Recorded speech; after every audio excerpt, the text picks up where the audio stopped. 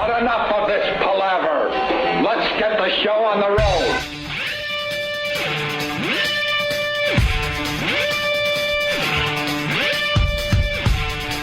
Isn't this a wonderful day, Anthony? A day of hope. God has taken my voice today. The Lord has taken my voice. You have maybe 40% of your voice. I'm going for 0% by 9 o'clock. We're going for 0% by 9 o'clock, where you have to get a notepad and a pen and write down your responses. This is some kind of defense system. What, Ant? This is some kind of defense system to keep my job. Yeah. If I can't talk, I can't say something that's going to get me in trouble. Good point, good point. So you obviously lost your voice. Oh, God. I have some kind of a cold thing. Cold thing? And it took away like half of my vocal cords. I sound like Jack Klugman. Like my right side of my voice is okay. So the left side's kind of like my tonsils swollen, and it makes my voice sound like Mr. Haney from Green Acres. So why don't you just use your right side of your voice? Who needs the left side? Apparently there's no shutdown like an engine. I got a voice box fire. F the left. Shut down the left side. F the left, right, Anthony? I got hit by a flock of birds. Hey, could you say, where's Michael? Where's Michael? Very good. Oh, my God. Welcome back, Anthony, from your grandson, Frank. Yeah. This is gonna be an adventure today. You missed yesterday, though, man. We interviewed a monster. We just want to spend maybe 2 minutes on this. Now, look, Patrice is a great. Don't call him that. Patrice was well behaved yesterday. He actually was. We were able to control him yesterday. When we're able to control Patrice, he's just amazing on the radio. Just amazing. He was one day away from the biggest moment of his life. So yeah, no, he was not as excited as I thought he would be. Why is that? I don't know. We didn't get into it too much, but he was just like, yeah.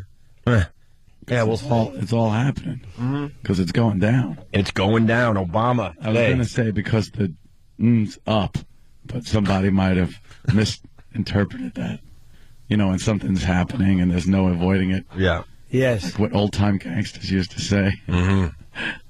Very nice. Yeah. But we went over to Sirius XM, and we were face-to-face with Fedor. Yeah, Fedor Emelianenko. Who's like... Monster. He's a monster who is an MMA fighter. He fights for Pride. And we've had a lot of the MMA guys in studio over the years. We've had Rampage Jackson, Randy Couture. I'm talking about other monsters. Liddell, Tito. And Chuck Liddell. Yeah. Tito's coming in today, actually. And when Chuck Liddell was in here, you know, he's a scary mofo.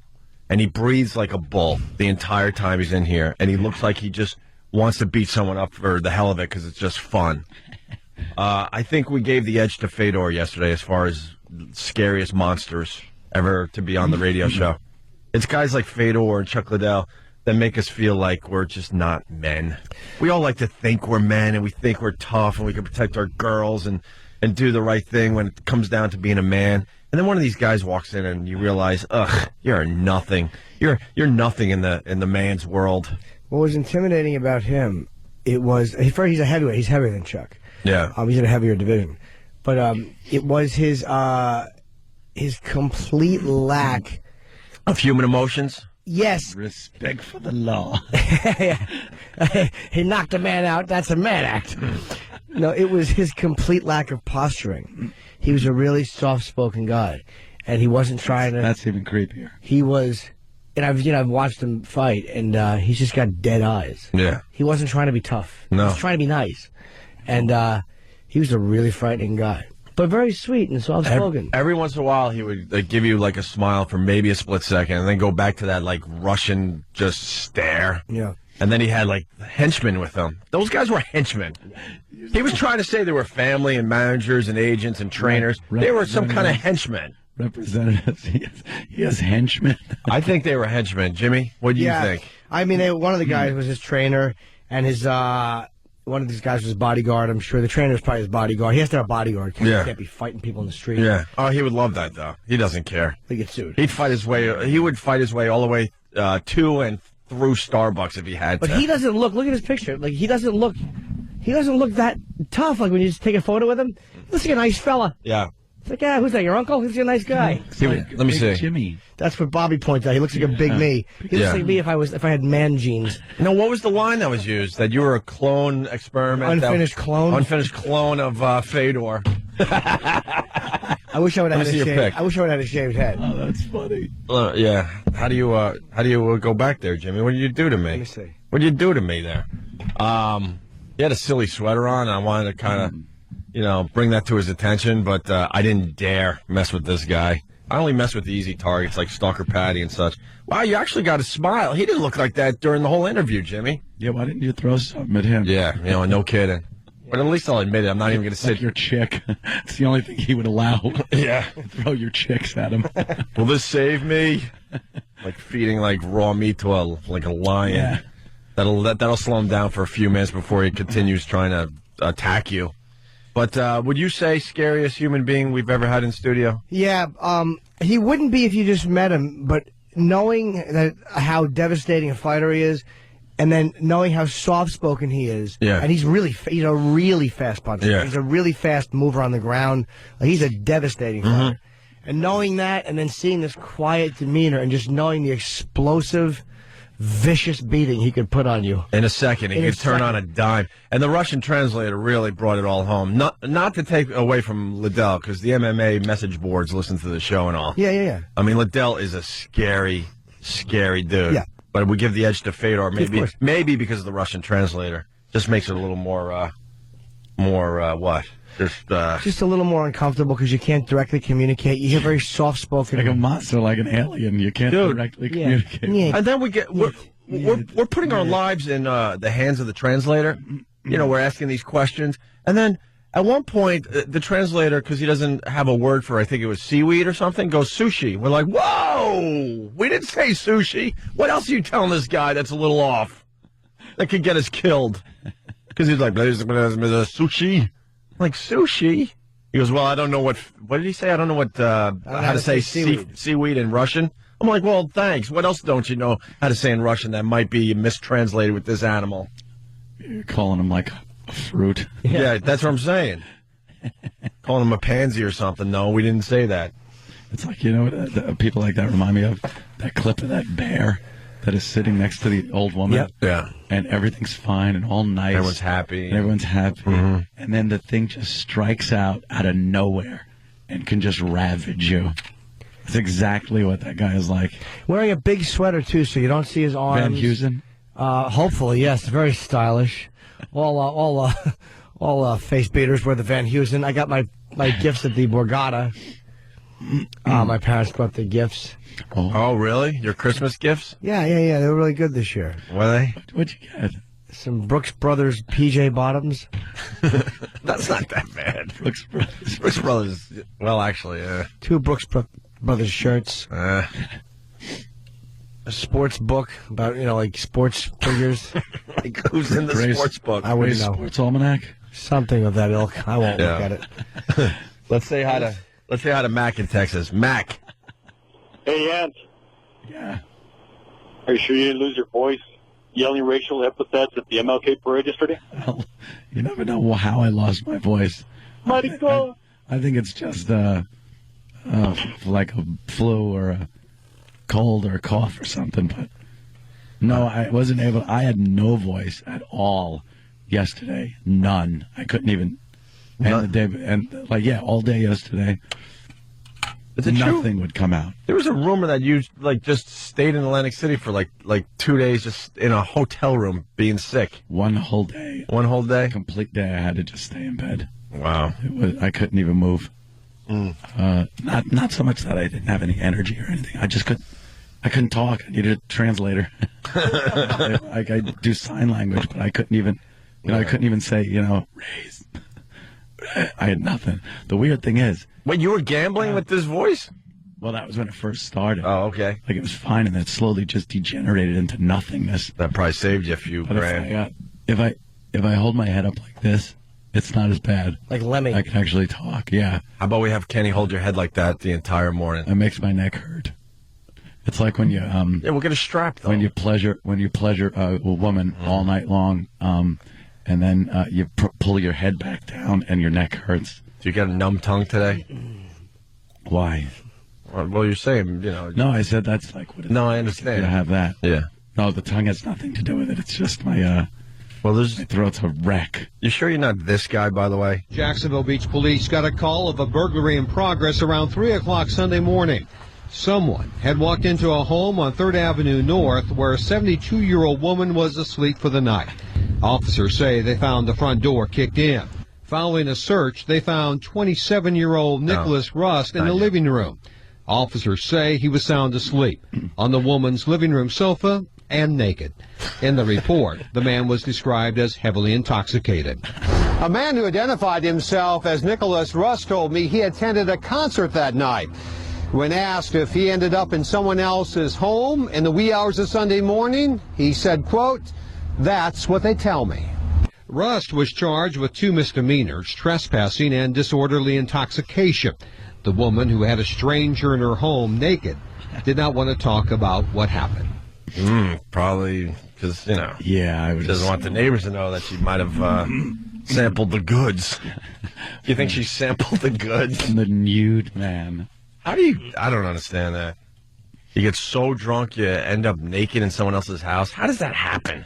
That's drunk. That is drunk. That is blackout drunk. All right, we're just getting started. This will be kind of interesting. You got a little tea there with lemon and honey? Yes, I do. A little tea with lemon and honey. Cheney in wheelchair. Huh? At today's inauguration, Cheney. They're pulling out all the secrets that were going on. Cheney's in a wheelchair. Yeah, well, he twisted his back moving some boxes into the new house. Yeah, did he? And wouldn't you think the vice president would have a mover? Yeah, he's moving his own stuff. Wow.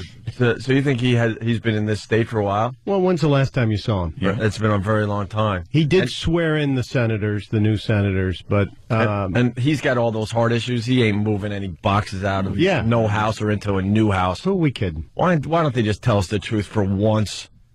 For once, just tell us the truth.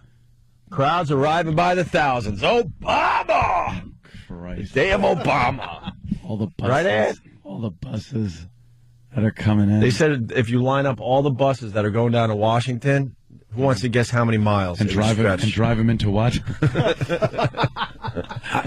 I'm going to guess it's going to be at least a quarter of a mile. Quarter of a mile worth of buses, huh, Jimmy? Yes. Could be more than that, James. I'm going to say it's 25 buses worth. And what do you think? If you lined up all the buses. Real answer. I don't know what the question is. How many felons? How many? How many? So many answers here that I could give. How many miles? Oh, how many miles would it stretch? You know, by the way, I mean, it's all nice that everyone's going down to Washington for the inauguration. Yeah.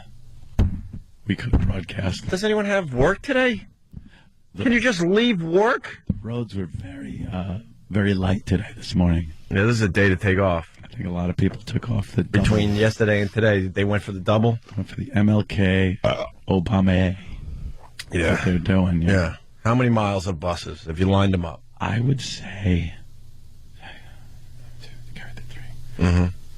800 miles. Jesus. Then wouldn't you just walk to Washington? How many miles is it to Washington? 200 maybe? 220 from here? It's a 3.5 hour drive, right? Yeah. It's The answer is 200. 75 miles. Wow. All the buses that are going down there, if you lined them up, it would be a 75-mile convoy. That tailgating's dangerous.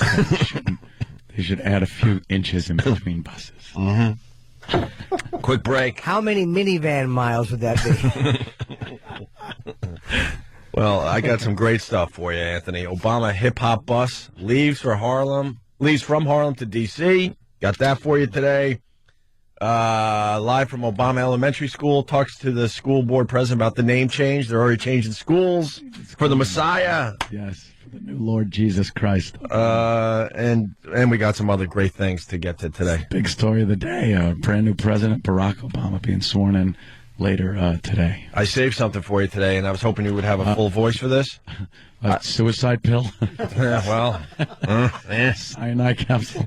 Suicide pill. I brought in letters to Obama from children. Oh, whew.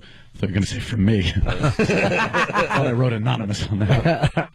From children. Okay. And I kind of want you to answer the little letters, because they're asking Obama all sorts of questions, because they're convinced that Obama's going to answer their letters. All right, I'll answer them. I know you Look will. at the little kitties. I'll get the little kitties answer. All right, we'll do that next. Opie and Anthony, stay there. Good morning. Welcome to the Opie and Anthony Show.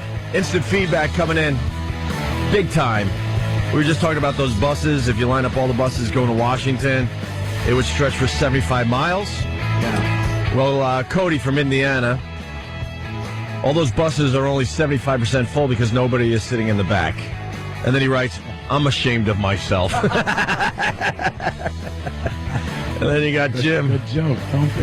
Yeah, that's a good joke. Jim McSweeney from New Jersey. And losing his voice on Inauguration Day is another Obama miracle. That's the second miracle from the Messiah. The first being the plane crash in the Hudson River, which, by the way, we were just talking about. That plane had some problems. A couple of days. Was it a couple days or a couple weeks earlier? I thought it was like even a couple of days. Was it a couple of weeks?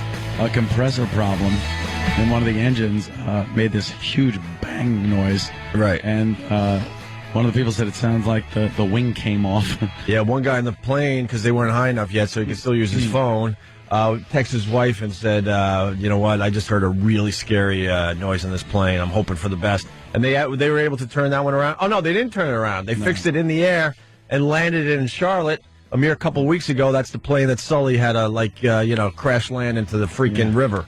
Did you see they actually did have a video of it coming in, and that was good. I think I got part of my vocal cord back right there. That was odd. Just kind of something just scraped off your vocal cord. Came back for a second. Nice. Oh, a batch of seeds? Is that what happened? Yeah. Thank you, Jimmy. Yeah, you're welcome. That stuff's medicine. Yeah, it is good for you. Good and good for you. What were you saying? That God, I forgot what I was saying. The miracle with my vocal cords. The footage of the plane landing. He kept that nose up, man. That was the key to the whole thing. Yeah, the whole thing, right on the tail.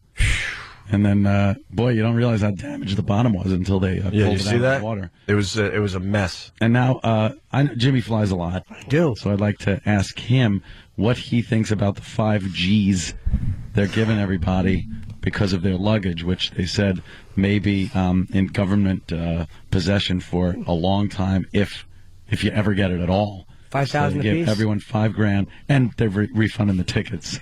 Which is thanks for that. Which is hysterical. Right. It's like, how could you not? They were in the air for 5 minutes and giving you 7 frequent flyer miles. So that's nice that they're doing that as well. It's nice. Some scuba booties. Yeah. What do I think? Your feet don't get cold. Right. What do I think of that? I think it's fair because this is one, unless it's an airplane problem. But if this was Goose's, that I think that if Goose's flew into the engines, then you cannot fault the airplaner. But I think that if it's not Goose's and it's the airplaner, then I think there's a major problem. Yeah, Goose's. Yeah. Yes, I think. But if it is Goose's, then it has to be an act of God. But I don't understand. What's $5,000 per person? What's the problem there? I don't know.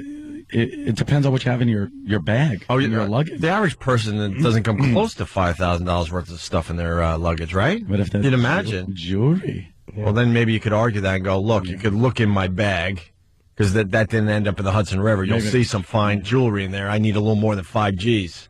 Well, they said like some people might get some of their stuff back, but if some of those bags came out and just are at the bottom of the Hudson, right? You're never gonna, never gonna get it back. Yeah, but 5 Gs.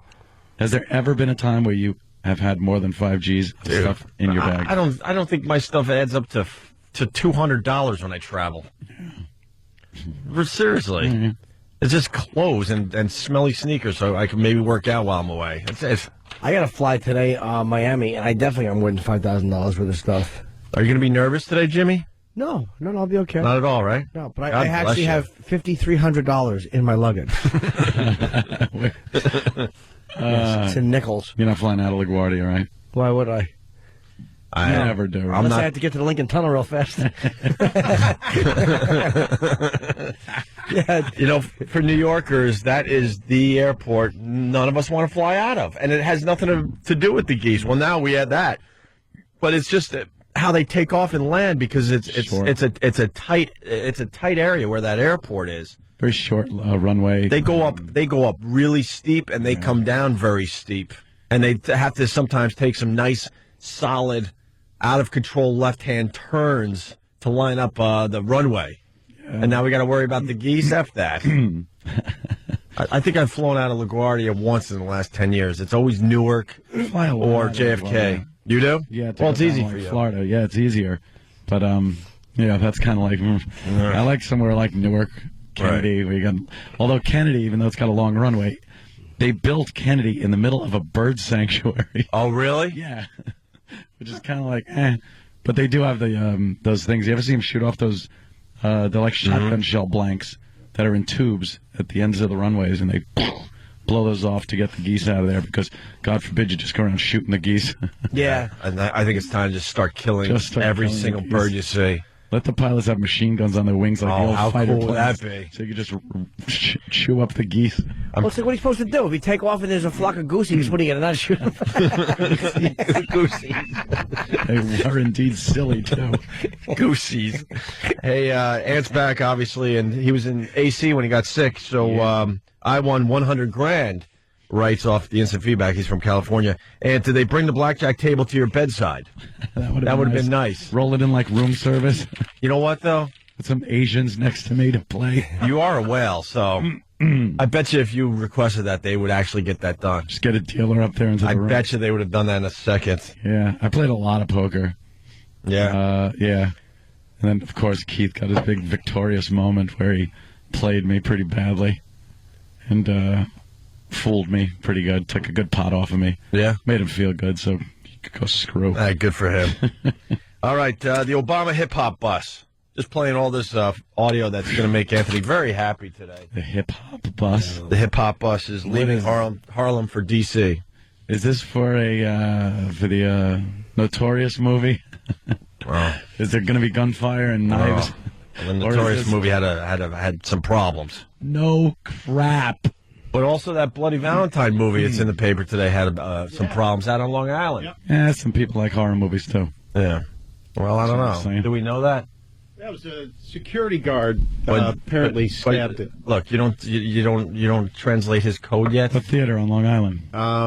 I don't know. Find the theater. Brentwood? Supposedly some Wyandotte? guy is like, you got to leave now. Movie's over. We need you out of here. And then this person was like arguing, like, I'll leave when I want. So then supposedly the usher pulls out a little pocket knife and just starts jabbing him. Why was Usher there?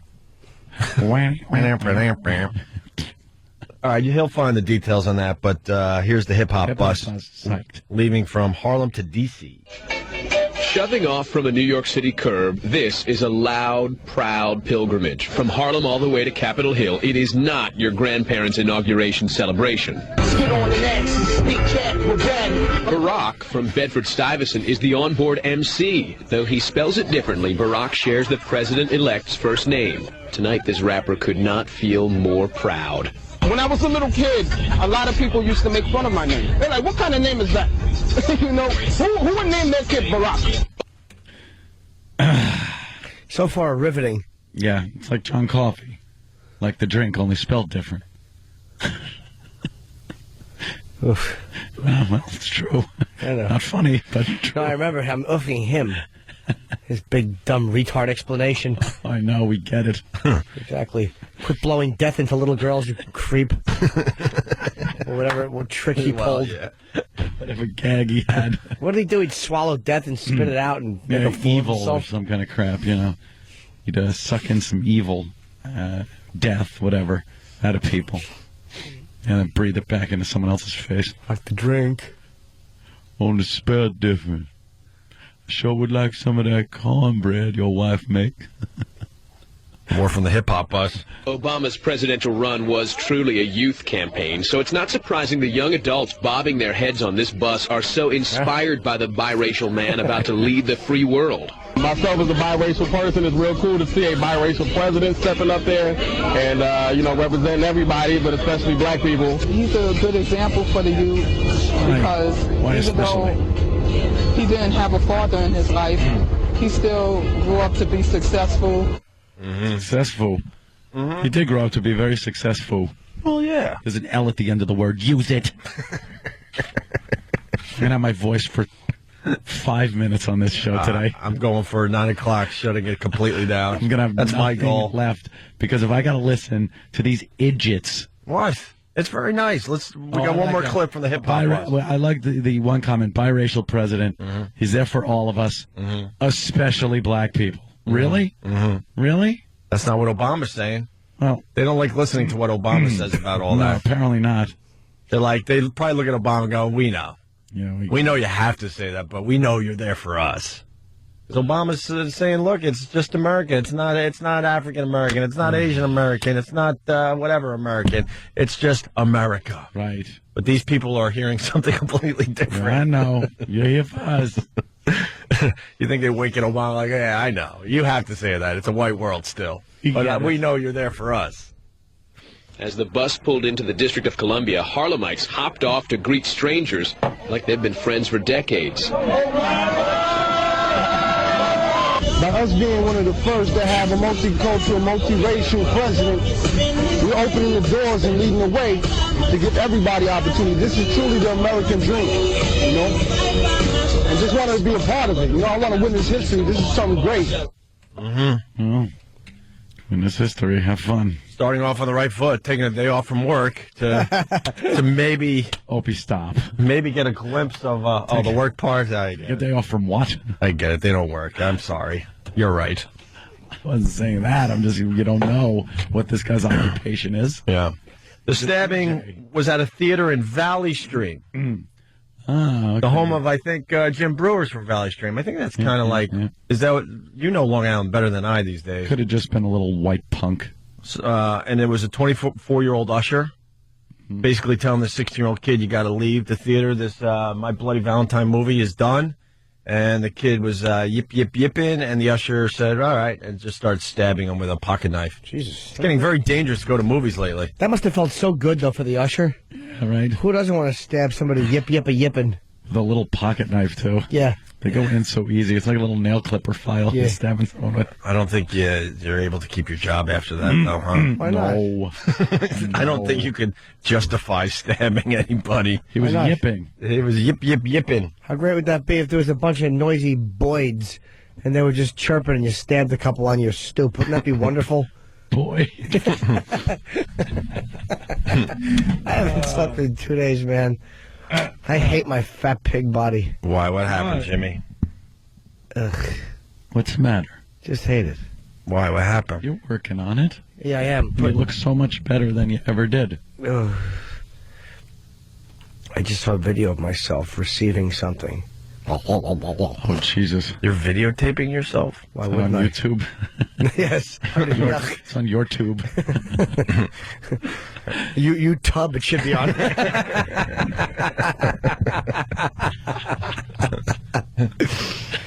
Fat pig, selfish fool I am. And That's a bad angle if you were doing the video. well, I'm holding the camera, I'm aiming it down, and it's going over my stomach, so I'm trying to hold it, it's like footage taken from above, and then I put it to the side to like get the different angle, Yeah. and I caught a whole lot of my torso, and I don't know what, it looked like she was eating a sea lion. God. We broke up over it. No. Yeah. Wait, you're done? I'm I'm just a fat pig. My fault. Wait, you broke up Yeah. I yeah. over your I did it, yeah. because of your fatness? Oh, yeah, my fat Because of your stomach. blubber? My blubber. You actually broke up with a chick because of blubber? You motivated the whole thing? I certainly did. I'm a psychopath. I know that. Wow, you must be really not sleeping, man. I haven't slept in 2 days. All depressed. This all finished a couple hours ago. Lonely? Up all night. I won't be, though. The kid is back. The kid is back. The kid is back, ladies and germs. Said a gentleman. Well, line up. You could be next. Better than ever. He's back. He's fatter than ever. His back has fat on it, too. Ugh. Oh, well, that's a shame. Yeah, it is. Jesus. What's going on in your pants, though? I don't know. Oh, it's always Hopefully there. a brush fire. Wait, no, nothing. All right. Nothing. It looked like you were tenting. No. I'm like, Just the thought. yeah, that's what I was thinking. No. All right, hey, they're changing schools out there for Obama.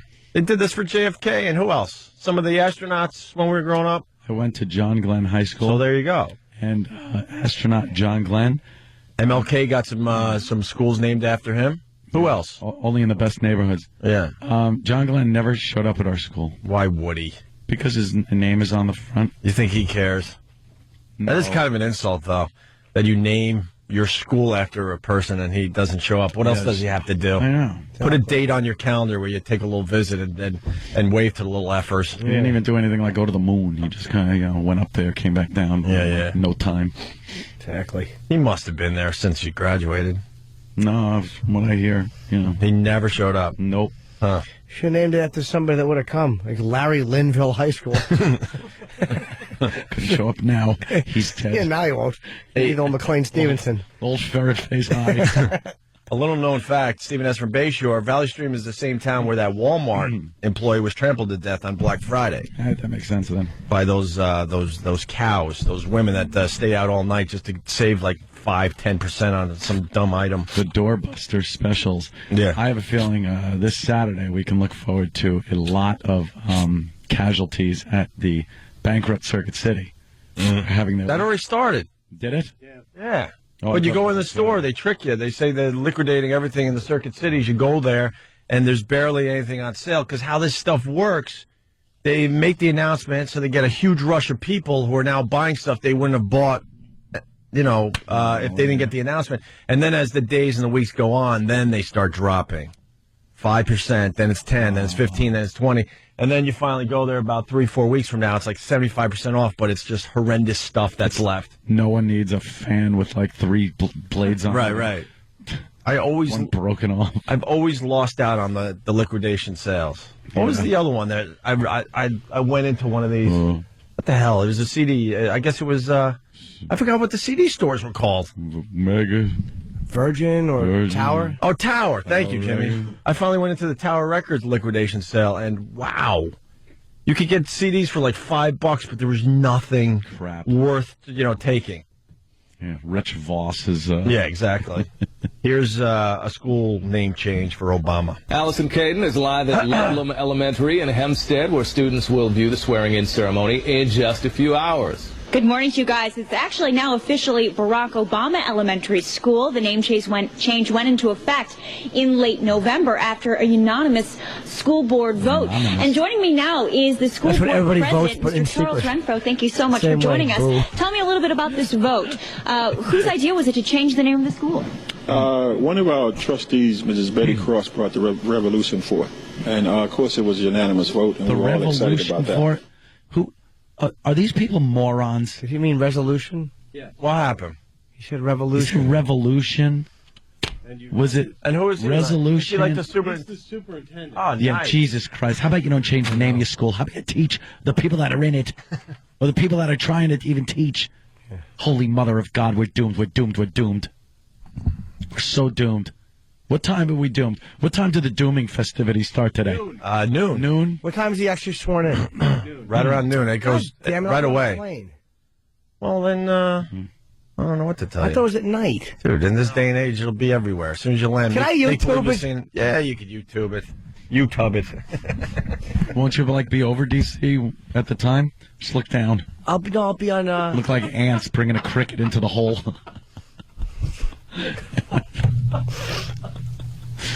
Well, you can't see anything from that height. People want you to do a rock scream, Anthony. And they want me to get you a robe and a bowl of soup today. Some broth and a poodle. Yeah. And a cockapoo. Yeah, let's go to George in Asbury Park. Want some warm tapioca? George? Yo, what's happening? Hey, man. What's going on? My stepson's school is closed today because because of the inauguration. All the schools are closed, and all the kids can watch with their families. How about that? It's wonderful. All right, well, this is not unusual. When huge things happen in this world, they do close schools or like, don't teach that day and then roll in the big TVs. Well, let me tell you, the schools didn't close when I was a kid when the Apollo program was going on. They wheeled the TV in, and we watched it in the classroom with our classmates and the teacher to explain things. That's what I mean. Day off. It was a day off. You got to watch TV that day. It was educational. Yeah. Because you talked about stuff. It's not going to be educational at home. They would be smoking blunts and just watching it. And this forces a lot of parents to get daycare because a lot of two-parent homes are working. So now what are the kids going to have to do? Two-parent homes? Oh. Well, are you people all insane? Holy Christ. 50%. Everyone's brainwashed. 75. Oh, that tea is so soothing on my throat. Oh, God, they are just all the networks are there. Look at this. Well, what do you want them to do? Yes. Where are they supposed to be today? It is kind of the inauguration. And ignore it like I am. The inauguration, that's what I'm going to do. What would you want them to do today? This is what they do every 4 to 8 years. No, they don't. That's just it. Well, it's been 8 years, and now, the media has drastically changed in the last 8 years, This hoopla is not what happens every election. It's the first black president. It is a big event. Yeah. It's the first biracial president. He's black. Let's just give it to him. Believe me, I agree wholeheartedly. But just enjoy it. What? Just enjoy it. Why? I can feel my fat folding in on itself when I lean over and read the paper like this. Can you? It's enough to make you kill yourself. Don't kill yourself. You're funny, man. Thank you. Tee-hee, couple of... All right, we'll take a break, and we'll continue. I got letters from children to Obama. That's what I want to hear. That I want to read to Anthony today. I want to hear what they asked the president. All right, we'll do that next. Opie and Anthony.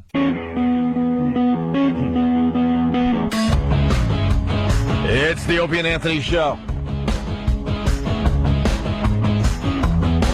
Jimmy's very tired, and he's wearing a Snuggie. And has half a voice. Yeah. This is just terrific. The tea is soothing.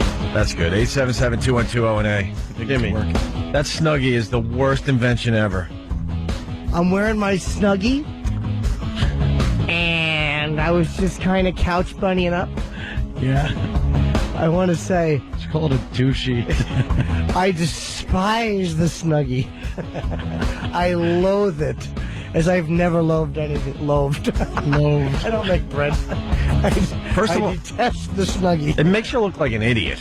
Of course it does. It makes everyone look like an idiot. Yeah. The colors that they chose to make the Snuggie in is horrendous. You know what the Snuggie is good for, though? And it feels like, and the material feels like it's going to give you a rash or something. Jimmy's spinning in a circle with a Snuggie. I thought you'd like it because the back is open. I do.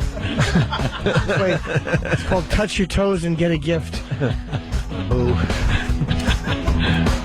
Oh, don't burn the Snuggie. No, Opie's got a lighter to see if it's flame retardant. I want matches. Let me, flick some matches at you. I bet it's supposed to be like flame retardant. Oh, really? Gives you a shock when you take it off? 50 shocks. 50 shocks. The Snuggie stinks. Snuggie's very electrical. I hate the Snuggie. I'd rather wear ice cubes. A baggie of ice cubes around my neck. And curl up outdoors and watch a sodomy.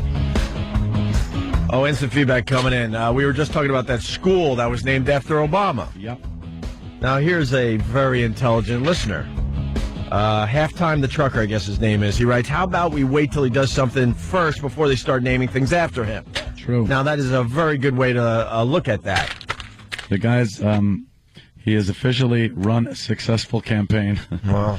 Or been the center of attention on a successfully run campaign. That's it. I feel bad for him because it's never going to get better than this. Because the expectations for this guy are ridiculous.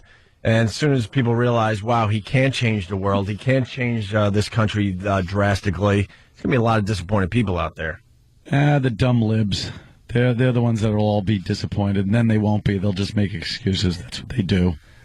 They make excuses. Oh, well, he had this. He inherited this. 8 years ago, this happened. So, yeah. Good luck to you, Obama. Good luck. Let's go to Dano in Kentucky. He's a regular to the O&A show. What's up, Dano? Hey, good morning, fellas. Good morning. Hey, I was wondering, do you guys find it odd that everybody keeps comparing people going to the inauguration as a Hajj or a pilgrimage as if it's a big religious event? Yep. I notice all this stuff. Believe me. This is this big thing that they're talking about like it is. Like it's a religious event. Like they're all going to the Wailing Wall. Well, something. I think they're in for a huge disappointment. When? Today? Down the road? When? Well, I give it 6 months. I was on Election Day. Of course you were. 6 months. When they realize there's no free lunch. Yeah, of course. All right, Dano, thank you. Let's say hi to 13-year-old JC who stopped by yesterday, Aunt. You missed the visit from the 13-year-old. His mom's hot. She's a lawyer. Yeah. With JC, your mom has very nice boobies, by the way. We were all checking them out. Jesus. Very nice, and they looked very nice in her little. What kind of shirt she had? She's wearing a muumuu. A muumuu? No, she had like a snuggie. Yes, she had a button-up blouse on. Yeah, she had a white blouse, kind of knocked off a couple buttons to get our attention. They had some nice weight to them. She had some. She looked like a young Annette Bening, Anthony. Some heft. Yeah. What do you got? Oh, that made JC hang up. Or probably the mom said, "You know what? Now you've gone too far."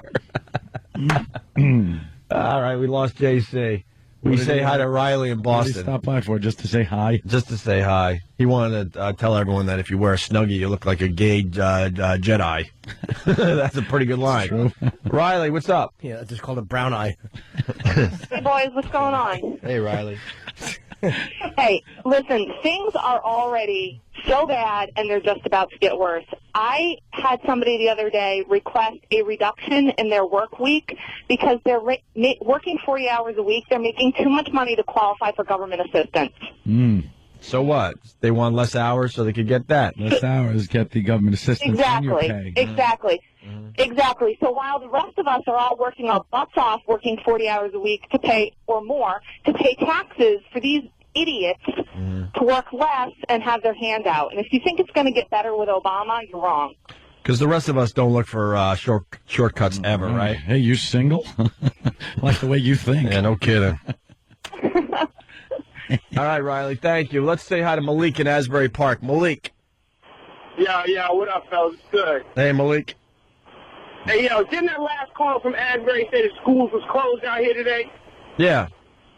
Yeah, it's beautiful. That means my weed man ain't in school today, so we're going to get it in. I'm already 3 in. We're going to go for 17 for the remarkable 20.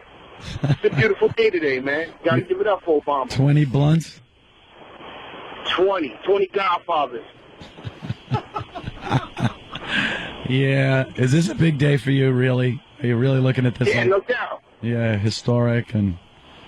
Yeah, stop being a faggot and spit it out and start talking, man. I wish I could. It comes back a little bit and then goes back to crap. It's on and off, you know. Yeah. All right. My voice is being lazy and shiftless today. The reality of it is, this, guys, he ain't going to be able to do too much. Those people going down there looking for a pilgrimage or a Hajj, they're going to be sadly woken up. You know what I'm saying? When he really start his tour and his job, because right. And look at the TV behind you. See, there's a white guy there. See, there you go. Oh no, there's plenty of guilty. There you go. Today's show is live in Washington right now with a lot of Obama supporters, and there, look, one white guy. There you go. See, it's not all black. Why do I have this? Like, thanks, Malik. Why do I want that guy just to get the crap beat out of him by some thugs. What, the white guy? Yeah, I just really would like that. A guy coming in, I know what you mean about a guilty white guy, but a guy going through the inauguration because he's happy about it, I don't know, man. I don't know. That's fine, but there are other white people that are just completely delusional. And I would really love for them to, hey, we're all one, we're all united, we're all everything. Like those friggin' 4 creatures that killed and raped that couple. The white guy with the black wife. White guy, black wife, 4 black guys break into the house, rape and kill the wife, kill the husband, and then took some crap that was laying around the house. And they just called it a robbery, not racially motivated. Yeah. When you rob somebody, I don't think raping and murder keeps it in that robbery category. I think it's a lot more personal. They raped her. It was brutal. They tortured the couple. Yep. But they will not call it a hate crime because it was black guys committing it. It's just the same stuff you hear us saying all the time. Look it up. The guy and his wife, the Marine and his wife, white Marine, black wife, 4 black Marines. Just look it up. And you tell us we're crazy. Yeah. So that's why I just like, the thought of somebody there going, hey, we're all one, we're all together. This is a great moment in history. Whammo. And start hearing the old Christmas music. Fair enough. Just a couple. What do you think? Peaceful gathering today? I'm sure there'll be some kind of issue. You think? Oh, whenever you get a couple million people anywhere, there's going to be something that happens. You think? A lot or a little? Not a lot. No? A few isolated incidents. Got a lot of security there. A few isolated incidents. What do you think the incidents will be over? Sneakers? What? Sneakers, T-shirt, gold chain, what? You tell me. Stocks? Oh, God. I am bad. I know I am, but... Getting fresh. It's from a lifetime of just dealing. Let's say hi to Tom on Long Island. Tom, how are you?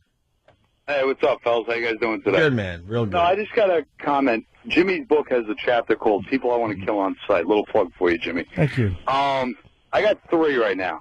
Keith Olbermann, Rachel Maddow, and whoever the guy is that answers your guys' phone.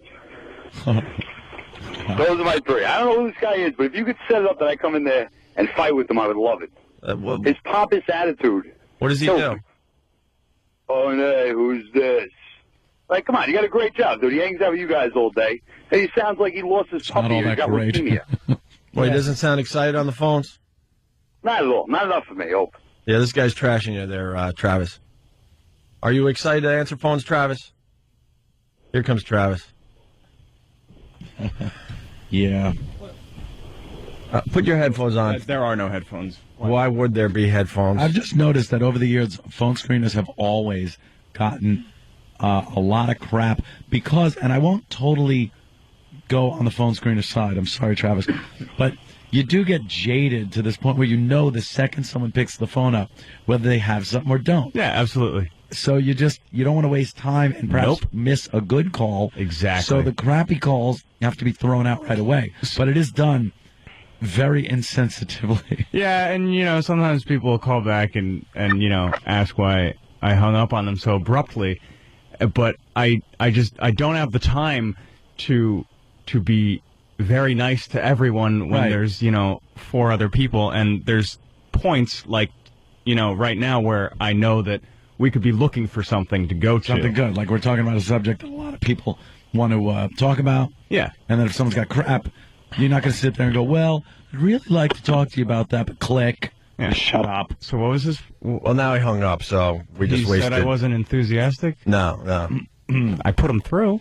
Right. Well, you don't have time to be, have phone manners. You got to, you're answering hundreds of phone calls, and you got to, get rid of people and try to screen them best you can. They always say you can hear a smile. So. Yeah.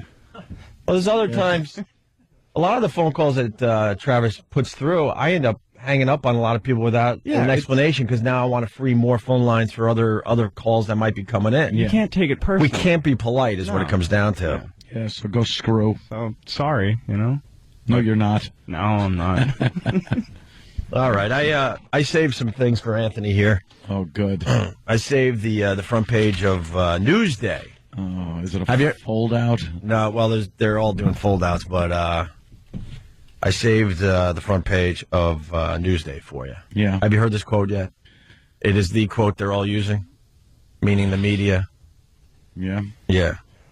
Rosa Parks, the Rosa Parks. Oh, God. Let me just read it for you, because I haven't gotten your reaction to this yet. Rosa Parks sat so Martin Luther King could walk. Oh, yeah, I heard Martin Luther King walked so Obama could run. Obama ran so we could all fly. I can't fly. Who's flying? What does that mean? I'm sure they mean it figuratively. Well, who wrote that? I don't know who wrote that, to be honest with you. I don't know the author of that. Who bit that off of someone else? Who plagiarized that? Wow, a lot of people showing up there. What are they expecting? Over a mil? Way over a mil. Yeah? It's pushing 2 now. Pushing 2 million? Yeah. Jesus. If only the scene could look like that one shot out of Independence Day. What shot? The one with the president giving that inspiring speech. Yep, I do remember that. At the end. I like that a lot. And this is our Independence Day. It's good. Yeah. That's the shot. It's a big, rousing, kind of pride-inducing speech.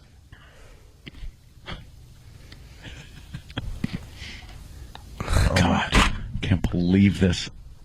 I just can't believe this is actually happening. What?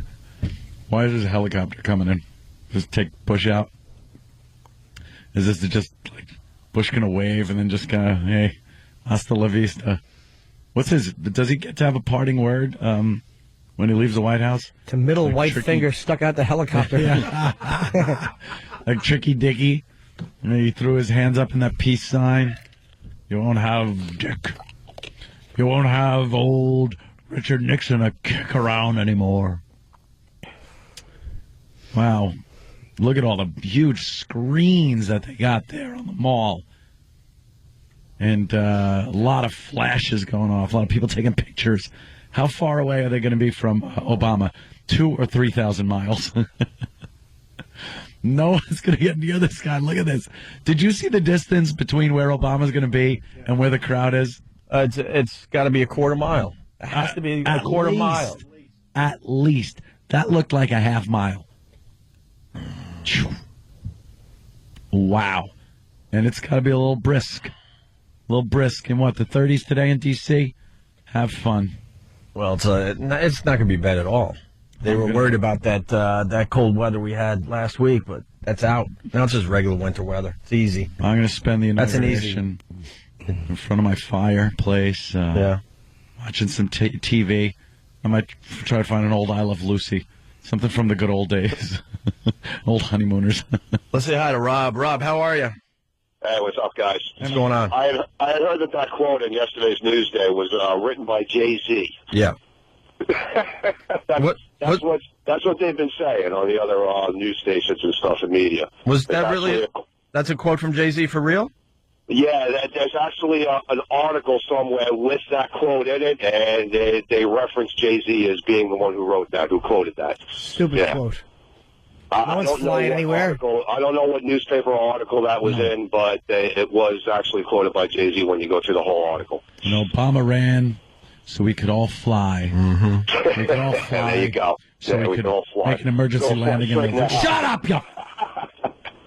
God, just I ruins my line. You Budinsky son of a bitch. You try it again. Make me yell. No. It was funny, and I know it was. Guy could go screw himself. Well, I think that was interrupting cock. I think that quote was given by Geese, so I'll steal your plane theme. And then a couple of them got excited and flew right into what they thought was a special place for presidential people. They realized it was a warm engine. It looks warm in there. Yes. God made me yell with my stupid voice. God.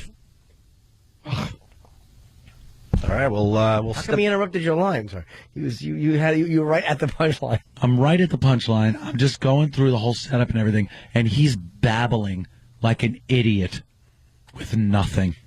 You think you hurt your line by babbling over it? Did he ever? Did he, Jim? Did he? That's funny. What a douche. He traipsed over your line. Oh, I was hoping he would realize I'm talking and stop. But no, of course. He just kept talking. He barreled right over it. Oh, creep. He really did. Your luggage was Samsonite, and we know who he was. Yes. What about these letters from these little kids? Yeah, we'll do that next. I want to hear that. And our phone number, 877-212-ONA. Opie and Anthony. You're checking out the Opie and Anthony show? You finally noticed the plate we gave you today, Ed? Yeah, I always get my grapes in the morning, and they're very soothing on a sore throat. So there's a big pile there, and it took me a while to get to the bottom of the plate.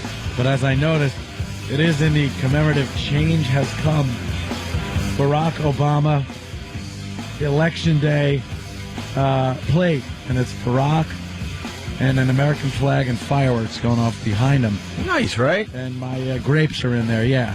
Nice little plate for you. Wonderful, thanks. Make sure nothing happens to that plate. That's a rare one.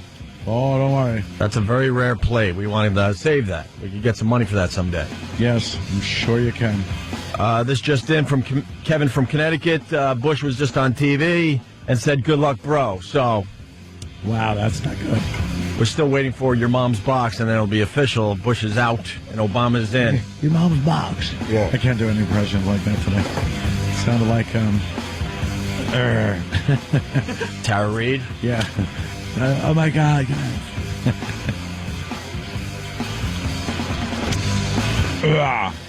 Yeah. We got some Bush-isms for everybody. Bush-isms. A look back. Some of the silly things Bush said in the last 8 years. You can do this with anyone, obviously, right? Bush had some winners, though, man. We start with this one. The majority was elected on a pledge of fiscal responsibility, but so far it's acting like a teenager with a new credit card. That's smirky little. I just made it funny. The challenge facing the United States is that we have to be right one time. I mean, 100% of the time. Oh, you see that quote? Oh, well, yeah. Yeah. He corrected himself really fast, though. They want us to leave. That's what they want us to do. And I think the world would be better off if we did leave. If we left, the world would be worse. The wars. Yeah. It's hard when every word you say for 8 years is just scrutinized. Of course. I mean, think of this show. 1 hour, and we have 20 missteps. Yeah. And here to throw out the inaugural pitch at National... This is a long one. Do we want to go with it? The famous booing?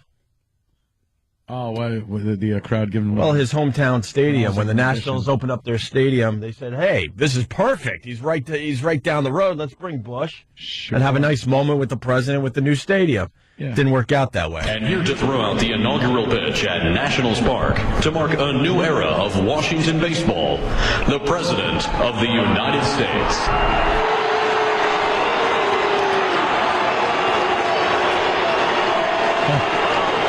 Maybe his middle name is Lou. Yeah. Like they used to do with Lou Piniella. Lou, they're not booing. They're saying Lou. They're not booing, it's Voss.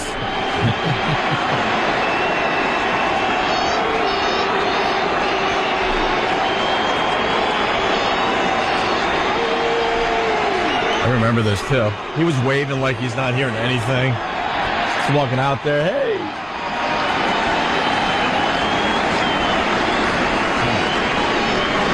There have been many presidents who have thrown out first pitches, but I don't know that anybody's ever done it better than this particular president. That was some heat, high heat. And usually they go to the front of the mound in these ceremonial first pitches, presidents or otherwise. He goes right up on the mound again, just as we saw him at the World Series at Yankee Stadium in 2001, soon after September 11th. Why not mention the fact that everyone is booing? Maybe he should have been a pitcher then. Yeah. He did such a damn good job there. Yeah. But they ignore the fact that everybody's booing the president of the United States of America. Oh, one of the best pitches we've ever seen thrown out. As the crowd boos. Right. He should have went with the Yankees. He's younger than most of the free agents to go after.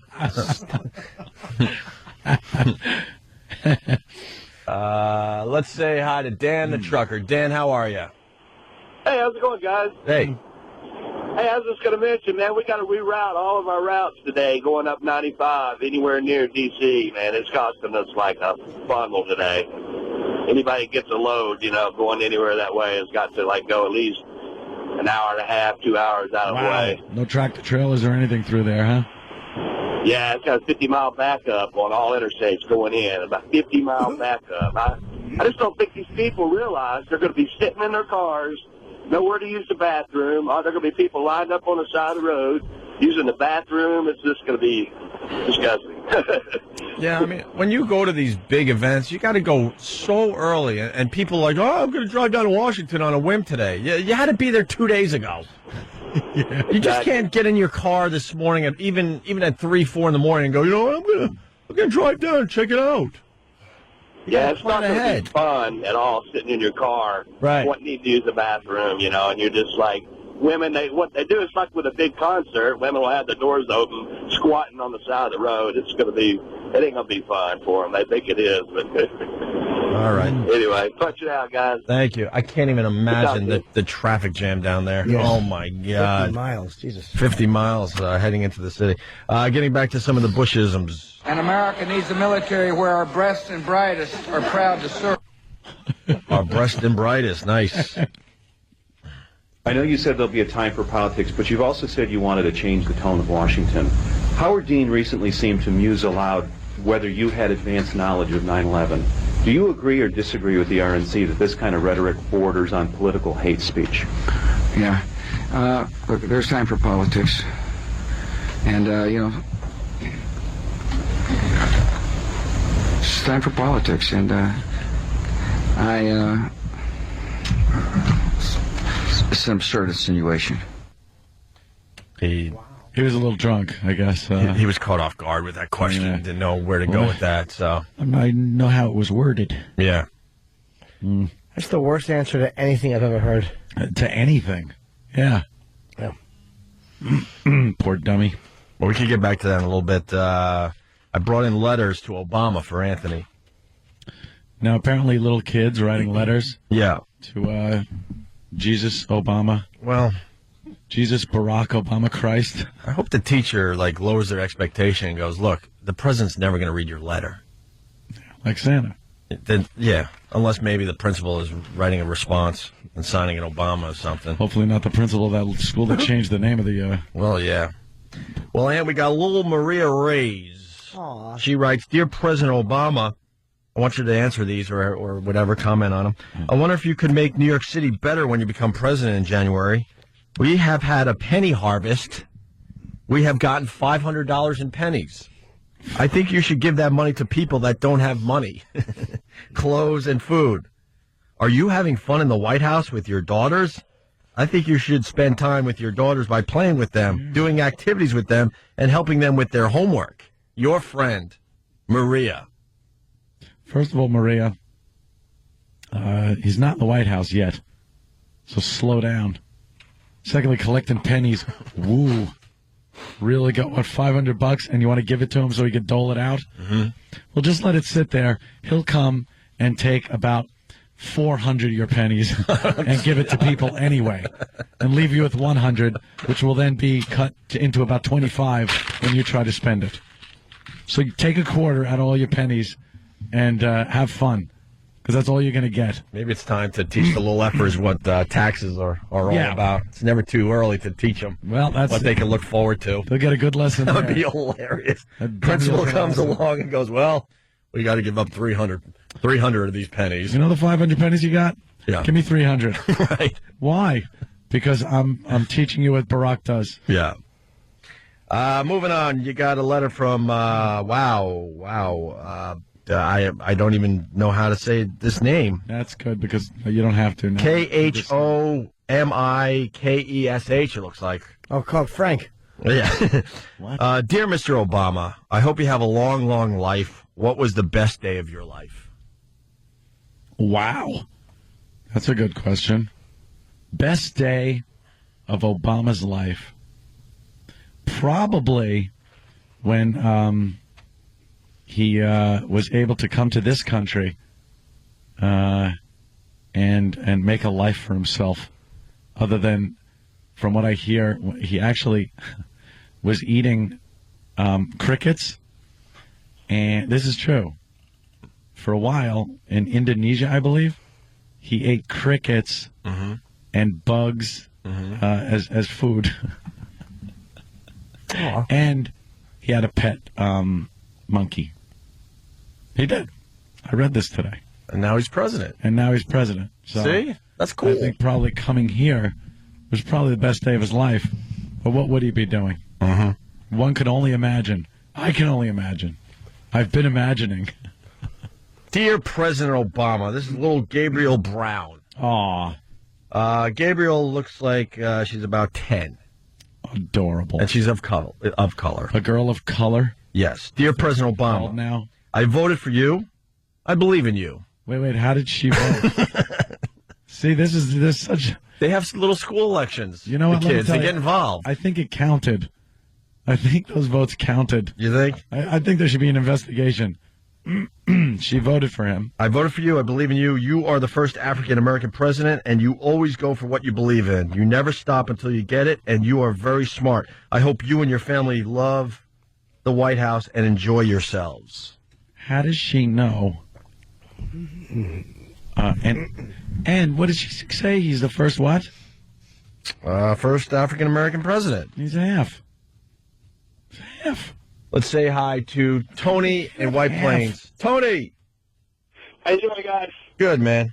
Hey, no brainer. Best day of Obama's life is when McCain picked Palin as a running mate. No kidding, man. if that didn't put him over the top. No kidding. Later. Let's say hi to Jared in Boston. Jared. Syndication now. Dear President Obama, when you lived in Indonesia when you were little, did your hiney hurt a lot? Fuck! The wheels came off that one. Wow. That guy just completely panicked, started cursing. Front two wheels came off. Oh. Let's say hi to Mike in Lake Tahoe. Mike. Oh, the wheels on the bus. Bring the down. What?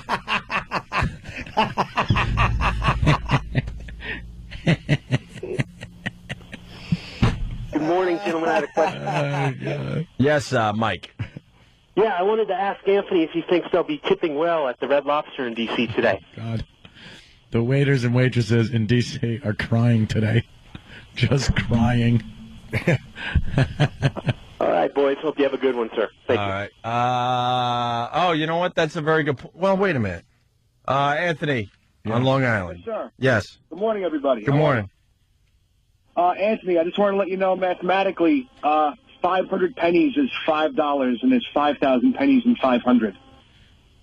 She collected 500 pennies? No, $500. Maybe I read that wrong. Oh, okay. No, she did get $500 worth of pennies. Regardless, I was saying that for the penny harvest. 500, take 300 pennies away. That's Republican taxes right there, not Democratic. Punch it out. All right. Shut up. You lib. We got Charmin, age 5, from Jersey. We did it, she writes. What's this we? We did it. We voted for change and won. This we crap, you little bastard. She didn't do anything. One day I would like to play with your daughters at the White House. Oh. Someday I hope your daughters and I will make more changes at the White House. Is this a little child of color? Yes. Are there sleepovers with your daughters at the White House? Look at this little guy making some moves already. If so, I would like to go, but I must ask my mommy and daddy. When I grow up, I want to be a mommy and a dentist. Uh-oh. A mommy and a dentist? Yes. Good boy. Signed, Zell. Zell. Zevite Angel. Oh. Someone's commenting and saying the person that wrote that is 23. That's very funny. What a dope. A mommy and a dentist. Yeah. Women can't be dentists, you dopey kid. Of course, especially not a mommy. Exactly. They're nurses. Let's go to Tony on Long Island. Tony. Hey, fetch me some toothpaste. Hey, guys. Toots. Good morning. How's it going? Pinch. All right. What's up, Tony? How's it going, guys? Good. Did you hear what Biden's wife had flipped up already? Yes. She dropped the N-bomb on Oprah. Now, she mentioned that Joe Biden had the choice to be the vice president or secretary of state, and he chose vice president. Yeah, they gave him a choice, I guess. Why is that a screw-up, though? That seems like the type of thing that just goes on behind the scenes. You don't want Hillary to feel second choice or make it obvious that she was second banana. I'm sure that she had some choices on what she wanted to be, too. Or you also want to make it seem like Biden was your man all the way? choice for VP. It doesn't seem like these guys really, thought it out. They don't think it out too much when they're picking the vice president. No. It's almost like it's like a side thing to get a state or something in the end. Yeah. That's it. The campaign and the presidency are worlds apart. What you see in the campaign, and it's, obvious I'm not breaking any new ground here. Mm-hmm. What you see happening in the campaign, and then once they're in, it's completely different. Right. You're right. They just do it to get a state. Monica, spelled with a K. Mm-hmm. Monica is 8, Anthony, and she's white. From the Bronx. Little white girl from the Bronx, huh? Dear President Obama, there's white sections in the Bronx? Oh, I know, okay. Yes, they're called Brooklyn and Queens. Dear President Obama, congratulations on being elected as our 44th president. I am in the 3rd grade. How are you going to stop the war? I am sorry to hear that your grandmother passed away. Are you happy that you're going to the White House? Will you read this note? Signed, Monica. Will you read this note is kind of a goofy question. These kids are stupid. Yeah. Kids are so stupid. Will you read this note? If he doesn't, he'll never know. Who's getting more letters, Santa Claus or Obama? Obama at this point. You think? Yeah. We move on to Oliver, who's 7, and white from Queens. Oliver, of course. Dear Obama, my name is Oliver. I go to school at PS 150. I have a little sister named Penelope. Oliver and Penelope. I would like you to stop war. You can stop it by putting it in newspapers. I'm writing this letter because you are president, and you might stop it. Thank you for reading my letter. Yours truly, Oliver. P.S. I'm glad you're president. Are you? Mm-hmm.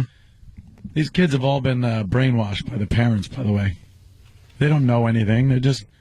This is a brainwashing that goes on by their parents. What do they know? And they're stupid liberal teachers. Think he's great.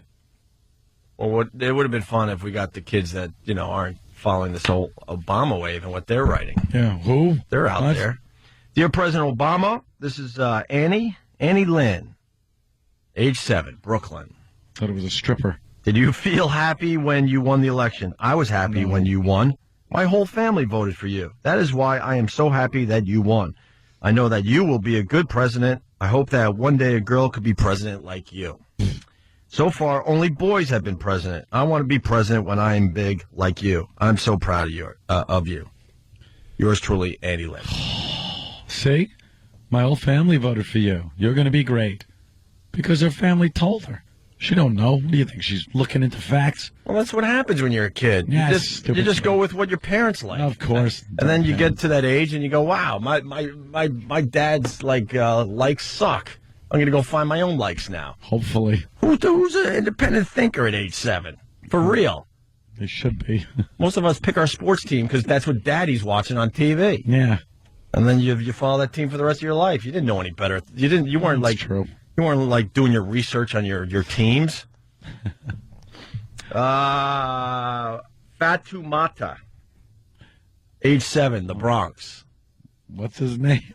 It's a girl. Oh, a girl. Fatomata, Fatoumata.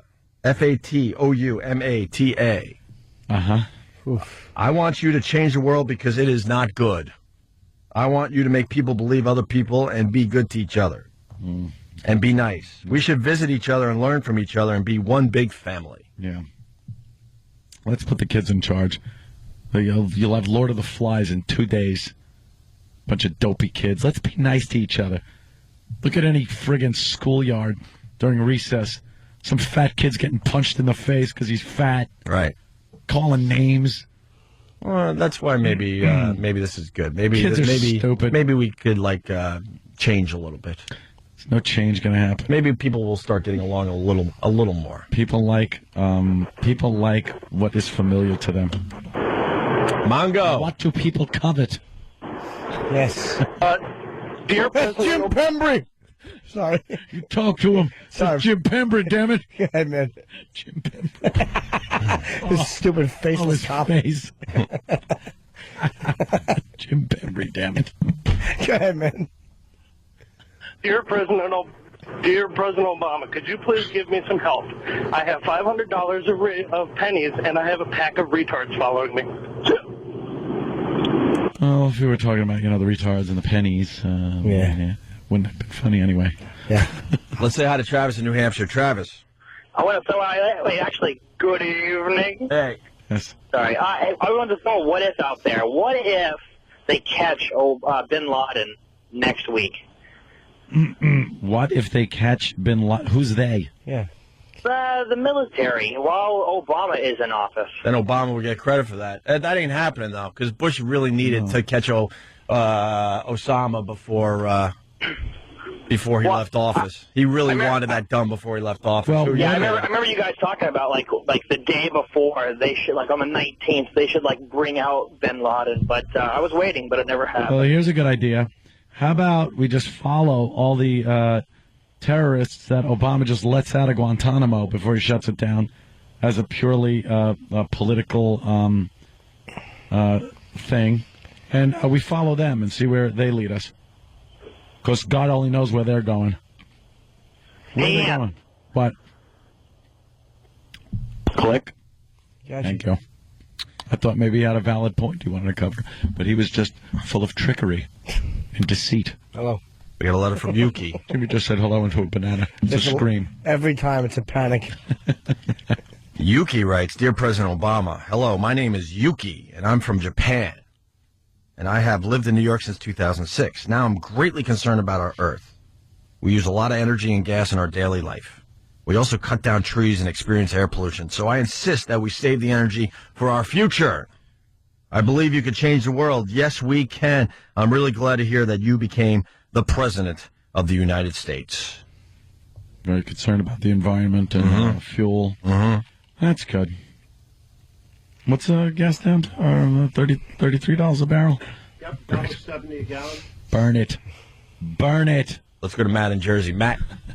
Hey, how you doing, Opie? I wanted to agree with you. When you're 7, you don't know for crap who you're going to vote for, Yeah, they're just following their parents. We all just followed our parents until what age? Like maybe you started around 12, realized, wait, I can get my own interest going?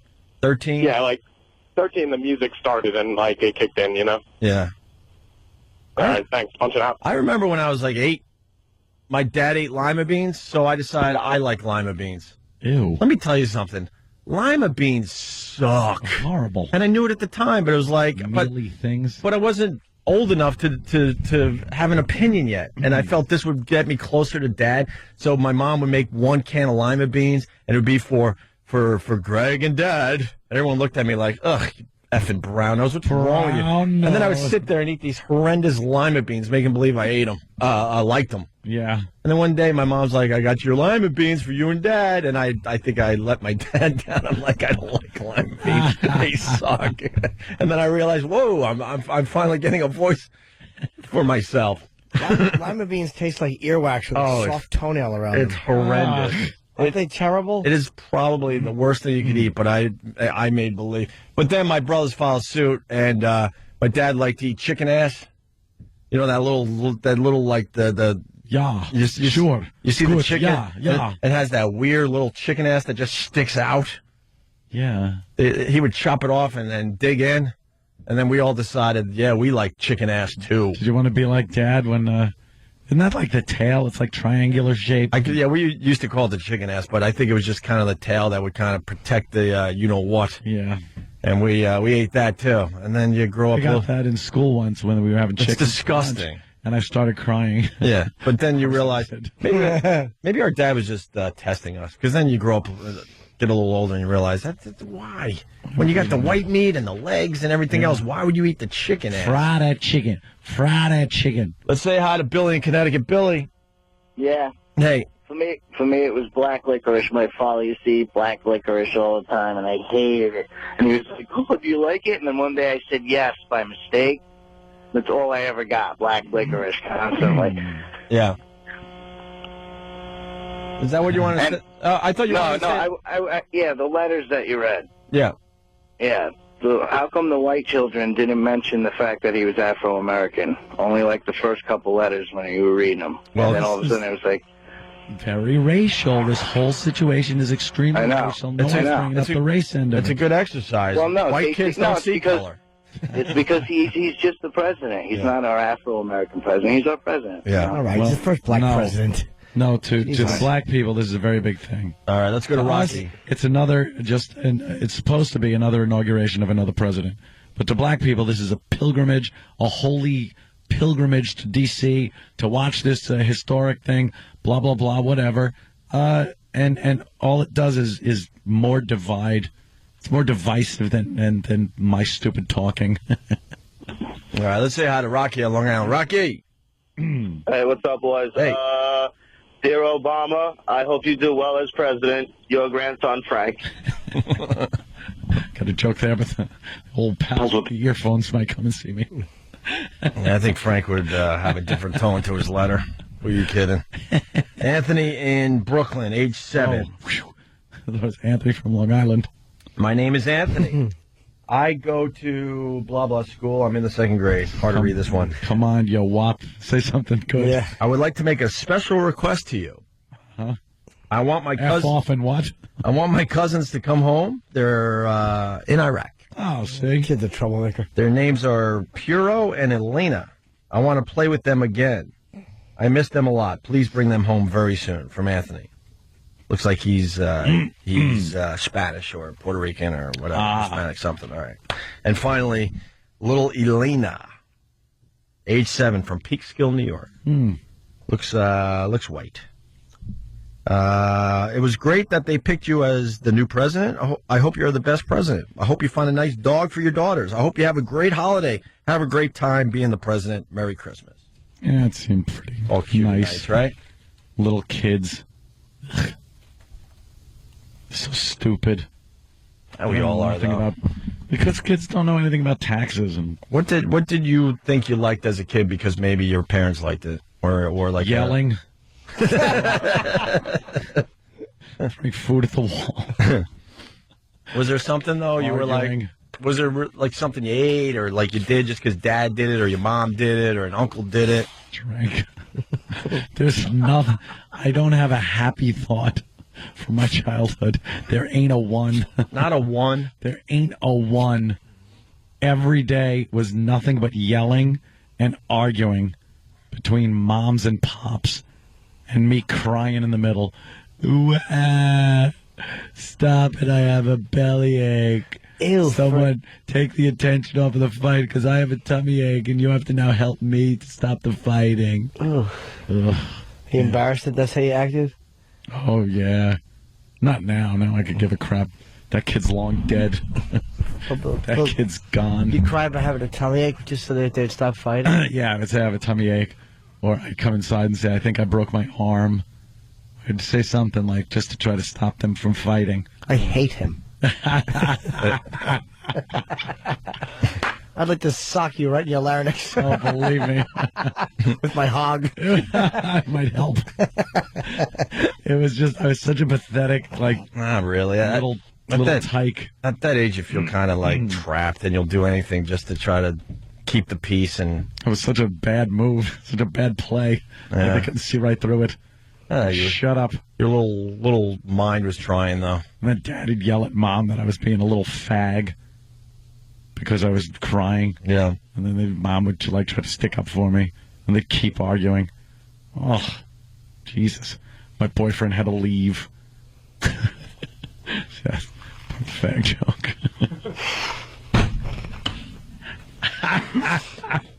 There's nothing worse than when a fag joke gets a swing and a miss. Oh, wow. Let's go to Tiffany in Queens. Tiffany, she's Hi, guys. it says she's black. I guess it's important to the phone call. So Tiffany, go ahead. Right. Hi, I just wanted to say, I understand why it's so important. It's like I said, it's not as important to me because I'm younger. I'm only 31, and so I didn't have to live through all that stuff. But my mom grew up in the South. She protested, was hosed down, stuff like that. So for her to see this in her lifetime, having come from that, I get why it's such a big deal to them, especially the older black people. You know. Do you think this came out of nowhere, though? I mean, honestly, did this didn't come out of nowhere where all of a sudden your grandmother is getting hosed down and then there's a black president. There was a progression of absolutely. achievements that black people made that brought them to this point. And my whole point, my whole point has been that because of this and because of those achievements, it's very difficult for a working white person to sit there and listen to bitching and moaning about money and whitey and lack of opportunity. But guess what? That's difficult for a working black person to hear, too. My mom was a scientist. She has 2 masters, 2 bachelors. For her to hear people complain when she went through all that because they're not doing anything, that's hard for her, too. It's not just Georgina working Washington white people, Carver. anyone working. You know what I'm saying? It's difficult for anyone who has to work to get where they belong to hear people complain, you know, and say, oh, I don't get it. My mom never blamed anyone for her things that didn't work out for her, but it's still important because that doesn't negate the fact that, you know, we are where we are now. So, All right. You sound sensible, like you got a good head on your shoulders there, Tiffany. I hope so. I'm a teacher. Oh, are you? Oh, right on, Tiffany. All right. At Obama High School? Hold on, I'm just looking at Edie Amin on Channel 11. Oh, my God, I know. Who's that awful woman? You will come with me. You will be my doctor. She's terrible. Yeah, I guess they're doing Michelle Obama makeovers on WPIX here in New York. So they're doing taking women of color and putting them in Michelle Obama clothes and putting the makeup on.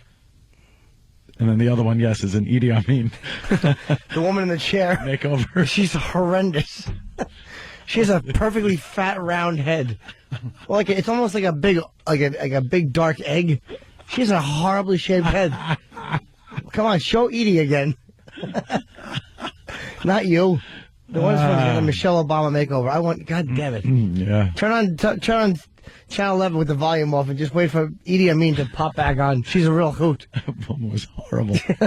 Let's go to Francesca in New York. Francesca. Hi. Hey.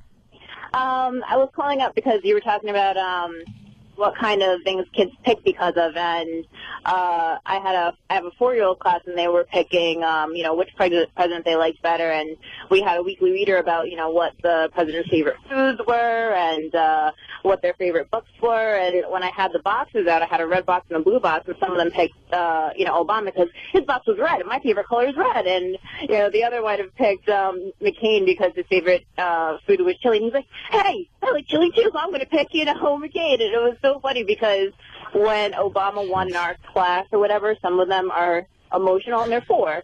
So one of them was crying because he wanted McCain to win, and it's funny because I think it's whoever their parents like to, and I guess since Obama's box was red and Neil's favorite color is red, then that's who we picked. It's just a 4-year-old's mind how it goes. There you go. Wow. Thank you, Francesca. Let's say hi to Chris in Milford. Chris. Yeah, she just said that her mom had 2 masters? I think she meant degrees. Oh, okay, I guess she has come a long way. All right. Smart ass. Let's go to Dan in Detroit. Dan? What's up, guys? Hey. I'm hoping Obama being president now that I hope it inspires these people to get off welfare now and maybe stop bucking the system, stop having kids that they can't pay for, maybe start going and finishing their education, maybe learning the language too, I was hoping. I don't know, that's just my thought. Start passing out the Rosetta Stone English in the community. They're saying there's close to 250,000 people already there, and this ain't even happening for another 4 or 5 hours. They said over 100 and I think 20,000 people rode the metro in the first 2 hours of service today. More than 200. They're arriving by the thousands. Amazing. What was the biggest crowd for inauguration? Do they have that figure? I don't know. It doesn't get up to 1 million, does it, ever? This will blow it away. I think for Bush's second, they had 600 people. All right, we'll take a quick break. We'll continue. Opie and Anthony. All right, moving right along with the Opie and Anthony show. We say hi to Stryker. You got something for the show? 877-212-ONA. Stryker, what do you got? Hey, morning, boys. Good morning. I have a letter to President Obama. All right. Dear President Obama, my name is Jim. I'm 40 years old. My mommy voted for you. My daddy said mommy is an N lover. Mommy said daddy preps bulls. What is an N lover, and what does it mean to prep a bull? Your friend, Jim. Oh, not the beast! Not the beast!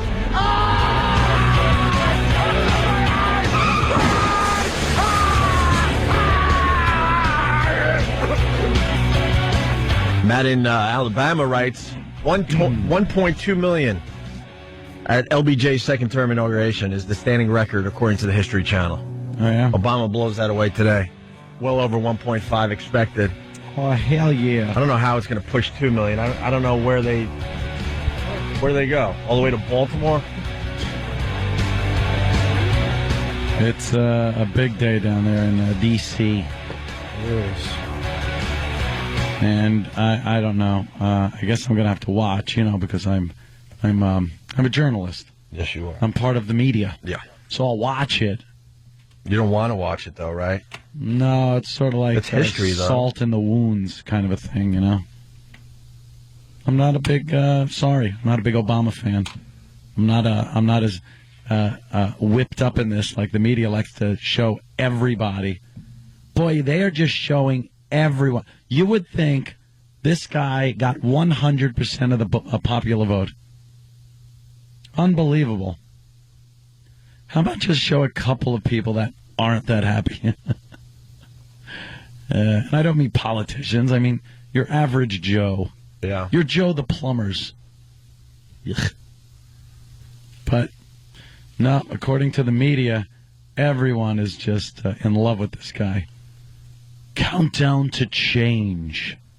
That was my favorite one I heard today. Countdown to change. What does that mean? That's just going That on. sounds ominous, doesn't it? He's going to try to change a few things. There's a countdown and then stuff changes? Well, the countdown to change means, is he officially starts. Even though he's been our president for the last, 2.5 months. Oh, of course. No one was paying attention to Bush ever since the election was over. Well, truth of the matter The is, change begins, later today, I guess.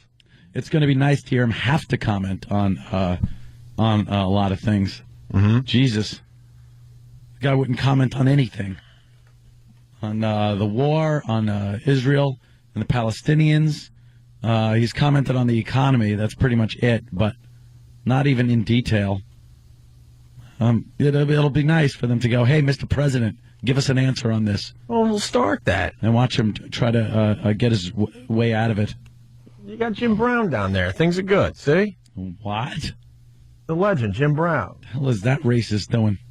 Good old Jim Brown is down. Wow, look at those people. Wow. Holy mackerel. There's 200,000 there now. Wow, it's past the Washington Monument if you know that whole area. And they're just filling in. Holy mackerel. What else is going on? What do we got? Nothing of any importance today. That's the big story, the election, the inauguration. What? Oh, I thought we'd have another shot. Thought we had another chance at electing somebody else. No. Let's say hi to Michelle in Boston. Michelle, my bell. Hey, how's it going? What's going on, Michelle? I voted for Obama, Mm-hmm. but this is overkill, man. It is everything and everywhere. And the money that they're spending on this, Mm-hmm. Yeah. I mean, it's ridiculous. And you can't escape it. So, yeah, you're probably going to have to watch it because it's everywhere. Yeah, there's really no getting away from it. No, and TV. Put a movie in. Whatever, man. It's part It's of history history. today. Yeah, I agree. $170 million. yeah, it's a lot of money. That's a lot of dough. That's good. And they party for, 4 or 5 days? Sure. I don't disagree that he's let the right people guy be for the happy job, today. but Huh? Let them be happy today. Yeah, there's a lot of happiness around Washington Who gives a today. hoot? I don't disagree. I think he's the right guy for the job. I just think that this has been blown so far out of proportion. All right. Well, it's a little different this time around. That's all. Mike in New York. Mike. Hey. Hey, Mike. Anthony. Yo. Hey, how you doing? Good. Listen, Anthony was just saying, what is countdown to change? Yeah. That's what's going to be left out of his paycheck after Obama implements his tax laws. It's countdown to just, you mean like literally change? Yeah. Yeah, I'll have some nickels and dimes. Very good. Finally somebody with a little sense. Let's go to John in North Carolina. John. Hey, whoever called and said LBJ's second term was the record, he didn't have a second term. He did not seek, nor would he accept. That's right, a famous quote. So what is that guy talking about? He's an idiot.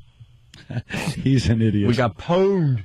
Did you get the real answer there, Stunt Brain? No one picked up on that, by the way. MSNBC. Huh?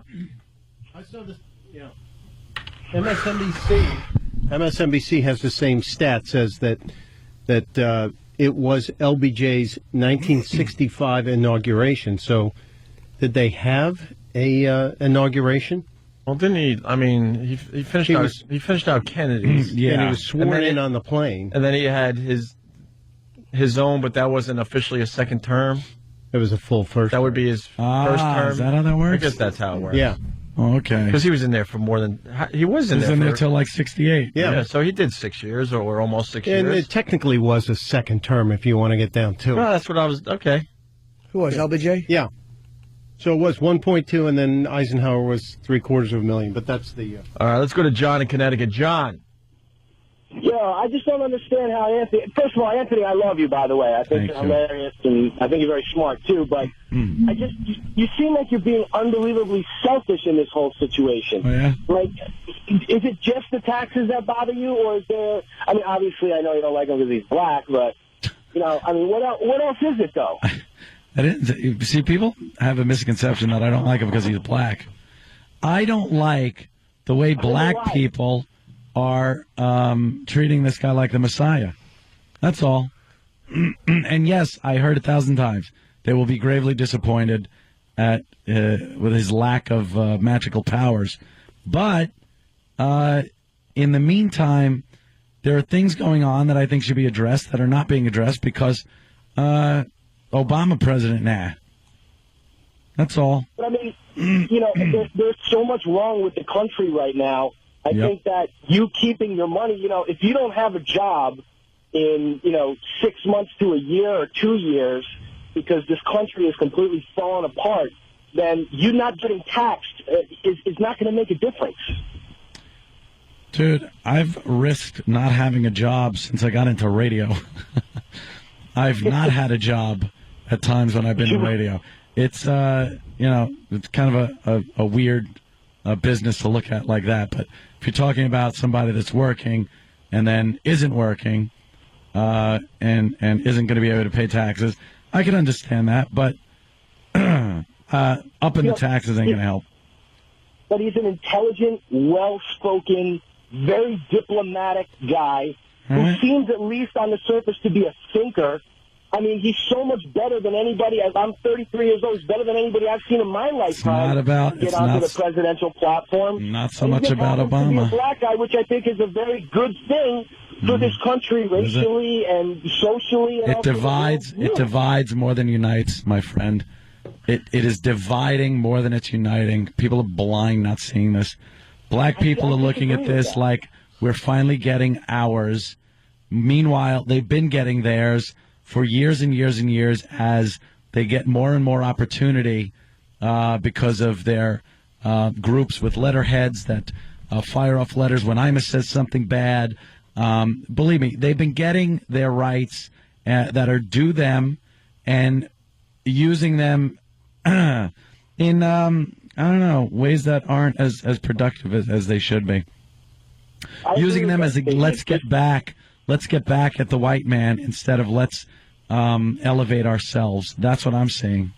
I agree with that to some extent, but in the same hand, there's also going to be those people who are just trying to make it and come up, and they're saying, you know what, there is a good possibility. Like, I don't have to be a schmuck and sell drugs and do X, Y, Z. I can actually become, somebody in this country. I think there's going to be as many of those people that are affected positively by this as there are people that are negatively affected in the way that you're mentioning. If you are right and that happens, God bless. but I sure don't see it. I think some of that will happen. He's a great role model for a lot of people that are going to see this a little differently, and they're going to try to make themselves better. That absolutely is going to happen.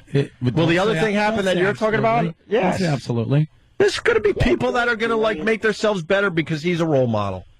Definitely. People that are on the streets, gang banging, killing, dealing drugs, they're going to turn around because this guy is now a president. Well, you guys are a lot more. I was talking in open-minded, much more general terms, cynical. much more general terms than that. Well, that's just my point. Is that I think you need to open your mind a little bit about this situation and see that. Look, there's going to be negative aspects to it, but I think overall, I think the positives that are going to come out of this situation are far greater than the negatives are going to end up being. Look, for the last 8 years, it hasn't worked the way we've been running. I mean, we're in the worst debt. Our country's a mess. Globally, we look like idiots. I mean, we're about to flip it around. It's something new. Maybe it's not going to be perfect, but it's going to be different. We will absolutely see. You're right. I do like the fact that the country, a lot of people are psyched about him. I do kind of like that. It's been a long time since people have been this psyched about a president, and I like it. I don't think it's a bad thing. Absolutely. It's a big pep rally, man. I feel good about it just because people are excited about politics and things happening for once. It's not just, where everybody's an idiot, I hate everybody above me, All right, John. Anyway, I'm punching out before my cell phone. Good phone call, John. If people use it, like I said, to elevate themselves and look at this man that took himself up from where black people were discriminated against, not today, and brought himself up to be president of the United States, if people want to look at that and say, wow, I could do that too, then it's probably one of the best things that's ever happened for the country. But if it's payback for Whitey time, which because of past performance, I see that as indicative of future results. That's what I've seen lately. I don't see this great influence. I see we're getting ours now. That's what I see. Let's say hi to Daniel in Oklahoma. Daniel. Hey, Anthony. Hi, said sir. that this is going to divide us more than unite us. Yes. Just because you read nwordmania.com doesn't mean that you have any legitimate scope on the view of the race in this country. I read You're a hard dumb left, too. tin-knocking guinea, and you need to shut up. I read hard left stuff, too, my friend. And I hate when they hang up. I was a tin-knocking guinea for many years. And I worked hard for a living. But now I'm just a radio guinea. What is he talking about? Let's say hi to Adam in Boston. Adam. Hey, guys, lighter note, but lighten everything up a little bit. Yeah. Now with the black president, shouldn't a giant asteroid be splashing down into the ocean any day now? That would, deep impact. That would be just our luck. Deep we finally get hit by that asteroid now. Thank you, sir. Let's go to John in Brooklyn. John. Hey, man, what's up, guys? Hey. Hey, John. Hey, these guys are coming on talking about, I have faith in this guy, Obama. He's going to save everybody. He's going to make things better, turn drug dealers around. And these people have been sold dreams, and they're the same people that'll get scammed by a guy on the phone who's selling shit over the phone. All they're doing is getting scammed. This guy is surrounding himself with the worst people in history, the Clintons, Eric Holder. He's not going to make the decisions. All these crappy people that are around him are going to make the decisions, and they're going to destroy things. You'll see. These people don't know what they're talking Get a hold of yourself, sir. You're panicking. You're having a panic attack. Yeah, because these people are panicking. That's why. They need to get their heads on straight. Simmer down, sir. Are we going to start seeing? Let me face a little question here. Are we going to start seeing primarily black neighborhoods turn themselves around to where people can walk around at night? It's not just liquor stores with plexiglass in front of the people that sell things. Lower crime in those areas. Is that what we're going to see? I don't know. No, I do. No, we're not. I don't know why that's been perpetuated for as long as it has been. Why are these neighborhoods piles of crap? Why are minority neighborhoods crime-ridden. No productivity is coming out of them. I heard black leadership bitch and moan about when white people, investors, came into Harlem and started building. Gentrification. Yeah, exactly. And now Harlem is a tourist attraction in New York.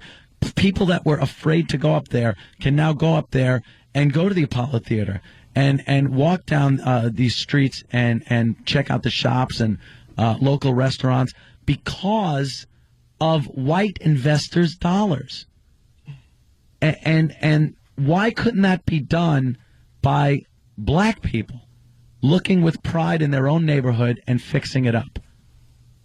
Maybe it is being done more. I don't know. I don't have my pulse on the black plight. I have no idea. Look at some videos on YouTube. There's plenty of people just driving down the streets of Detroit with video cameras. Black guy driving down with his girlfriend. I saw one. And they're just videotaping hookers and homeless and crime and drug transactions and laughing at it. And the guy is just bad-mouthing his bitch and talking all kinds of crap about drugs and, oh, this area and this is mine and throwing up gang signs. And it's like, why can't you, instead of looking like that, take the camera, turn around and go, why do we live in this place? Why do we live in a pile of crap? And why can't we, as a community, get together and build this up to make it a neighborhood that people could be proud to live in, to visit, and that maybe the next Obama can come out of? Same reason that, like, a lot of, when Bush gets elected or somebody else, people in trailers don't do that. Yeah, I don't see it like that. I don't see going into you go into a trailer park, you probably hear a guy beating his wife. I'll give you that. Yeah. You might smell some crystal meth being cooked up somewhere, but it's a far cry from trying to walk the streets of Detroit. Let's go to Fontaine. Fontaine. Good evening. Good evening, Fontaine. It's so funny yesterday that when you called, didn't know you were black. I heard that on the replay. Clue, I was man. giggling. No clue. What a dummy. Anthony, they beat the hell out of me yesterday. I'm a black guy, and I agree with you, Anthony, with everything you say, especially the race issue, but you need to shut up because you go to the Mohegan Sun and sit there and lose $50,000, but you're worried about your tax money? Yep. Shut up. Yep, I do. Because I've made money, too. And I've lost money, but you know what that is called? My goddamn entertainment with my money that I effing earned, dummy. I don't want to have to give it away and let it be used by the government as they deem. Look, I'll pay for roads. I'll pay for bridges. That's what I do. That's where my tax dollars go. I'll even pay for a missile fin every so often if we got to bomb somebody. But I'm not going to pay for, like Obama said, so someone behind me can come up. Do it yourself. AJ. Hey, morning, guys. Good morning, AJ. Yeah, I'm up for the change and everything, and I have hopes for this guy, but it's going to take a lot of time to unmess this entire, I don't even know if I could say it on the air, but abortion of a country right now. Yeah. But I'm looking at the schedule. When is he turning the water into wine again? Because I can't find it on the schedule. Punch it out. Take care, guys. I don't know why people are so shocked that, like, a lot of people are kind of, like, hopeful. He's following an abominable presidency. Yeah. And I defended Bush at one point. It's not like he's following this great time for us. We're in a war that every one of us now, even those of us that were for it at first, hate.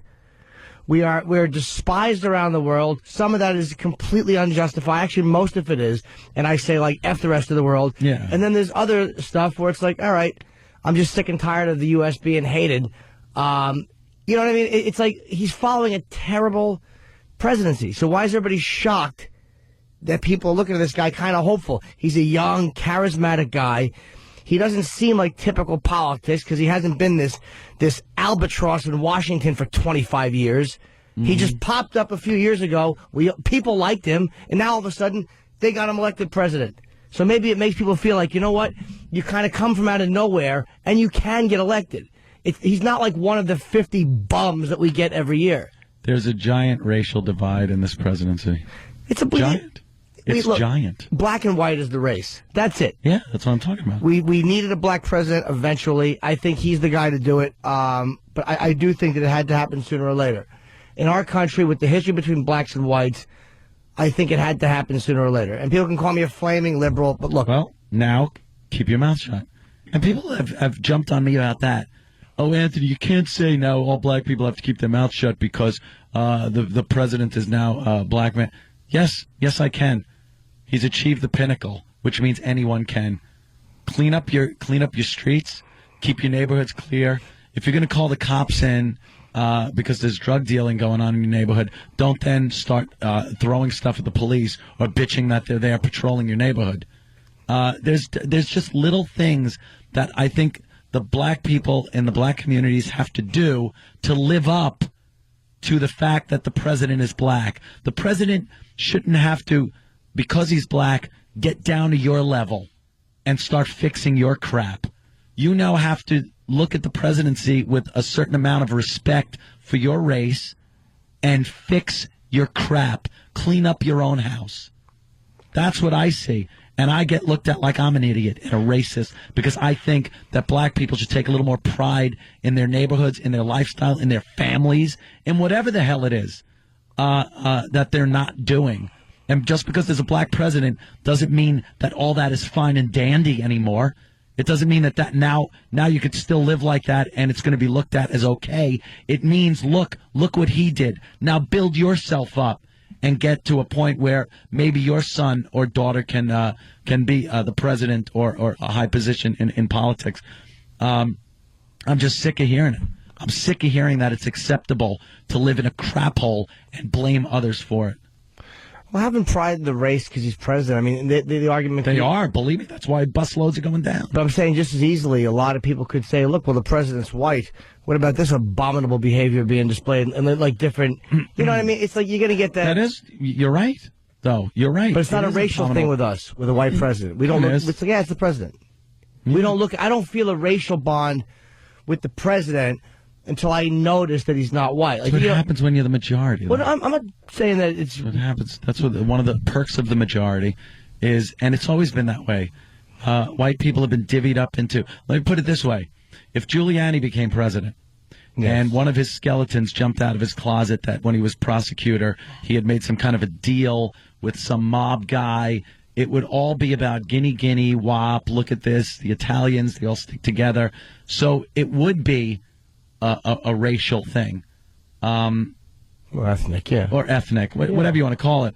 But, you know, Bush is such the waspy guy that you can't just, look at him and go, oh, all white people. No, all waspy white people, I'll give. Bush is lumped in financially. Like, Bush is lumped in like the what they see as the elitist other... White guy. That's it. And that's been said. Oh, what, another old, rich, white guy? It has been lumped in. People have said it. So, and they have looked at him and looked at rich white people, the corporate leaders, put them all in the same category. That's what's going to happen with Obama if he tanks. So, I just think at this point, with all this pride and all the buses going down and everybody just talking about like he's Jesus Christ, get your house in order. Fix your own crap. Don't blame anybody.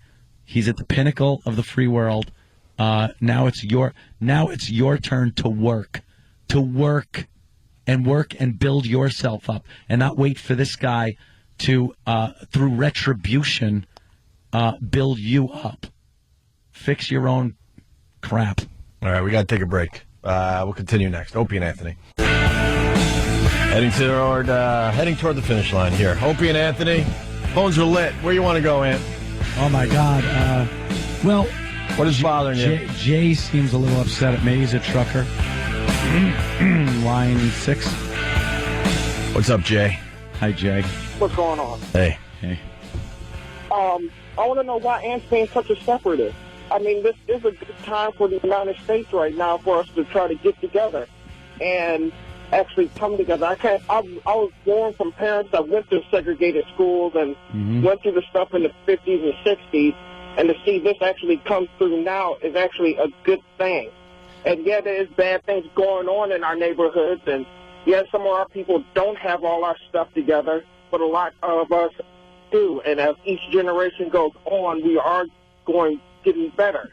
And it's just a sign that we are getting better. And Ants just wants to separate us from one from another. I'm not so much a separatist as just a realist. I look around me, I see what's going on. I don't see a lot of real social interaction between black people and white people. Not as much as they show on television, in movies. There isn't this genuine interaction between white people and black people. And I think it's somehow basic human nature. I don't know. Fear. I don't know what it is.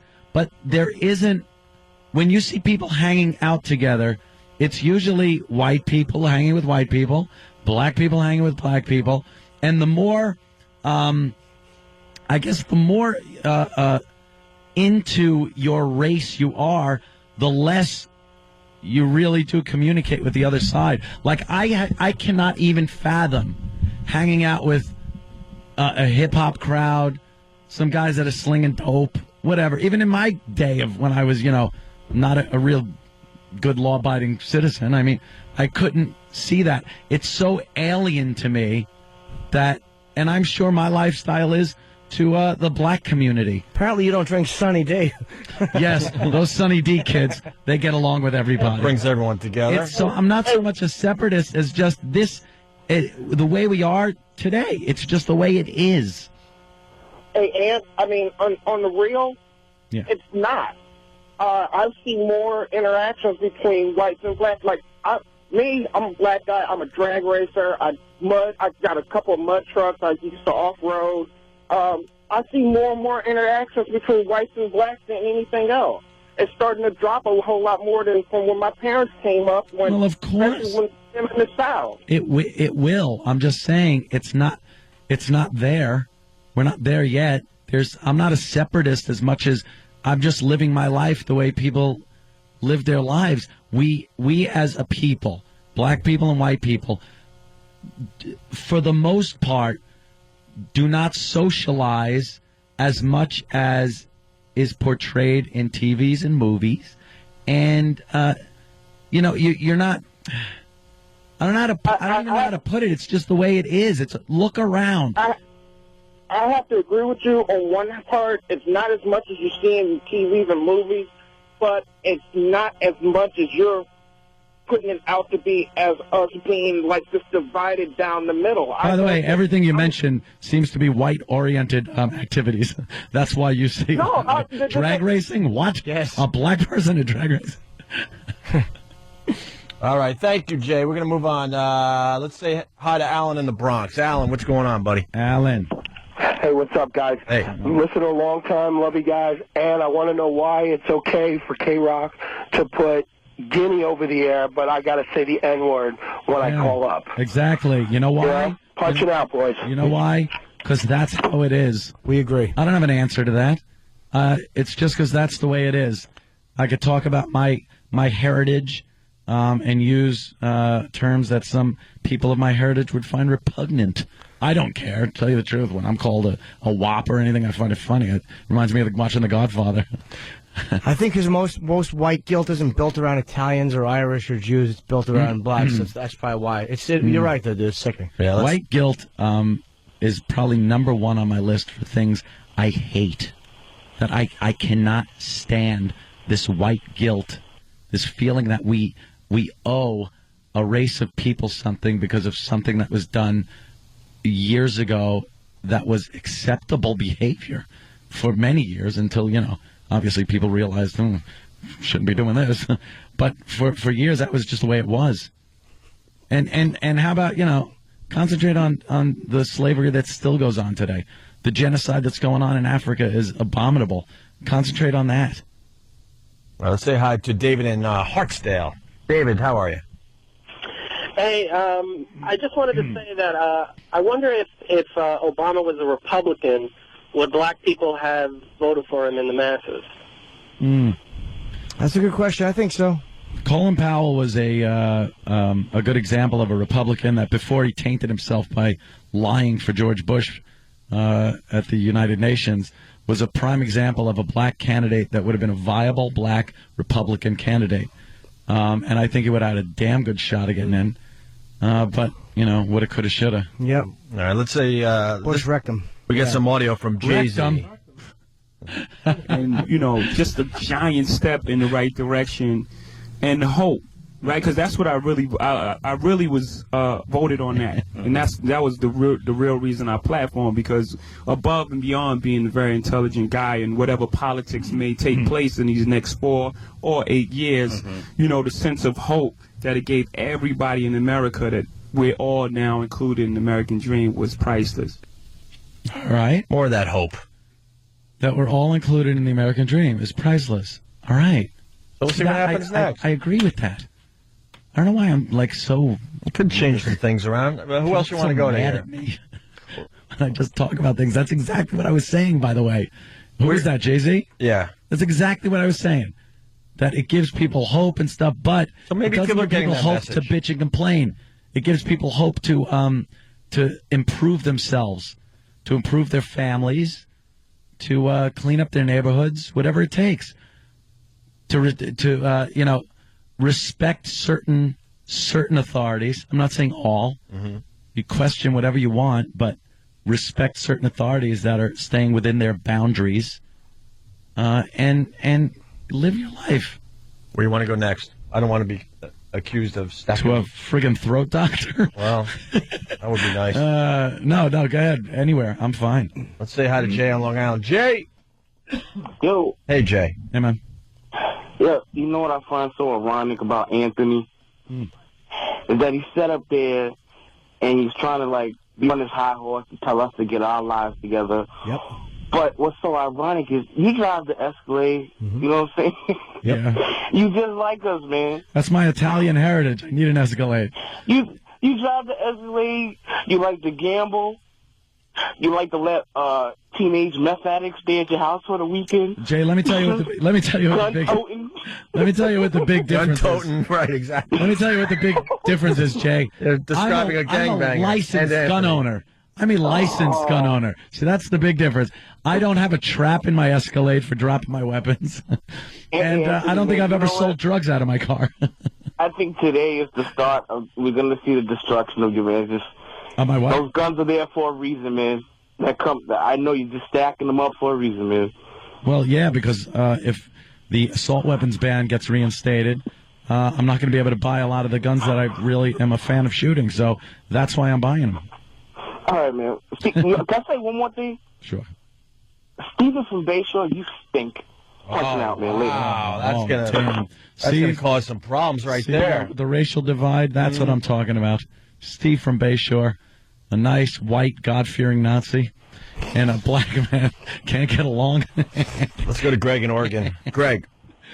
Hey, what's going on? Happy birthday, Jimmy. Love the book, man. Thank you. This whole Barack thing is overshadowing my special day. Oh, yeah. But anyways, Anthony, I agree with you on a lot of things, man. I'm not really racist, but I'm definitely prejudiced. I mean, I think everyone is. Anyone that says they're not, you know, in some shape or form is just a liar. Yeah. But on the same token, I think we all have, like, say, that friend that purposely goes out of their way to annoy you.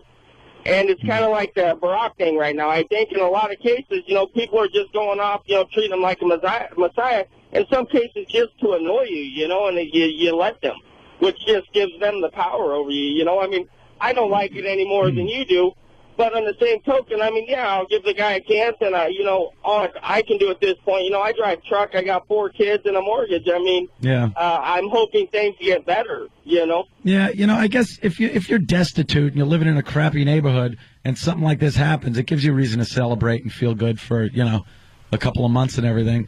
That's fine. But like I said, use it to your advantage.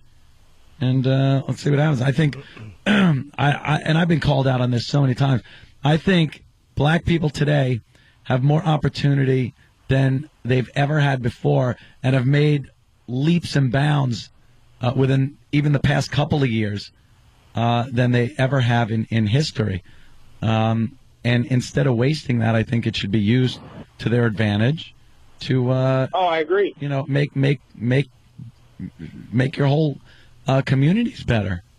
It's well, constantly. I live in a decent neighborhood. I mean, but everyone around me works. You have the one truck driver call and say, that, there's just a chosen few. I mean, if that was the case, that, everyone was aspiring to do better and there was just a chosen few, they would do something with their neighborhood, I mean, I'm by no means wealthy, but I live in a decent home. I mean, my kids go to a good school and, but everyone around me works, whether it's in a mill or driving truck. In my case, I mean, it just doesn't seem to matter. People strive to do better, and it shows in the neighborhood they live in. Well, that's exactly what I'm talking about. Just, take it, look at it, and use it to your advantage. All right. Thank you, Greg. We're going to mop up next. Opie and Anthony, stay there.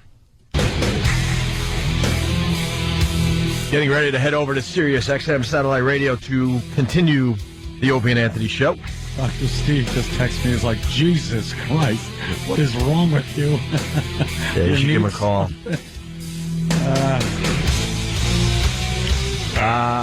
Rolling down the phones here. Spiro writes, Obama's going to motivate his people. Dave in Los Angeles, Obama's already going back on his promises. Mike in Ohio, we hung up on him all morning, but he continues, so what the hell? Would Ann vote for Goldie Wilson? No, Goldie ruined Hill Valley. We all know that. John in New York, this will create more problems than solutions. Craig on Long Island, to use something to your advantage, don't you have to want to use it? It's true. Graham in PA, everyone is excited because politics are like sports. And Garrett in New York. They are now. Nothing will change. Always violence in the ghetto. That'll never change.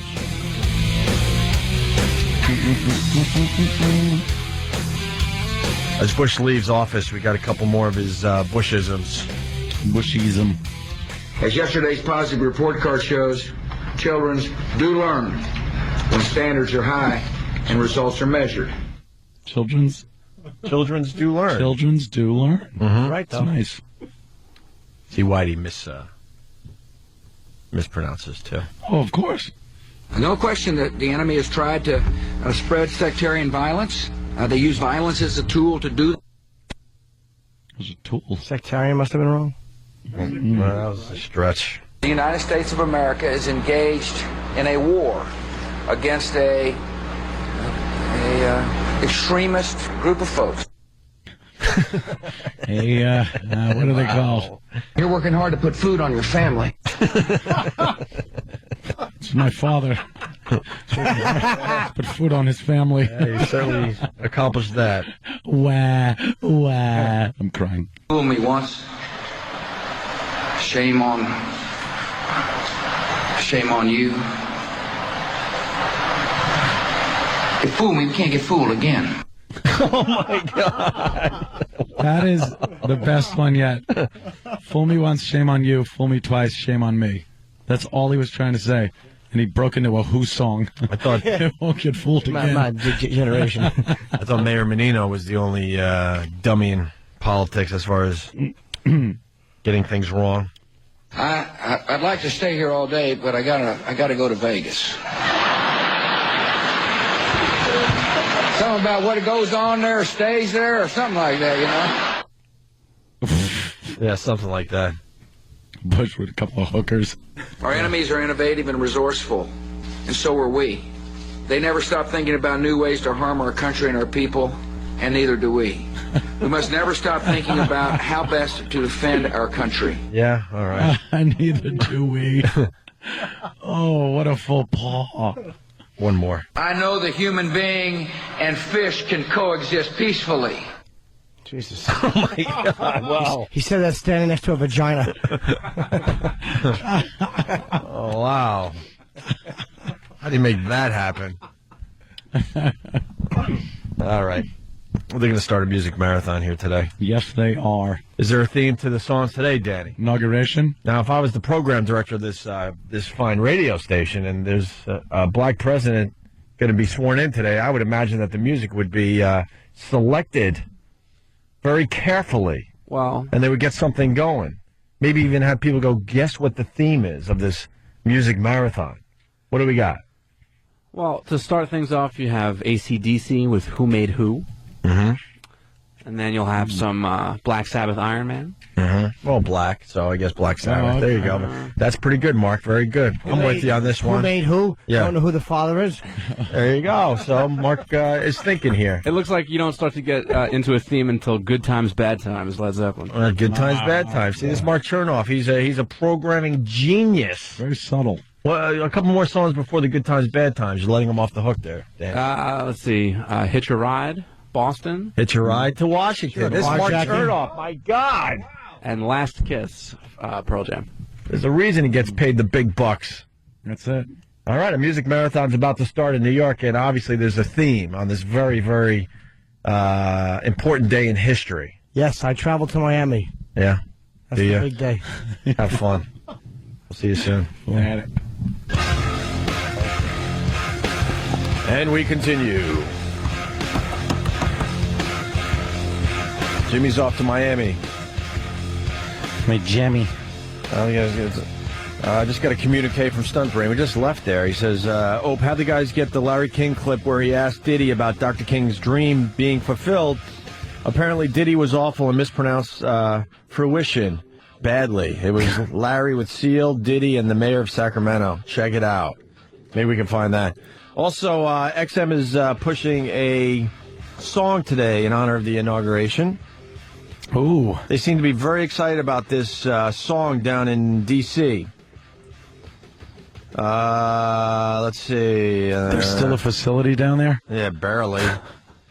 But I guess it's a song called, oh, crap, where'd it go? Getting way too much email today. Something America? Yeah, something America.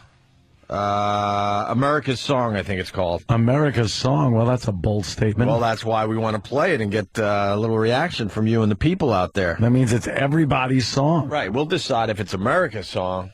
Yeah, we'll decide. We'll decide for you. Well, I think we can with Yes. the people. We're talking to the people. We'll play it and we'll see if they think it's America's song. Yes. The masses. Does America have a song? Star Spangled Banner, Yeah, maybe? one of those, or, official songs, but unofficially, what would I be think. the official America's song? Even though no matter what song you pick, there are going to be people that go, that ain't my song. The national anthem. The national anthem would be America's song. Yeah. So the and song, like this, yeah. So the song we're going to play in a little while is just as good as the national anthem. America's song. America's song. It's gotta That's be. high expectations. All right. I think what's the unofficial one? Like God Bless the USA or something? I don't know. God Bless America, maybe. Yeah, maybe God Bless America. I think people wanted God Bless America as our national anthem because they don't like the whole militaristic version of our national anthem with the bombs bursting in air. Well, that's and what the dude saw. That's what happened. Wasn't he imprisoned or something? I think he was in some kind of fort. Fort or something, and he was just writing about what he saw. Why do we The have flag to, was still there, and Why do we have to change the words? yeah, to make it less militaristic. Because that came out a few years back. We need to change the words. Yeah, sorry that this country was kind of built on war. Right. You can't change that. You know what? The Bush thing is going so well. We're going to do a few more Bushisms. Of course, his last day was, yesterday? Imagine he did something just horrific late, oh, my God. Late last night or early this morning. Why wouldn't one president do that for the good? All right. Is this true? Is this a real Dr. Dre song? Yeah. The day the niggas took over? What is this? It's a Dr. Dre song. I thought that might be America's theme song. Oh, shit. Did he record that a while ago? Man, I think that's off of The Chronic. If you want to hear it, you might know it. Bush, you got it? Let's take a The listen. Chronic. I'm gonna say this and I'm gonna end mine. If you ain't down for the Africans here in the United States, period, point blank, if you ain't down for the ones that suffer in South Africa from apartheid and shit, damn it, you need to step your punk ass to the side and let us brothers and us Africans step in and start putting some foot in that. Okay, this scares me.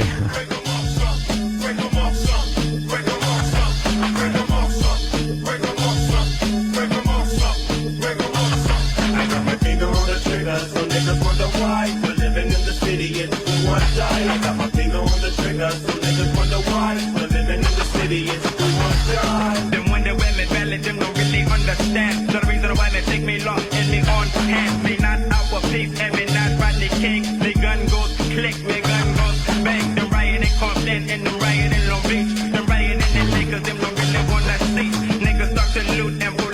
to shoot like a gun at 7 o'clock. Barricade them like Beirut. Make don't show no love, cause it's us against them. Them never ever love me, cause it's forced to rebel and kill at my own risk. If I lay the late was straight with my AK and put it to rest. Yeah, we have their rioting, well, I don't want to say rioting, but they've been looting downtown. But right now, Greg, what I want to show you is they have started fires down at the end of the street. How many niggas are ready to move? See, when people ask me what I'm scared of, it's this?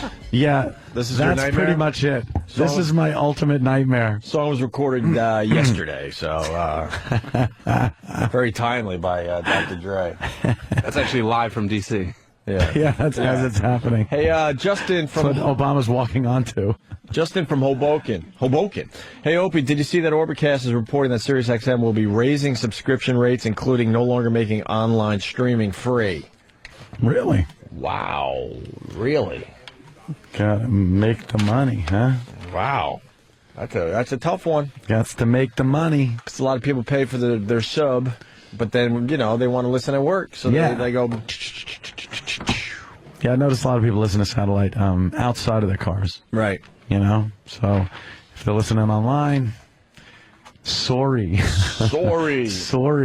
Someone is saying Matt and Trey's America Fuck Yeah is the official song of America. Where do we have that song yet? America's song? It's coming. It's coming. Oh, yeah. All right. Can't wait. Let's say hi to Tom in Chicago. Tom. Hey, guys. How you doing? Good. What's up? I just really want to point out that everyone else in the media is basically saying that as of Obama's inauguration, Martin Luther King's dream has been met. And all I wanted to point out is Anthony is more closely parroting what Martin Luther King was saying in '63 than anyone else in the media, in that in order to get it closer to between the races and between the people, everyone's streets need to be kept up. Everyone's existence needs to be closer to each other's existence. And that's really my interpretation of what Anthony is saying, and I don't view him as a racist at all. It's merely the fact that's what Martin Luther King's dream was, not finally we have a black dude as president. Yeah. It's just the beginning. A lot of people do misinterpret what the good Dr. King meant. The great doctor. Yes, the great Dr. King. A lot of them misinterpret what he even meant. Like, he did mean that. Pick yourselves up. Clean up your own communities. Have pride in what you do and your families and everything. And for some reason, and that was the whole, content of character and not color of skin line. But it's just turned into like he symbolizes this thing that doesn't mean what he was saying anymore. Very strange.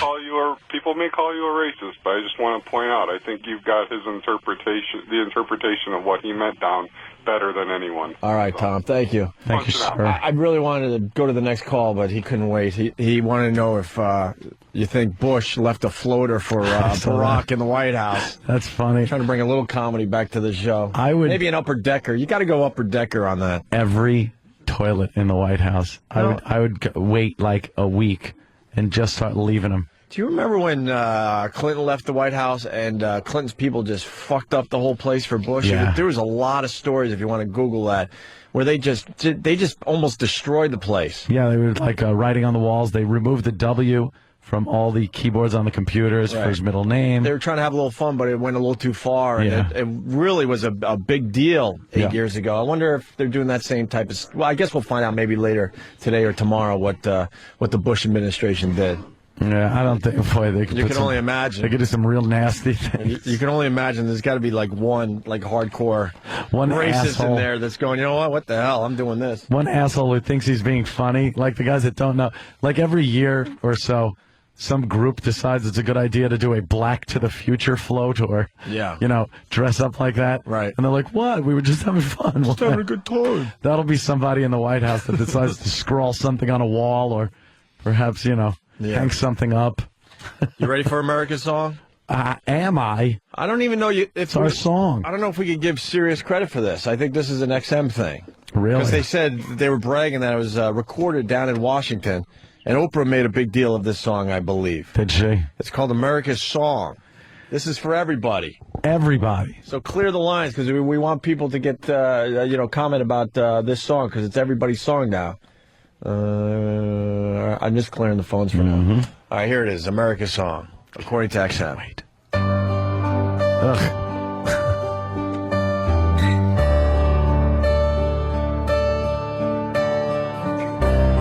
Karaoke, you're staring at the screen waiting for it to start. I knew it was a matter of time. Blue Heeler from Kentucky. Bush's administration should remove all the N keys from all the keyboards. Oh, Jesus Christ. Yeah.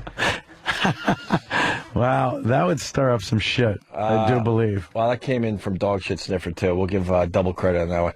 Joey Hoverboard from East Hampton. Black sheets on all the beds. Oof, oof. Yeah. I say just leave the white ones on. Oops. Just cut some holes in the pillowcases. It's like here.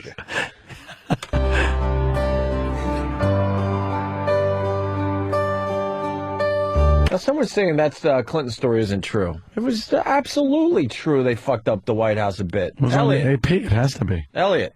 Yeah. That story's true? No, it isn't. It's a complete fabrication. It was proved to be false by the General Accounting Office. Well, you know how that General Accounting Office is. No, that's the investigative arm. What a nerd you are. See, I'll tell you what happened. Yeah. What happened was the idiots in the White House with Karl Rove thought it would be a great idea if they fabricated a story about how bad the Clinton people were. But it was total bullshit, because what happened next was the Republicans in Congress said, hey, we've got to investigate this. So they said, hey, General Accounting Office, which is their investigatory arm, they went and started subpoenaing people and getting depositions, and they couldn't find any proof. The only thing that they left were signs, like outside some of the offices that were easily taken off, like Office of Strategery, offices of subliminal communications. I mean, it was total, Well, isn't that... isn't that messing with the White House? Yeah. So maybe it wasn't as crazy as was reported. But... Crazy. All right, thank you. You're listening to NPR. Thanks for the call, Elliot from Atlanta. Nerd radio for the masses. Here's America's Song. From Delaware to Tennessee to Hawaii. From mountain... What? What was that first lyric? Shoehorning. Do we have the words? Listen to the words. Words, man. From Delaware to Tennessee to Hawaii. Hawaii? Dude, Hawaii? From Delaware to Tennessee to Hawaii. That isn't even a shoehorn in. That's one of those shoe trees that stretch your shoes out. Oh. Oof. This is, we're off to a good start with this. America's Song. From Delaware to Tennessee to Hawaii. From mountaintops, we have dreamed from sea to shining sea. And now here we are. Yeah, here we are. We have come, we have prevailed. Whosoever dreams, this is your will. Here we are. Here we are. At the dawn and the morning of a brand new day. A brand new day. For all in the spirit of our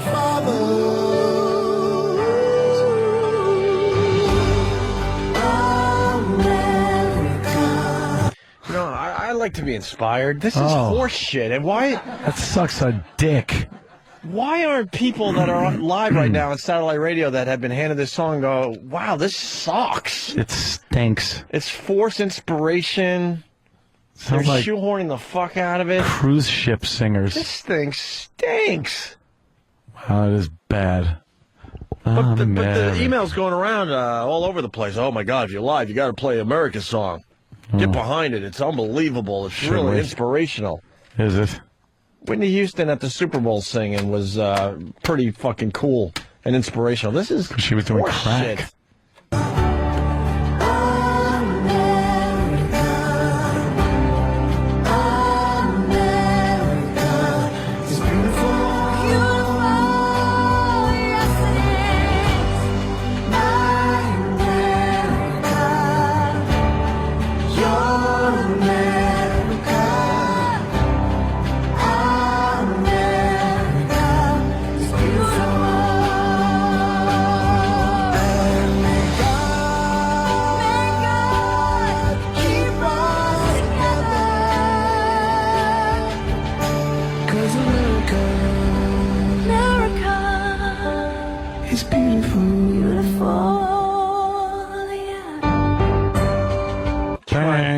It's a trotting, plodding piece of shit. Right. Trying way too hard to get an emotion out of you. Yeah, exactly. Oh, my God. You know what? Trying way too hard. I smell bit. We got a lot of musicians I smell out there. shit. Yeah, but I smell bit. Our listeners could come up with America's song. America's song. Our listeners are ready to take on the challenge and come up with America's song. A theme song for our nation. That's all I'm saying. You go with wherever the fuck you want with it. But I say you try to come up with America's song. Yes. Because this thing stinks. Let liberty and justice ring for all. Let your dreams stand tall. May opportunities fall upon you. Now the guy's trying to sound like Bono. Because everyone knows he's inspirational, right? This you is hear the terrible. Bono fucking attempt there? And the music itself It probably is Bono. horrible. Do we know? Is it Bono? Get the fuck Was out it of here. Bono? It sounds like a bad Bono, but it really is Bono. That was Bono. Get the fuck Holy out of shit, here. that's funny. Dude, I swear to God, Joe's Bono sounds better than the real Bono in this one. Yeah. Are you kidding me?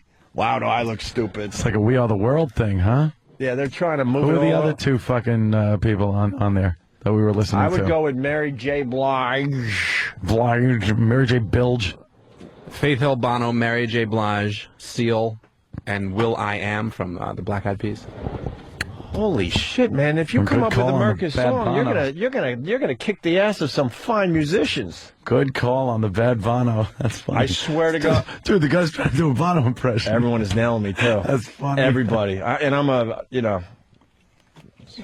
a lot of people laugh when I say this, but I definitely am a U2 fan, and I Yeah. didn't even recognize that was the real Bono. And like, how many fucking actual Americans are singing this fucking America song? How do you sing it? You need to get 3 or 4 of your buddies together to take parts. But how many of them are fucking, Bono's from Ireland. Right. Seal's, what, English? Yeah. Just sing about your own fucking shitty country. Leave ours alone. Sounds like they got Bono after a bender. Yeah. Bono's like, all right, what the fuck? I'll give you a few. Too many Guinness. Now, I got to go back. Listen, this is the real Bono. I had no idea until right now.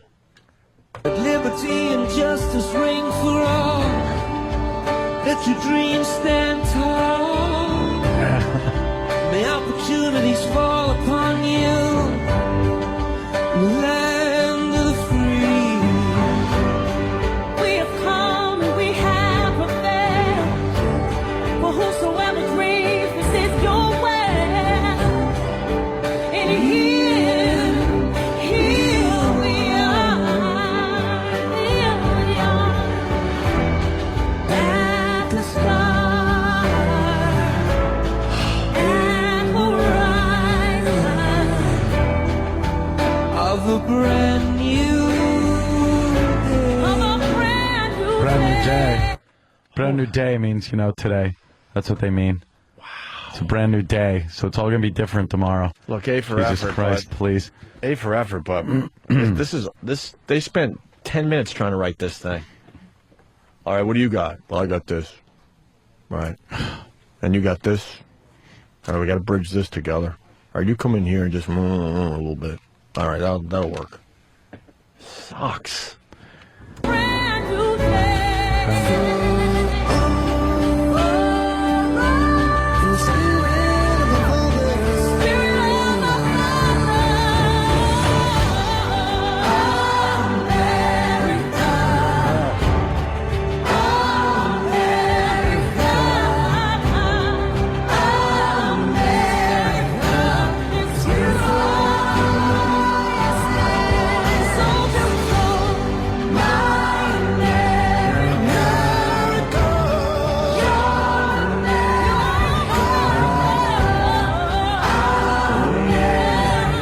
This is the lighter moment.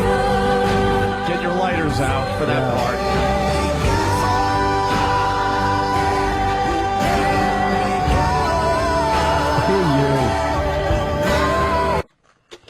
That is so bad. And then I love how the end just has to keep going and going. And Because they didn't try, so they have to No. fill up about a minute. So all right, we'll do Not the chorus quite. over and over and over again. not quite a We Are the World.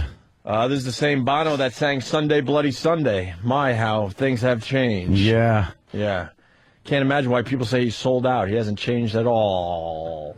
America. Corey the Trucker, this is horse shit. Worst song I've ever heard. That's coming in from Mike in New Mexico. I hate it, actually. Clint in Texas. Clint. It sounds like a South Park montage or something. Yes, that's something South Park would have done. Just like something on South Park. Yeah. All right, later. Later, man. I'm going to save myself time and just go to Liberty Island right now, pound on the ground, and say, damn you. Jesus. Are you kidding? Why wait? All right, we got Tito Ortiz here, and he only has to 10:15, as people are saying. So. Oh, really? We'll talk to him next. Stay there, Opie and Anthony. You ready? All right. We got a full house. This is what's going on. We got Joe DeRosa stopped by to say hi. Jimmy had to leave early to go to Miami for a comedy show that he's doing tomorrow. So he'll be gone the next couple of days. Joe came in to say hi. Wow, Tito dressing all nice now. What's up with you? Tito Ortiz entering the studio. We got Mars to help with some MMA stuff. And we got Big John from Rock of Love bus, right? The Rock of Love bus this time around? Yeah, it's good. Good to see you guys again. Tito, looking sharp. Thank you, man. I just rang the bell at the NASDAQ. Did you really? Yeah, dude, it was awesome. I was so stoked. I mean, as a kid coming from the streets, to be able to be in that same situation, and it's been a dream of me. I've had 2 huge dreams come true in the last 8 months. I bought my son the Guinness Book of World Records in 3D, and he was reading through it, and he's like, "Dad, you're in this book." Really? I looked at it. Most title defenses in mixed martial arts history. Wow. Yeah, I was like, that was pretty cool to be in the Guinness Book of World Records. Thanks for ringing the bell. It's down 41 points. Yeah, no. Good job. Stop. That's not showing until tomorrow. So this morning, that had nothing to do with me. So tomorrow they're showing it. What? They don't do that shit I live? thought they did it live. Oh, that's not... Wow, we're learning ding, something. Ding, ding, ding, ding, ding. I would have said it was live if he didn't say to go down 41 points. Right. Yeah, right. How much is that watch? That extremely impressive watch yeah, you're wearing. It's nice. This is from Rockwell, one of my new sponsors. I think this watch is about 15 G's. Thank God I didn't have to pay for it, huh? It is it's huge, huh? I know it's Rockwell a come out huge square. You shouldn't say that though on the air. Somebody might try to kick your ass and take it. I would love to see that one. That would be They better hysterical. have a gun. Somebody We're in New York. They just motherfucker. might one. I'm wearing a free pair of Fruit of the Looms. They gave me. Yeah. They're my new Well, sponsor. you shouldn't say that on the air. People might try to give you a wedgie. Right? Hey, John, you want to take on Tito? Never. For the watch? Are you kidding me? No. You're the only one that might I have gotta take a on the. slight I gotta chance. take on those psycho women. I'm not going to take on him. God. Yeah, what's worse, like fighting in the MMA or like fighting those women that are on? Those women are insane. I think those women are worse, man. I've been watching that show. Me and Jenna sit back and just crack going, is this for real? Bunch of skanks. They're a train wreck. Trust me. I don't know if you guys have been paying attention, but I mean, every day, what you don't see behind the scenes. Yeah. I mean, obviously, what you're seeing is edited, and Brett will tell you the same thing. But behind the scenes is, I'm just at words. I'm without words at how stupid and how psychotic these women can be. So are they filming that stuff? Oh, we're done filming. We're done filming. No, the behind the scenes stuff. Did Behind they the film stuff. that? Well, yeah. And Well, will we they did. release that? VH1, what they did, and 51 Minds this time, and I think it's going to start next week. What they did was they gave me my own camera, and the girls didn't know it. So behind the scenes on VSpot and VH1.com, it's going to be through the eyes of Big John. It's like I walked around with a camera and filmed and kind of did a behind the scenes thing where you'll get what I see. Right. And I guarantee you, you're going to love it. These girls are a mess. Psycho bitches. Yeah, no kidding. It's crazy. So, Tito, are you fighting anymore? Or you? Yeah, well, I just going through rehab right now. I just had surgery 3 I was gonna months ask what ago. drug. Oh, really? Yeah. Every time I hear rehab, No. You forget Thank that God you I stopped using drugs after 22. So I'm 33 years old. I just got a surgery done that I've been waiting about 5 years to get done. What surgery? I had bulging discs, L4-5 and 5-1, so they fused those, and it's been 3 months, and I just flew from California to here, and with no problems? I have no problems, no pain. Before I had numbness going down my leg, and it's gone, subsided. A company called NuVasive out of San Diego, California, found me a doctor in Las Vegas. His name's William Smith, who's an awesome doctor. Dr. Smith? Yes. Oh dear. All right. Well, I'm thankful, man, because people always said you go through a good surgery, you have no pain, and I've been off painkillers for about almost 2 months now. Kind of your left? I got some bottles of them. I tell you, man. I'll save those for after some of the fights. Yeah. Give them to my opponent. You're gonna go back into this? I'll be back into it. Affliction is starting our second show. This one will be on January 24th, the Day of Reckoning. Yeah. A great heavyweight card with Andrei Arlovski versus Fyodor Emelianenko, probably one of the most dangerous heavyweights out there right now. He was in here yesterday with his translator, and wow, yeah, what a monster. Yeah, he's he's a monster. He's insane. As a Russian who has no facial expressions That's at what all. we were talking about He's this as morning. blank as possible. We got a slight smile out of him every once in a while, and then he would go back into that Russian stare thing. Yeah. He's an interesting person. And we were hoping the translator was doing the right thing. Right. He probably just was saying the nice stuff to you guys. You never know, right? Well, what I want to do is I want to get somebody that speaks Russian and really find out what that interview was all about. Yeah, 'Cause right. I'm not taking the translator's word for it. Yeah, but I mean, the opponent he's fighting, Andrei Arlovski, man, he's been on a tear. He's been a 5-0 record. I mean, he's former heavyweight UFC world champ, and he's been on a tear. He's been taking guys out in first, second, third rounds. So I know you got to pump up the show, but Fedor's going to kick his ass. You think so? Right, Mars? Yes, sir. Absolutely. Mars is a big MMA guy. I'll bet you $5. Fine, I'll bet you that watch. I'll go watch for watch. Where's your watch? Well, I'm good for it. I'm good for it. That ain't gonna work. Come on. It's having the mouse ears painted back on it. Yeah, exactly. Yeah, but the undercard on this is gonna be awesome also, man. I mean, Babalu Sabral will be fighting Therius Sochagu, another guy from Pride, and then Matt Lynn will be fighting Vitor Belfort, former light heavyweight world champion Vitor Belfort. Matt Lynn's #2 in the world, so right. This is gonna be a stacked card. I mean, and one thing in Affliction, these guys fight in a ring. They don't fight in a cage. So for the stand-up striker, it's more strength for those guys. Right. So you're going to see some knockouts for sure. And I'll be commentating, so I'll be able to give my color commentating for all the average fans out there to see what move is from one move to another. Sure. Mars, you got a question for Tito? Is that your new gig, Tito? For right now, I just went through back surgery, like I said, 3 months ago. My doctor says I can start training about 6 months into it, so that's 3 more months. And I want to give myself 2 more months on top of that just to get in great shape. So for right now, No time soon. Yeah. Well, commentating, for right now, I want to get my feet wet. That's cool, though. It's a good move. Yeah, keep my name out there, of course, and at the same time, get to watch some great fights. You seem to have gotten into MMA when it was still pretty 12 years ago. Pretty crazy. Do you think that hurt you more because there weren't as many rules? And no, the more rules, it helps the fighters. Just do you think that it hurt you physically more than it would have for fighters coming up now, for you to have been in it when there was less rules and you could just sit there and pound someone's face in for as long as possible? The worst injuries I've ever sustained was torn ACL on my knee, and I got that replaced. 6 months later, I fought Ken Shamrock the first time, stopped him in 3 rounds. And my back problem has been about 5 years now, and finally got it fixed. And I don't know. I can't wait till I'm 100% because some of these light heavyweights, I feel sorry for them. That's what I'm wondering. Trust me, Tito, we can't either. It's gonna be good to see you back. Yeah, a lot of fans are waiting to see me back. I'm young, man. I'm only 33 years old. I see a lot of the great guys right now, like Randy Couture on the way out. He's 45. Chuck Liddell's hitting 40. And these guys are on their way out. And I've been there in the beginning. Me and Couture started our career at the same night, and I still got a bright future, man. What do you think of Chuck? He's a simple man. He's about as simple as can be. It's fine. Chuck Liddell, he's a company businessman. He's the yes man. He's never, stood up for himself. I can't say I can look himself in the mirror and respect himself by taking advantage of. But at the same time, that's what I keep saying about him. I've never said that. I never would. Please, Chuck. No, you know what? Chuck's a good guy, and he deserves all the respect in the world. He's paid the way from where he is right now, and too bad he didn't have just a little more. I don't know. I would say brains. I don't know. Maybe he got punched a few times. I don't know. Have you seen some of the interviews he's done? Well, you get lost in maybe 4 or 5 words. He has. Tito, here's the deal. Tito, you can say that. The rest of us are going, okay. Tito, no, Chuck's a good guy. I like Chuck, man.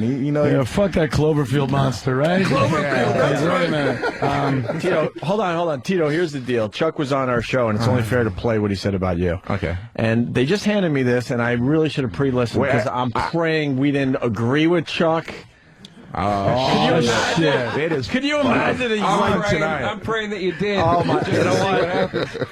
If you're any good at voice recognition, just remember this is how I sound. Before you put it in there, I guarantee you this would have sounded like, yeah, well, he's a pussy. Yeah. Oh my God. You know, yeah. Do we I play kick this? ass. I don't care what Chuck is saying. I just don't want anybody agreeing with Chuck.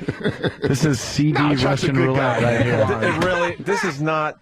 Maybe Chuck we was a shouldn't do great this. champion when he was younger. All right, let's see what Chuck said about Jimmy you on our Norton show isn't recently. here, so it's always he's the one with the loud mouth. Yeah, definitely. I guarantee he's going to call me a pussy. Guarantee it. Do you really dislike Tito Ortiz? All right, that's Jim Norton, That is so Jimmy. you can kill him. Okay. Well, he's just. I'm not a big fan of his. No. It really comes across. Oh, really? Chapter, it never pays to mouth off, and I immediately knew who this one was going to be about.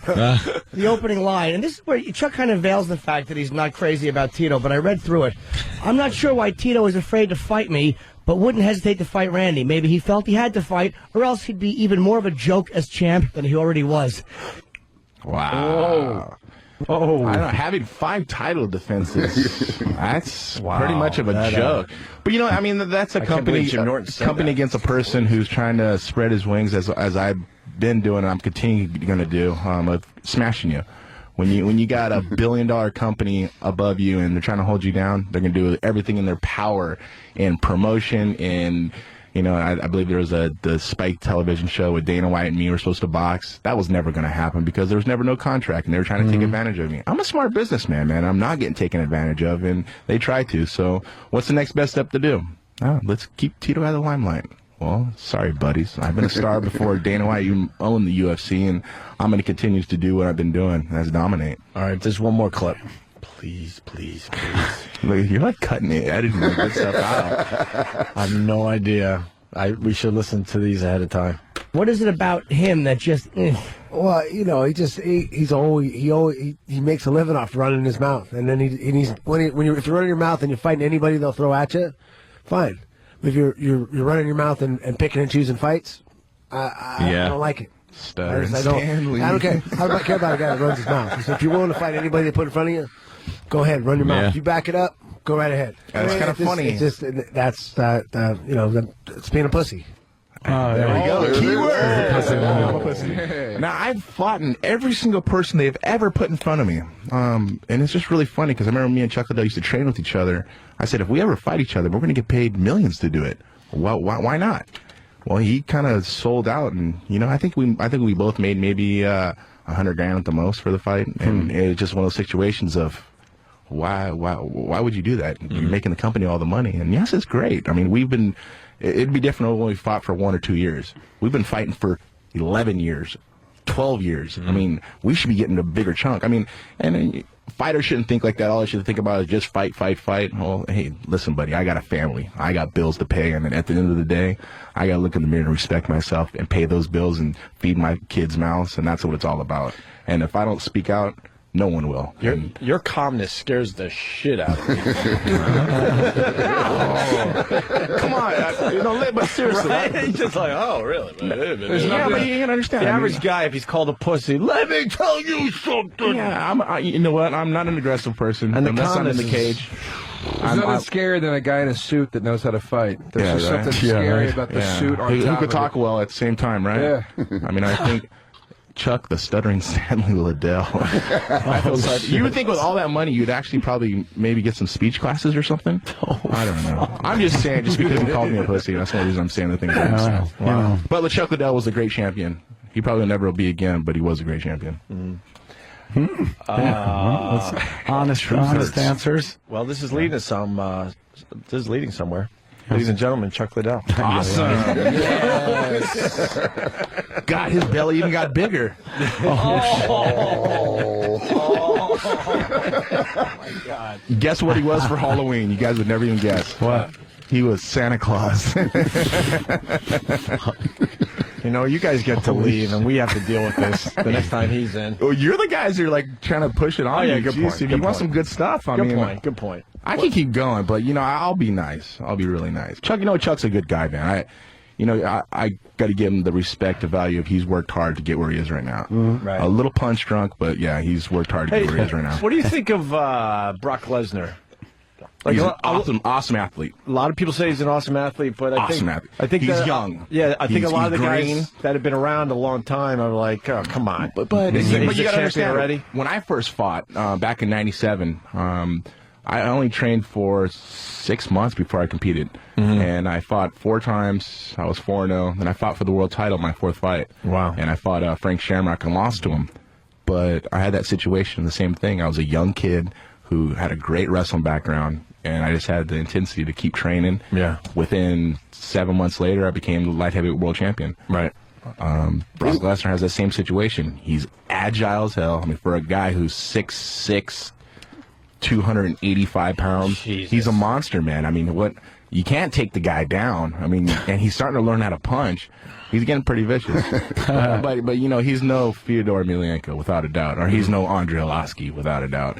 And when he fights guys at that level, I really think that he'd get crushed. But at the same time, he works hard. So you think they're protecting him a little bit? A little bit, yes. I mean, he's going to do a rematch with what? Frank Mir, right? Frank Mir. What do you think of that? I think Frank Mir has a great chance of submitting him, but at the same time, you know, Brock's been doing his jiu-jitsu. He's a wrestler. You think Brock has learned his lesson? Possibly. You know, us wrestlers, man, we learn no matter what, just because we learn of hard work and dedication, sacrifices to be the best. And I know he's putting his time in. Hopefully the title didn't get to his head and all the stardism, all that baloney. Yeah. But, you know, I wish luck to him. I like Brock. I really do like him. I think he's a good guy. Cool. Mars, you got a lot of good questions so far. Keep it up.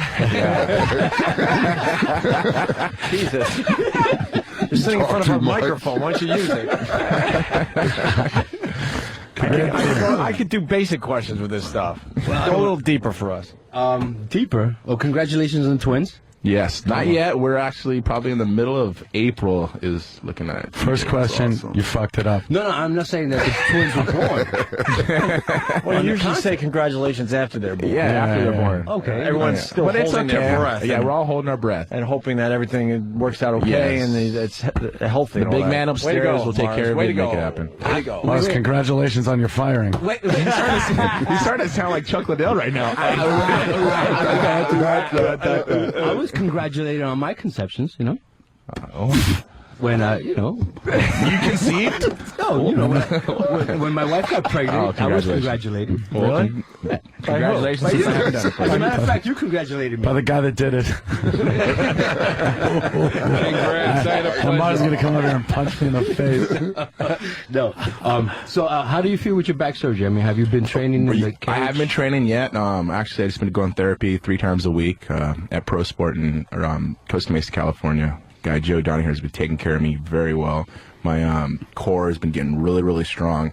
But pre-surgery, actually, I work with a guy, Paul Lacanina, one of my strength coaches, and he made my soleus muscle, which is the muscle that protects your spine and everything, so thick. When the doctor went in, it took an hour and a half extra to get to the soleus muscle. He was like, that's like 3 times the size of I've ever seen anybody's soleus muscle. Wow. So I did all the hard work before. He goes, if your soleus muscle wasn't that big, I guarantee you wouldn't be able to fight. Now, I've been going through pain for the last 5 years. I mean, I fought Liddell twice. I fought Couture. I fought Belfort. I fought Forrest Griffin. I fought the champ right now, Rashad Evans. I got a draw with him. I beat Forrest Griffin. So I'm still at the top of the hill, you know. I did just lose a match to Machida, who ran for me the whole time, and he won by points. I mean, this is mixed martial arts. This ain't boxing, you know. And, but I'm still here, man. I'm still building up to get back to 100%, and my back's doing good. Like I said, I took the flight from California to here, and 5 hours wasn't a problem. You know, no soreness, nothing. Getting back to Machida, how did he get out that triangle?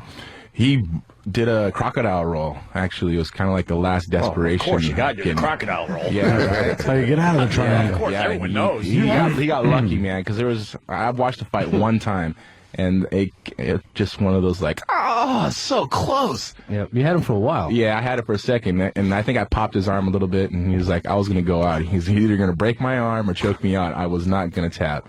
So, but, you know, Machida's a runaway fighter. You know, he picks his points and run, He's not a guy to get, you know, throwing blows and exchange with a person, which is fine.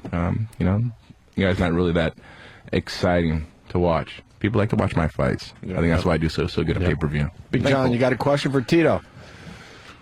Do I have a question for him? I have a question for you, John. I'm excited just sitting here. We were talking, I have a question for you, John. All right, Tito's got one for you. All right. So what is some of the craziest stuff you see some of these girls doing? Well, I can tell you this much. Those of you that have seen this third season, I've never seen a shot not only put in the vajayjay, but poured in. Poured in. I mean, Brett and I have been together for 14 years, okay? And when it wasn't just a test tube shot, it was they spread her shit open and poured it in and then drank it out. And I'm like, who drank it out? Who? It was Gia and Taya. It wasn't Taya. It wasn't Taya. Oh, I it was thought Taya was part of that. Taya, well, we were all in the same bar, but I mean, we were just disgusted. I mean, they poured the shit in. Were you really disgusted, John? Dude, it was gross. What was gross about it? Was she like a fountain spitting it out? No, if you would have seen it. Maybe if it was in the bottle. There's a lot of things that I've seen. Yeah, exactly. And being on the road, you've seen a lot of things. Exactly. But it wasn't in the butthole, was it? No. What they did was they actually spread her open and poured it in and then stuck the test tube in and drank it out. And I'm like... And you were disgusted by that? If you would have seen worse things than that. Oh, I've seen worse than that. But if you would have seen her coos, not a fan of the vagina. Not a fan of hers. It wasn't like pretty. Trust me, it looked like beat up roast beef sandwich. Depends on the drink. I get the same thing down at the Carney Deli. It's an Alabama slammer. It might be a little. He poured it. I guess I'm not going to much today. Came out looking like bourbon. You don't want a bloody. You don't want a Bloody Mary. Exactly. With that. Exactly. Sex on the beach, anything creamy might be a little rough too, right? But that's all the shot. Well, I think it was a buttery nipple or something. I remember. Buttery snatch. Nice yeasty shot. I will tell you that. Hey, you got something going on with Taya because she was in here recently. Taya's a sweetheart. I love her to death. She's obviously Penthouse Pet of the Year. We got her naked and she did everything we asked of her. She get on my stripper pole. You're lucky. I see you still got the stripper pole. And barely. You broke it. That's why I broke it last time. It's for 6-inch tall girls. Taya is absolutely awesome. There's a few girls from this season that I keep in touch with. Taya. Did you bang any of them? From season 2, maybe. He just smiles. He does smile. He just had a smirk. I got benefits. No, don't they have to go through you to get to Brett? You know that old story. Hey, Brett, this is so. Don't kiss her. Because you've been a road guy for a long time. Yeah, right? absolutely. So is that shit true? Where Olsen and Girl goes, "I'll blow you to get backstage." 100%. Absolutely, 100% really true. Happens, huh? Yes, absolutely. Absolutely. That guy's alive. Of course they do. Yeah, right. They want to go meet the band. Trust me, it doesn't take long. They're with the band before you know it. You know, right. Especially with me. It's the quickest blowjob they've ever given. I'm not afraid to say it. At least I'm getting some. Yeah. Fucking amazing. Why did I go into comedy? Go into music. Nobody's lining up to blow me. Caroline's. No, but your helpers, they are. You know, they're getting it. Helpers. I don't have any fucking helpers. You don't? Are you kidding me? Oh, God. You got to have a tour manager or something. He has 2 helpers, his right and left hand. I started fucking crying when he was like, we were supposed to make a lot of money on that fight. We made like $100,000. I was like, I would let you punch me in the face for $20. Yeah, but you got to understand, but this is like I got $20. 8 years of training. This is 8 years of training, 6 days a week, 8 hours a day of, we put on a mouthpiece, a cup, shorts, I've been gloves, playing riddles and in shin Chicago pads, for the last and we 6 years. kick and punch each other in training every single day. Believe me, the training that we go through, making the money on the fight is not what it's all about. Mm-hmm. It's the training we put into it is the money we should be making. Because when you're training 6 to 8 hours a day, 6 days a week, and going through, wake up and run 4 miles in the morning, go lift weights, go spar, go hit pads, go wrestle, go do jiu-jitsu. I mean, this is a 6 to 8 hour day, 6 days a week for 8 years. Holy shit. Think of it that way. I mean, and maybe you take a month off during a year. Maybe you only have how many hours a day does that come out? 6 to 8. 6 to 8 in a gym. Yes. Or whatever. 6 days a week. I mean, we're not getting paid for the fight. Mm-hmm. To us, this is like going to wash your car on a Saturday and going driving on a Sunday. That's the easiest it's all part. Beautiful. In some the ways. fights are easy. And what was your day off like? Day off is get to go eat pizza, go watch. Get to go eat pizza, have ice cream, watch a movie. For get to real? relax. You just go nuts on your day off? Yeah, I mean, as much as we possibly can. It's just a factor of just making sure your head out of the gym for so a much day. discipline that takes to fucking do that. See, now you guys understand the money that's being made, but what about the company that's making the money? Think of it that way. They're making 40 to 50 million on you, and you're only making 100 grand. Do you have a problem with that? And you're the one putting your ass on, putting people's seat You're in the talking ass. about the last contract we just signed? It certainly sounds like. And you're asking about my back. UFC denied the claim to have my back surgery. Denied the claim after 11 years ago because Dana White don't like me. They had no problem paying for who was it? One of the other fighters, two of the other fighters' back surgery. Had no problem paying for it. Nate Quarry? Nate Quarry had no problem paying for his. But when I asked for it, they said, no, deny claim. Keep. And I was shit out of luck. Thank God I had my own insurance that took care of it. And that was the final straw for me. You know, people wanted me to go back fight for the UFC, and it's just, they make it too personal to me, man. You know, Lorenzo Fertitta, Frank Fertitta are awesome guys who own the station casinos. But, you know, Dana White and me, we've had our battle for words, and I'm washing my hands. I'm going on just because of the thing that sealed the sign and deliver everything was not taking care of my surgery. I mean, this is something. I mean, fighting's fun and everything, but at the end of the day, when I have my son and I want to play the football with him, I want to be able to do that. You know, and it's obvious where that came from. It's not like it wasn't business related. You know. Yeah, and then they try to cover themselves up and have the insurance company send a letter to me saying why they couldn't pinpoint when the injury happened. Bullshit. I was like, yeah, but it's kind of funny that Dana White's like, here, we'll inject you so you won't feel it. Here, take these pills. Yeah. You won't feel it. People all the true fans don't get to see that stuff that happens behind the scenes. Can't pinpoint the time. Was it when you were folded in half? I think that might have been. But you know, it's just one of those slaps in the face, man. It's just like, you know, you give your company 11 years of your life and you make them millions upon millions upon millions upon millions, and yeah, at the end of the day, I am Tito Ortiz, and they can say, we made you. Well, what happened to Matt Hughes? He was the world champ. People don't know who he is. I mean, they know Liddell, they know Couture, they know Tito Ortiz. I mean, the other guys are still catching up to us. You think Affliction has a shot? I think so, 100%. They did a smart move. They did a very, very smart move, bringing Golden Boy Promotions, have some of the biggest boxing events in the world, and bringing Donald Trump along helped a little bit also. Right. And now they have M1 Global, who actually, when companies start correlating with each other and working with each other and making champions fight other champions, that's what fans want to see. They want to see the best of the best. Right. Now, in UFC, they have a monopoly. They do what they want. They make the champions they want. Absolutely. I'm surprised Vince McMahon hasn't gotten into this.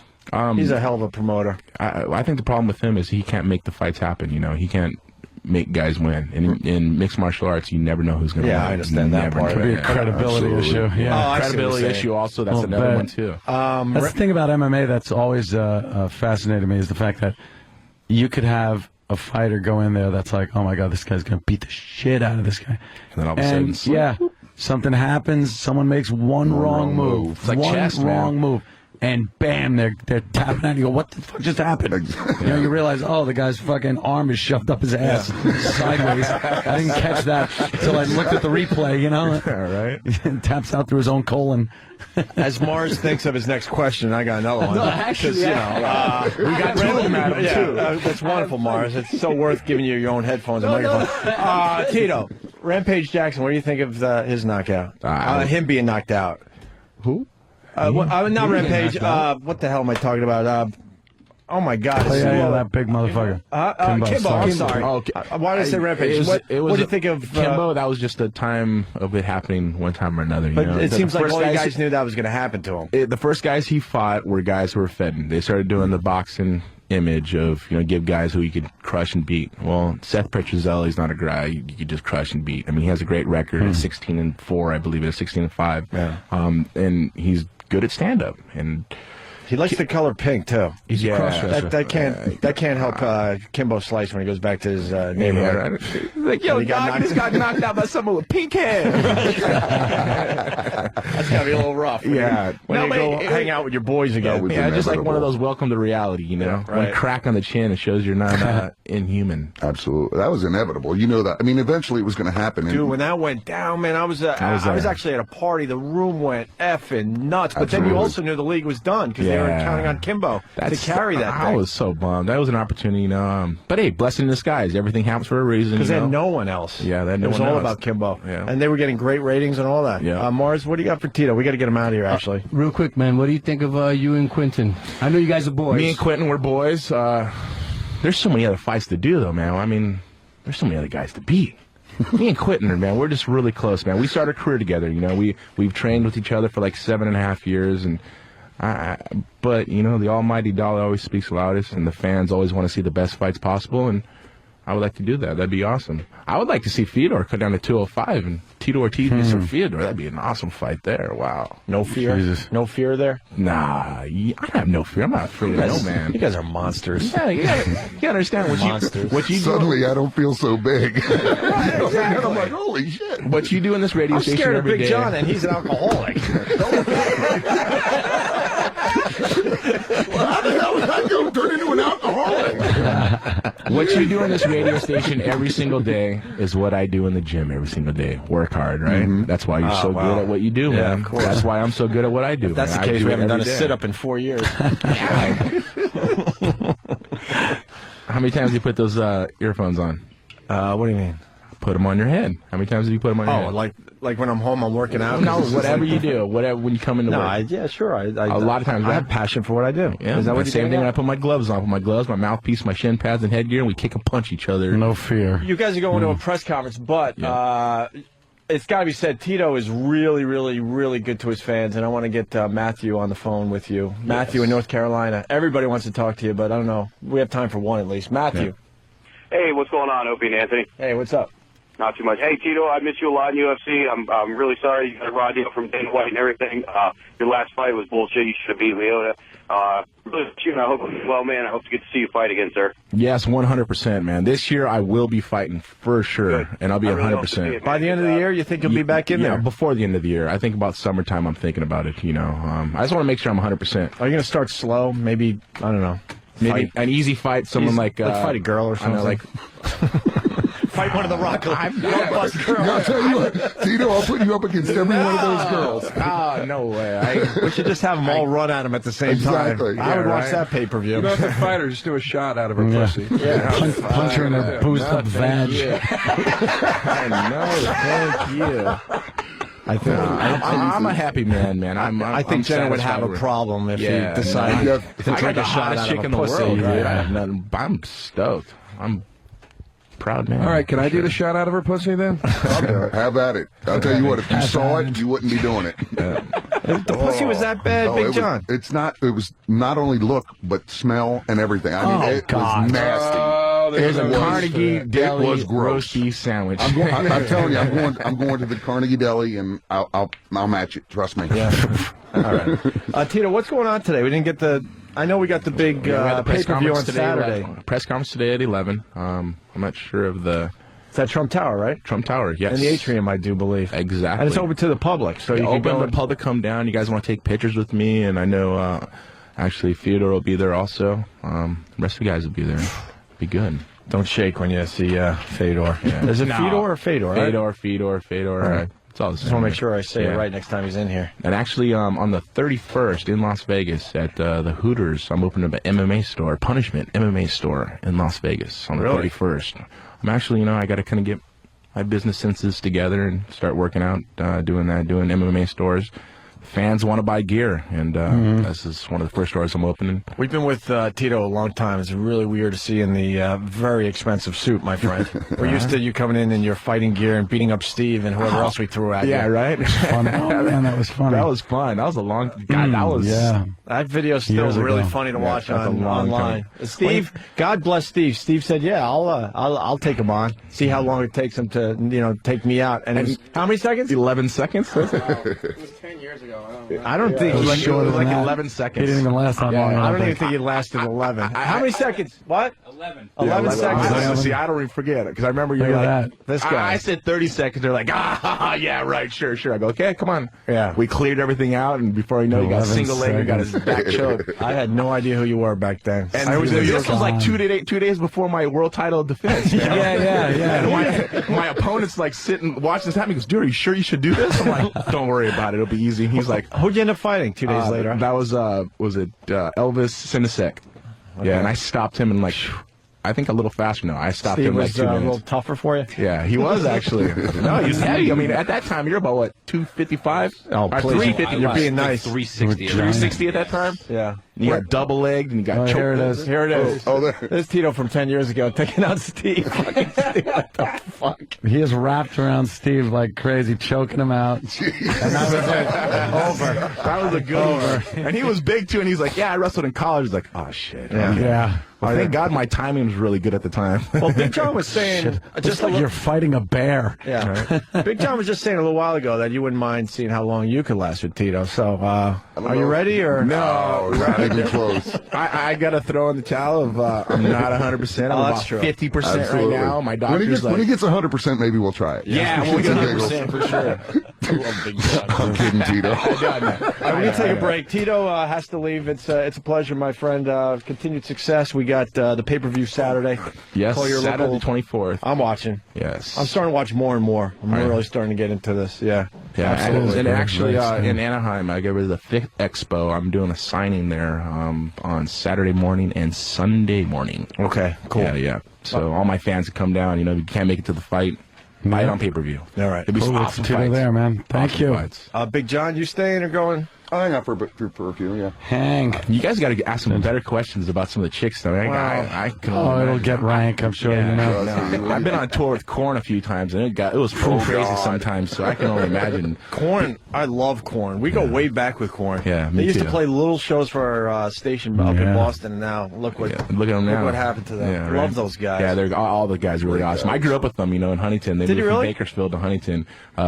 Fieldy, Reggie, is Sure. actually a really good friend of mine, and John, Brian, and all those guys. Brian left, but all the rest of the guys. How's Brian doing? Wow. Yeah, well, it's just a situation. You have everything in the world at your hands. And He's the guy that went and turned born again and all that. you don't know how to control it when it comes to the drugs and partying and all this stuff. As a rock star, man, and so he had to get clean. Which more power to him. He's settled. He's doing the great things that What do they tell rock stars in that position? They go, because everybody else, they go, what are you doing? Come on, you're living like a rock star. Yeah. Your drugs and this. Yeah. It's like a rock star. It's like, yeah, I'm a rock star. Yeah. That's why I'm doing the drugs and fucking everybody. Right? I don't think That only lasts so long. Yeah. At Just some let you do point. whatever the fuck you want. Yeah, fucking want, I'm a rock star. Yeah. All right, let's thank Tito for coming by. Yeah, and, thank you, everybody. Of course, you can go on the World Wide Web at punishment.com. Check out my gear.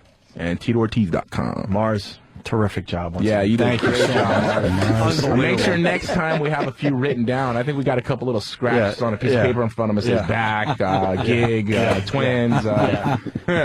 So worth all the emails that went around all night long. Right. All right, Setting up for I know this. this is radio, but what's up with the cufflinks? Are those clowns? Oh, you calling them a clown? Skulls. What are they? Skulls. Clowns. You mistook a skull for clowns? Diamonds, huh? Yeah. Didn't look like he was a going to gift from break his Jenna. nose. Jenna got me Yeah. a good gift. God, that would've been great. Gotta look smooth. If he would have just popped Mars in the face when he looked at him. Yeah, look at the cufflink. No, look closer. Wham! Now go look in the mirror and you figure out if it's a clown or a skull. It's imprinted on your forehead, dummy. The sad part is he can kick my effing ass, this guy, in seconds. Oh, yeah. All right, we got to take a break. Thanks, Tito. All right, guys. Thank you much, man. Outside. All right, we're back. Opie and Anthony. Respect it. You could fucking We're watching the inauguration live. Oh, God, are we just... And they just... Wow, were we in a conversation? No kidding. And they just pretty much wheeled Ted Kennedy out. This is the last one of these he's going to see. And he's got a big, nice black hat on. He's got like an Indiana Jones fedora on. And Ant and I were discussing that you got to imagine that's covering up a world of hurt. Yeah. Oh, yeah. And then you said what? He must have like the whole top half of his head. Yeah, like Hannibal Lecter, Right. like he did in the second movie there. What's his name? That was What was it? The guy that played in Goodfellas. Yeah, of course. I always forget his fucking name. Ray Liotta. Ray Liotta, thank you. One of the dumbest scenes in movie history, as far as legit terrible. movies He's go. feeding him. Wasn't he feeding him his own Yeah, brain he's or cooking something, it a little or bit. shit? He walks down into the kitchen, whatever, with half his head, top of the head missing. It's like, we're supposed to believe this? And then he was And we're behind supposed him, to be like shocked. cutting. He was was cutting comedy. pieces of his brain out I don't know, in front of him and then putting him in I the was pan. enjoying his story. You, I know. You've got to say that. You've That got, was you've fucking got to talk ridiculous. about that. During the break, I Joe asked, DeRosa, by the way. I asked again, you had said the stench of the woman's crotch. A woman, she was a skank. I asked what it smelled like. We got into this term about, and then Opie said, you got to be careful before you just go down on a chick. And then I was saying I had a girl over, my house, and she blew me.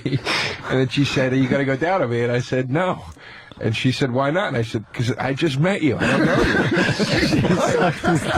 I don't know you. Yeah, and she goes, "But I blew you." And I go, "That's different. It's just a completely different argument." It's like you said, everything's on the outside. They can inspect it. It's like getting food and you're eating it and you look and then you put it in your mouth, or then someone going, "Shut your eyes and open your mouth." You know? When are you more nervous? Exactly. You're a lot more What do you nervous taste now? Yeah. I'm not doing that shit. Yeah, you can see anything wrong. Yes. Here. Anything wrong. You know what? I the don't. It vagina's a doesn't tricky- matter. Beauty is a light switch away, but that smell was just that. You know what I mean? I've been with. If you weren't so big, fat, I'd go ugly. over there and slap you for that lie. I have been with fat, ugly. I don't care. But that was just gross. That's brutal when it smells like you just stepped into Dagobah. Jesus. Big John said it smelled like an armpit, right? Yeah, it's like Tito's armpit after a match. You could have said that while he was here, Big John. I should have said that. Is he still here? You sure you didn't have to turn sideways? And it was her armpit. Like, fuck, man. It's the back of her knee. Great. God, that's classic. Classic. Your What do you armpit have ain't those- bad, but just your pussy stinks. Well, maybe She knew it. maybe it stunk because, I mean, you make those girls do shit. Don't they have to, like, run obstacle courses and Oh shit yeah, to try to fuck You'll see what Brett did was we do the truck stop Olympics, where they gotta take a hot dog and run through the course and remember the slip and slides? I mean, jumping over the bus drivers, everything. Jump into I swear to God, the pool was as big as this room, full of beer. And, yeah, I mean, we got them. It's great. We got Not them too much good this yeast year, in but those things. They take hold. Yeah. exactly. I don't understand why it stunk. We had her soaking in beer all day. I have no idea. Running around a parking lot. Look at Dick Cheney looking like Oh Jesus! Dr. Evil or something. right. Dick Cheney's in a wheelchair for the inauguration. They're saying because he heard his back moving. Yeah. They're not telling us the truth there, that's for sure. That's the first time we've seen him in how long, and he's in a wheelchair. That's why. He hurt his back fighting in UFC. Yeah, he was doing some He's going over to ultimate Affliction. fighting or something. Looks like Mr. Burns in a wheelchair there. Yeah. For They my had- next trick, kids. Yeah. I like they had Kennedy. Kennedy looked like at the end of Citizen Kane, the way that Oh you shit! know what I'm talking about? Yeah. When just all the power, it's just he's just in complete delusion by that point in the film. Now they're opening the door Now, for is he Dick going to be able to Cheney. get out of the chair? That's what I want to see. Dick Cheney's in a wheelchair. Can he get out? Is it his back? Let's see. Let's What see. is this? All right. Oh boy. The camera has to move a little to the right so you can't see him get out of the wheelchair. And then they go Biden. Are you fucking kidding me? Some guy put a gun Everybody to the wants to know cameraman's if head. Dick Cheney... Is what happened. You think that's what happened? Some fucking guy just scoped out the Oh, there he cameraman. was. He stood up. He just got He in. sort of like pulled himself up a little bit. I mean, how much do you have to, lift yourself up to get in a car? This is going to sound like a crazy conspiracy theory. I wouldn't be surprised if that camera angle wasn't to hide how fucked up he is, but was to hide that he's not hurt at all. Do you know what I'm saying? Oh, really? The That other they way were around? like, You're wheel going? him out in a wheelchair. It'll get us some sympathy at the last minute. Do you know what I'm saying? Of course. Oh, and there. Or is that what you were saying too? And I just repeated it Whatever. because I'm dumb. It's all good, man. Because I'm dumb. Hey, as we watch the inauguration coverage, we got to get to the rest of these Bushisms, Ant. They went well earlier on the show. Yeah. We could run out. We only got a few more left here. Some of the things Bush said over the years. Over the years, some memorable moments. That there be a stable Iran. Iran that is capable of rejecting Iranian influence. I mean, Iraq. In Iraq. Fuck. Unbelievable. We all do this, but you hear him as a montage. It's quite entertaining. At the high school level and find out that the literacy level of our children are appalling. Our literacy level of our children are appalling. Yeah. They underestimated the compassion of our country. I think they misunderestimated the will and determination of the commander-in-chief, too.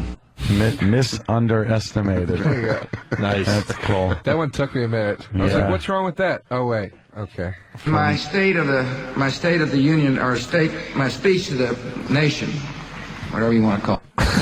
Whatever you want to call it. Fuck it. You call me an alcoholic. Yeah. Fuck it, whatever it is. I don't know. the State of the Union. Whatever you want to call it. Yeah.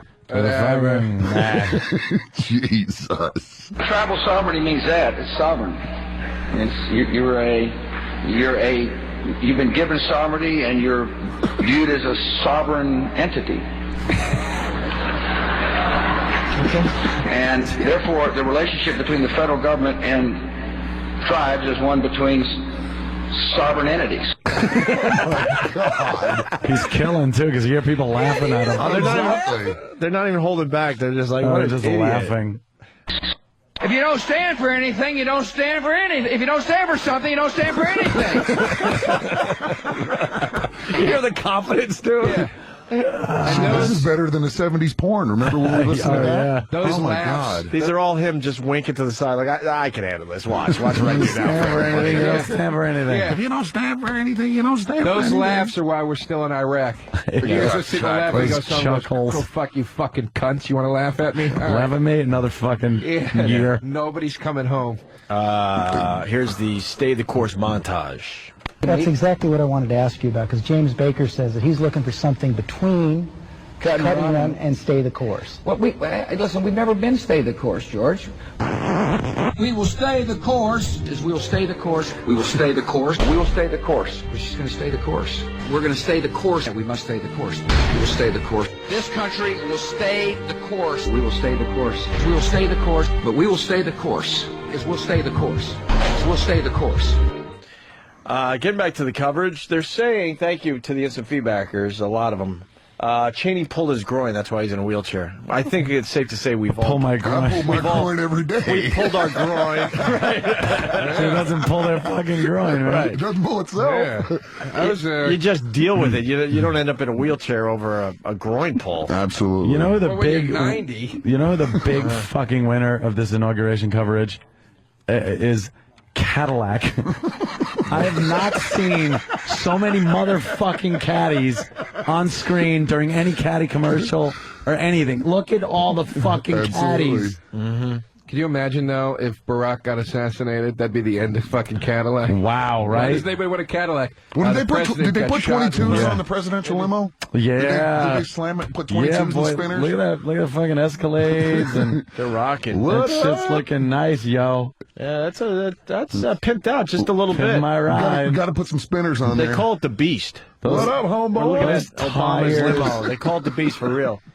Well, It's look definitely at pimped out just a bit. The flags are bulletproof on the side. Like you can't even shoot through a fucking flag on the fender. Oh my God! Look at that. Like Ant said during the break, that looks so thick and heavy. It does. That thing That looks like like a freaking coffin. Oh, the car. Yeah. How about you give that to the you fucking did. soldiers when they I thought go you were driving talking around about on that chick patrol? outside. All right, more Bushisms Jesus as we Christ. watch the Beast make its way. It's hard for me to explain why that was the case. Just take my word for it. Yeah, I can't explain it, so just fucking believe it. All right, well. Then go fuck yourself. Here's one of the famous ones. I'm curious. Have you ever Googled anybody? Do you use Google? Occasionally. And one of the things I've used on the Google is to pull up maps. It's very interesting to see. I forgot the name of the program, but where you get the satellite and you can, I kind of like to look at the ranch on Google, remind me where I want to be sometime. He's the president. He doesn't know it's called Google Earth. The Google. I was You know the Google? The Google. I forgot the name of the Name program. of the program, the Google. The Google. You know I like the Google Map thing? I forgot the name. I think it's called Google Maps. He does exactly what 12-year-old boys like to do. I like to see my house. Putting the Google. Good satellite. Putting the in front of it is great. The Google. That's great. I That's think what that's what all old people do. That's great. I hear the kids are using the Google. The Google. The Google. With that Maps program. Uh-huh. Oh, sorry. I hear there's rumors on the internets. It's not just one. The internet. He knows about these secret internets. I hear there's rumors on the internets. We can have filters on internets. And one of the things I've used on the Google is to pull up maps. Internets. Nice. Jesus Christ. Oh my God. 2009. There's no president that has. I mean, you said earlier we all do this, but I mean nobody has done it that much. You don't think? in the public. I used to be like, they're just taking all these dumb things and putting them all together. Yeah. You could do that with anybody, but Yeah, if you It's every record time he everything you talks. say for 8 years. Yeah. Every time he says something. But I mean, Yeah. the internet, that takes it to a whole new. Quayle used to really come out with some funny shit. What did Quayle Dan used to say? Quayle. He just would say dumb fucking shit. And he couldn't spell. And he couldn't, couldn't spell. And his sayings, like he'd try to like tell you something that a famous quote from years ago and just fuck it up. Was it so badly? Was it who's the? Oh God, what's his name? The guy that fell right off the stage. Ford. Oh no, Ford. I thought it was what's his Quayle. name? You know what I'm talking about? It was a presidential speech. And he was like leans Dole, over. and- Bob Dole. Bob Dole. Jesus, he was an Bob Dole, yeah. Thank you. Bob Dole's ass. Thank you to Danny. One of the famous Dan Quayle ones was, "What a waste it is to lose one's mind, or not to have a mind is being very wasteful." How true that is. He was trying to say a mind is a terrible thing to waste. Because he was speaking in front of, I think, the United Negro College Fund people. And he was like, mind is a terrible thing to lose when you lose one's mind. It's just like, what the fuck are you saying? I was reading that on Google Maps the other day. On the Google, on the internet. Dan Quayle also said, welcome to President Bush, Mrs. Bush, and my fellow astronauts." Jesus Christ. Did you see, like, fellow astronauts? It's like it doesn't exist. Like Barack has some of that poise, but like the last few presidents, I was watching Frost Nixon, Yeah. and it's like it was such a cool movie. And even though Nixon was a piece of shit and crook in the end, it's like he was so poised. He'd say shit in the movie where you got chills, where he was like, we will not lie down in the dark. You know, like it all sounded like president-y. You know what I mean? President-y. Yeah, but like Not like, if you fool me once, fool won't get fooled again. yeah, fucking Clinton with his big red face. Yeah. You know, he's got fucking crusted semen on his pants. I mean, it's just fucking Not President-y. They should have done. You should do a tour bus for Clinton. There you go. All those fucking hogs my that he God. railed. How great would that You be? think those snatchers He smell loves like? a fatty. Yeah. Absolutely. Two more here. Bushisms. I think tide turning, as I remember, I was raised in the desert, but tides kind of, it's easy to see a tide turn. Did I say those words? Was raised in the desert. And we end with this one today. Families is where our nation finds hope, where wings take dream. Where wings take. It was clipped too early. Where wings take dream. Where wings take dream. Where wings take dream. That's great. I was raised in the desert. That was the funniest part of that fucking part. Yeah. That's That's like the fuck up part. Did I just say that? Did I just say that? That's what I was fucking. raised in the desert. That's what Homer Simpson would say. There you go. Look at the fucking police presence. Amazing. They said something like 56 different law agencies are involved in this, where it's everything. The long ride to the It's Capitol. fucking mall security guards. They brought them out. This is a long Like everybody. Park rangers. James, Yeah. Exactly. The mall security. What is Mall it? security. Mall cop.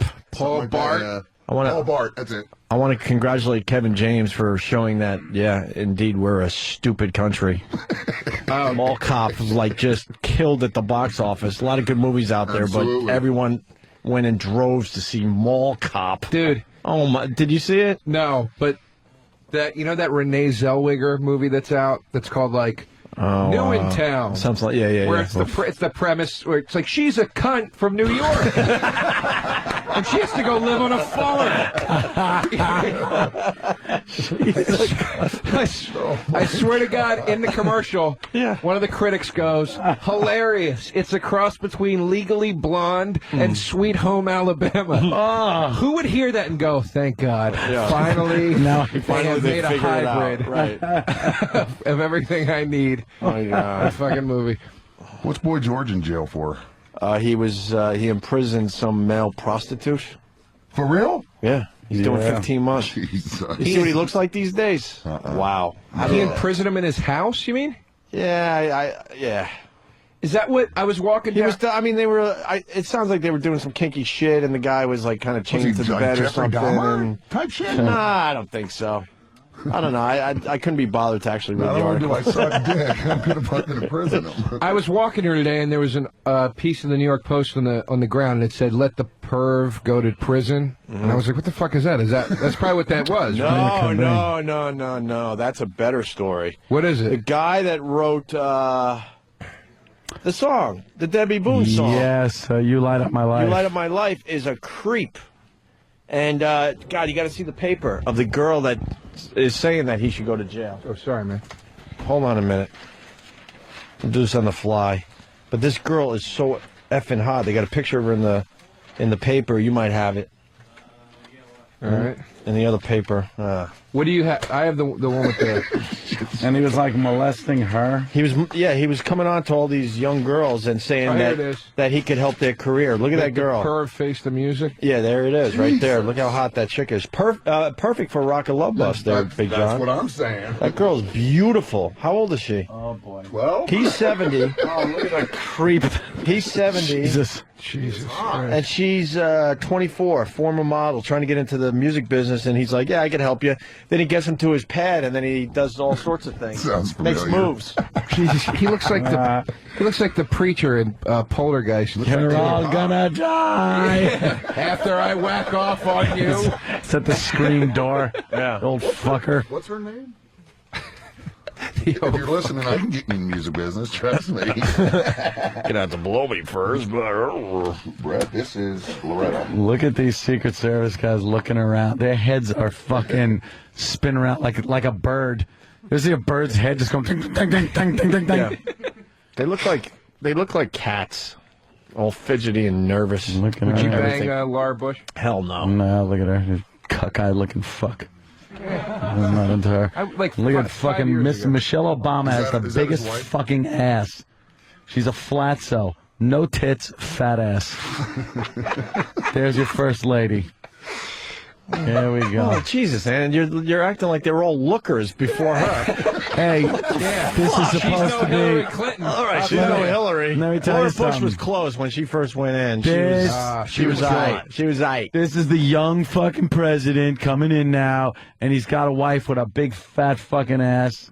That's the thing. And Everybody no says tits. Barack's the young president. He's not that young. He's compared to 40. everybody else, yeah, right? What? Mid-40s, I guess. Yeah, pretty young That's for pretty president. great. We haven't had For him. president. Well, how old was Clinton when he first went in? Clinton's 62 now, right? Clinton was like 45 There's or Obama something. walking Okay. with George Bush. Bush is like, Bush is like, oh, god damn.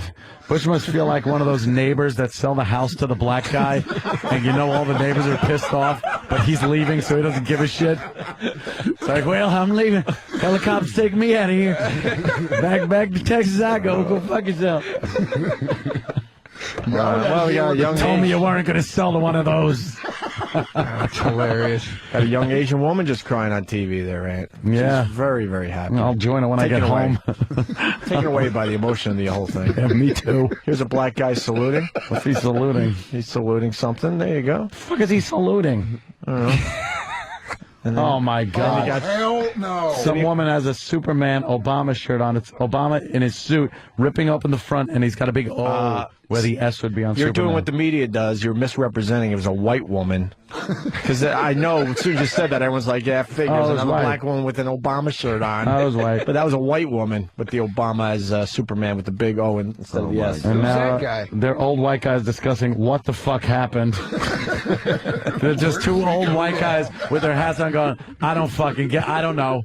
Who fucked up? Where in history did That guy's sitting there going, we'll have the third rifleman. Yeah, he's just trying to plot something. Oh, God. Where did we go wrong? You ever think you'd see the fucking day? Hey, the Supreme Court, right? Yeah. Look at this fatso. They're marching out right now. Who's this guy?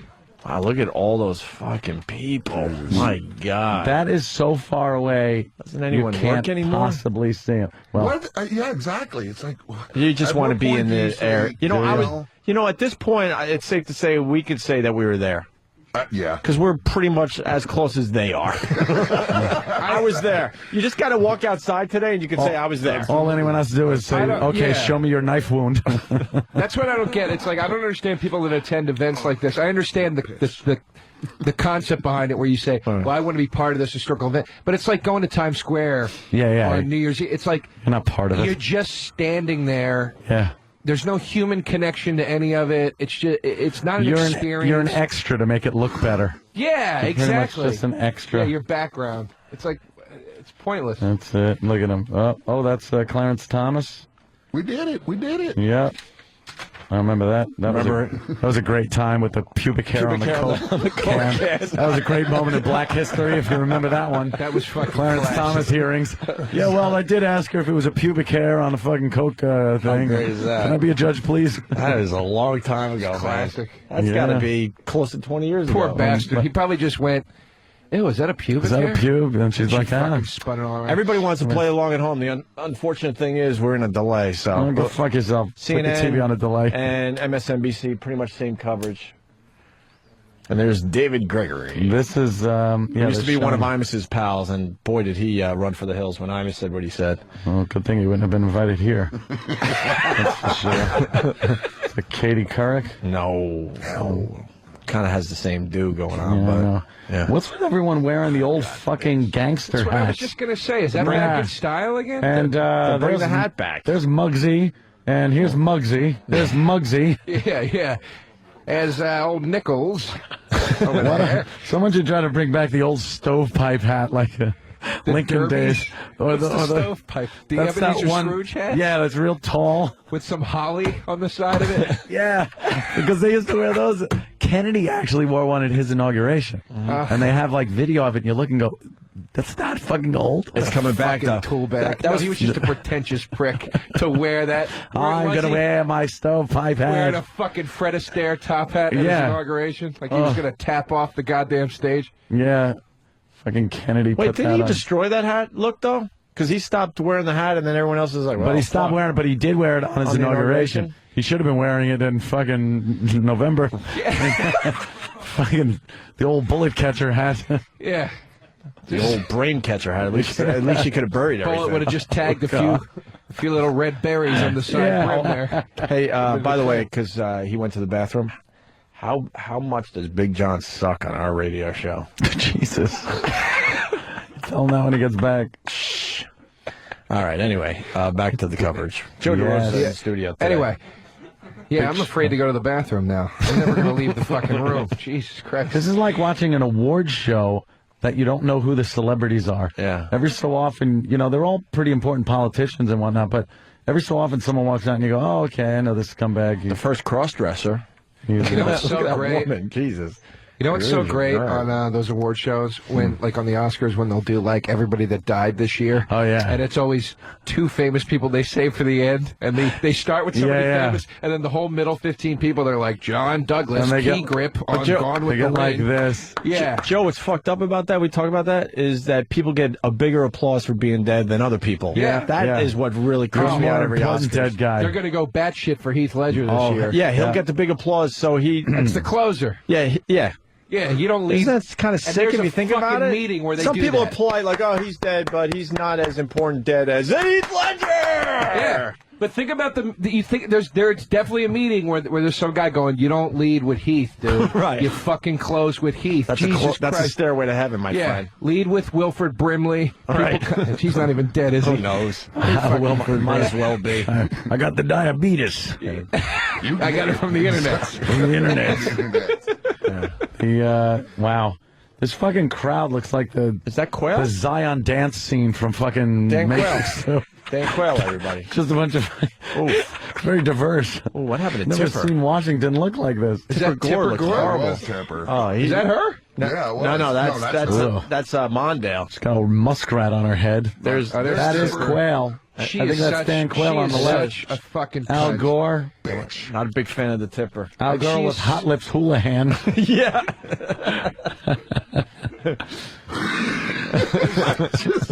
Jesus That Christ. Quayle's head got. Yeah. You know, for the people with DVR, all you have to do is slow down your coverage, and you'll be in sync. with us. Perfect. That's all you do. Pause and then whatever. Or Yeah. can you speed it up? I'm not sure which way. Wait, which way- Wait, you fall back, spring ahead. What? Wait, we're in a time machine, so we're commenting about stuff. Then the people. What's the? The people see it first. Then they're hearing Way to us. the basement. So they have to pause it. They have to pause it for a little bit, and then they Yeah. would catch up. Yeah, right. We're watching Mondale right now. Yeah, yeah. There's Why is Mondale everybody's head so fat? and his wife. Now we're watching some woman with a really dyke haircut and a I hate Whitey kerchief. Oh God! There's a lot of those. I've seen a lot of those I hate Whitey outfits. That guy looks like every offensive coordinator for the The Asian for the guys wear NFL. one too. Yeah, that's the look. and behind her is the Bride of Frankenstein wearing red. All right, we got more celebrities coming out. This is who's that? There's Amy Biden? Poehler. No. Oh, all right. Now somebody hot's coming through. She's cute. Who the hell's that? I'm the kid on the right. Here comes Major Dad. Hey, who's this? I don't know. I'd like to bang her though. Speaking of which, Why don't they put on the bottom like who these fucking people are? that's that kid that the Portland mayor hooked up with. Jesus. Thank God Big John's back on the show. Yeah. We're dying without you, Big John. Who's that? Christ, I'm going to hell. Some little hotties walking through, and then some more old people. A lot of white people coming through. Who's this chick? Look at this fucking. Yeah, I like Actually, that. is she old enough? No, Sorry. she's probably I fucking forget that I said 15. That. Never mind. Fuck that. She's hot as all Never hell. mind. There's a nice MILF though. That blonde on the left. I like her. Oh, and of course the symbolic sun shining through the American flag. Well, you got to have that shot. Yeah. You know? Wow, that's a nice hat for a pimp. Huggy bear. Fucking, you know. I like this. Oh, you like this lady with all the buttons around her With head? Obama buttons on her hat. One of them says what Obama the fuck girl. is it? The salute. These fucking people that shouldn't be saluting. You know something? Saluting is for the military, for Absolutely. well-disciplined people, and saluting their officers or what. Some people that are saluting. Sometimes, No idea. Stop saluting. sometimes a guy in a Carhartt jacket wants to give a fucking salute. Wearing to a the camera. purple hat. Jesus Christ. guys, I'm getting out of Why here. is everybody, all these black people are dressed in colors that Kool-Aid comes in? Oh, Jesus. It just is. Why wear a purple fucking hat? Oh, my God. I'm not touching that. It's like those ice pops. Speaking of, is your hair all healed? No, I got like 4 months for it to grow in now. But you're allowed to like expose it to air and stuff. Yeah, That's do what I that, see. You're but- like, I can't It's take like my do-rag off. looks like a mangy dog until it grows in. Looks like that chick's Like bad. that shit's twat that Can I do a shot taken out of it. Yeah, can I do a shot out Off of your my hair head. operation? Absolutely. Absolutely. All right, guys, I'm out of here. All right, I gotta go. All righty. Katie's yelling at me in the background. Who's that? Okay, where does he have to go? He's not the star of the show. Where do you have to go? Actually, I'm going over to Project. All right. We got to finish that up because I got obviously this clothing line that I'm wearing. It's a Reinhardt. Nice. We're trying to make this thing work, and it's actually going really well. Cool, We're man. Actually Good for showcased you. in there, and Where do we get more info on that? BigJohnRocks.com or Reinhardt.com. Okay. So please check it out, and We'll see you next time you're in New York, my guys, friend. thanks for having me on. I know you No squeezed me in. problem. Always good to see you. Yeah.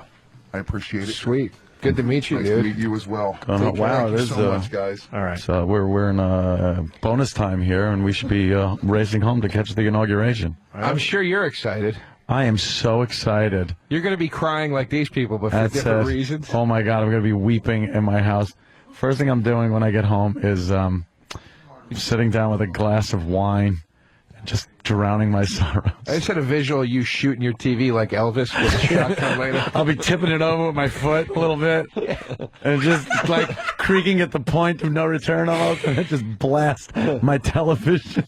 I never liked that son of a bitch. God what was damn. that? Who did Elvis shoot his TV over? Wow. Was That's it a one of those perfect old question. older singers like Bobby Somebody pissed him Darin, off, some yeah. shit. Some old school guy. Yeah. I think it's right. Yeah, something like that. Should we go? Should we get home for this? Oh, yes, please. Yeah.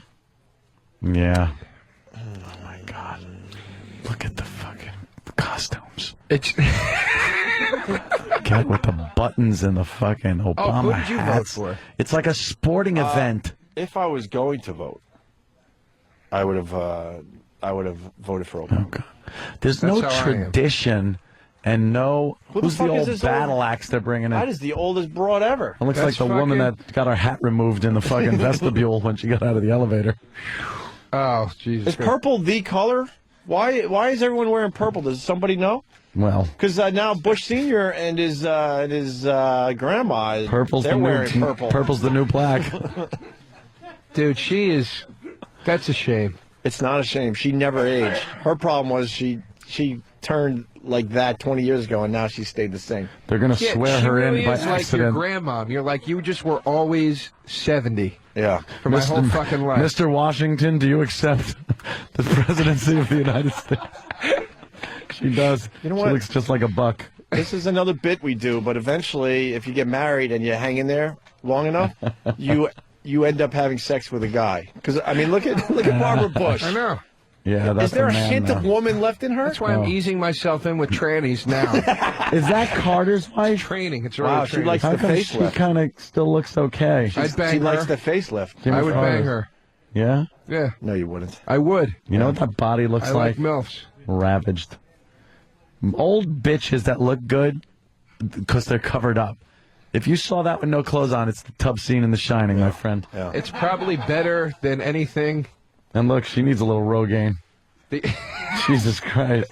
the tough Oh, scene of The Jesus, man. Shining. She's probably pushing 80. Yeah. She's got a facelift, though.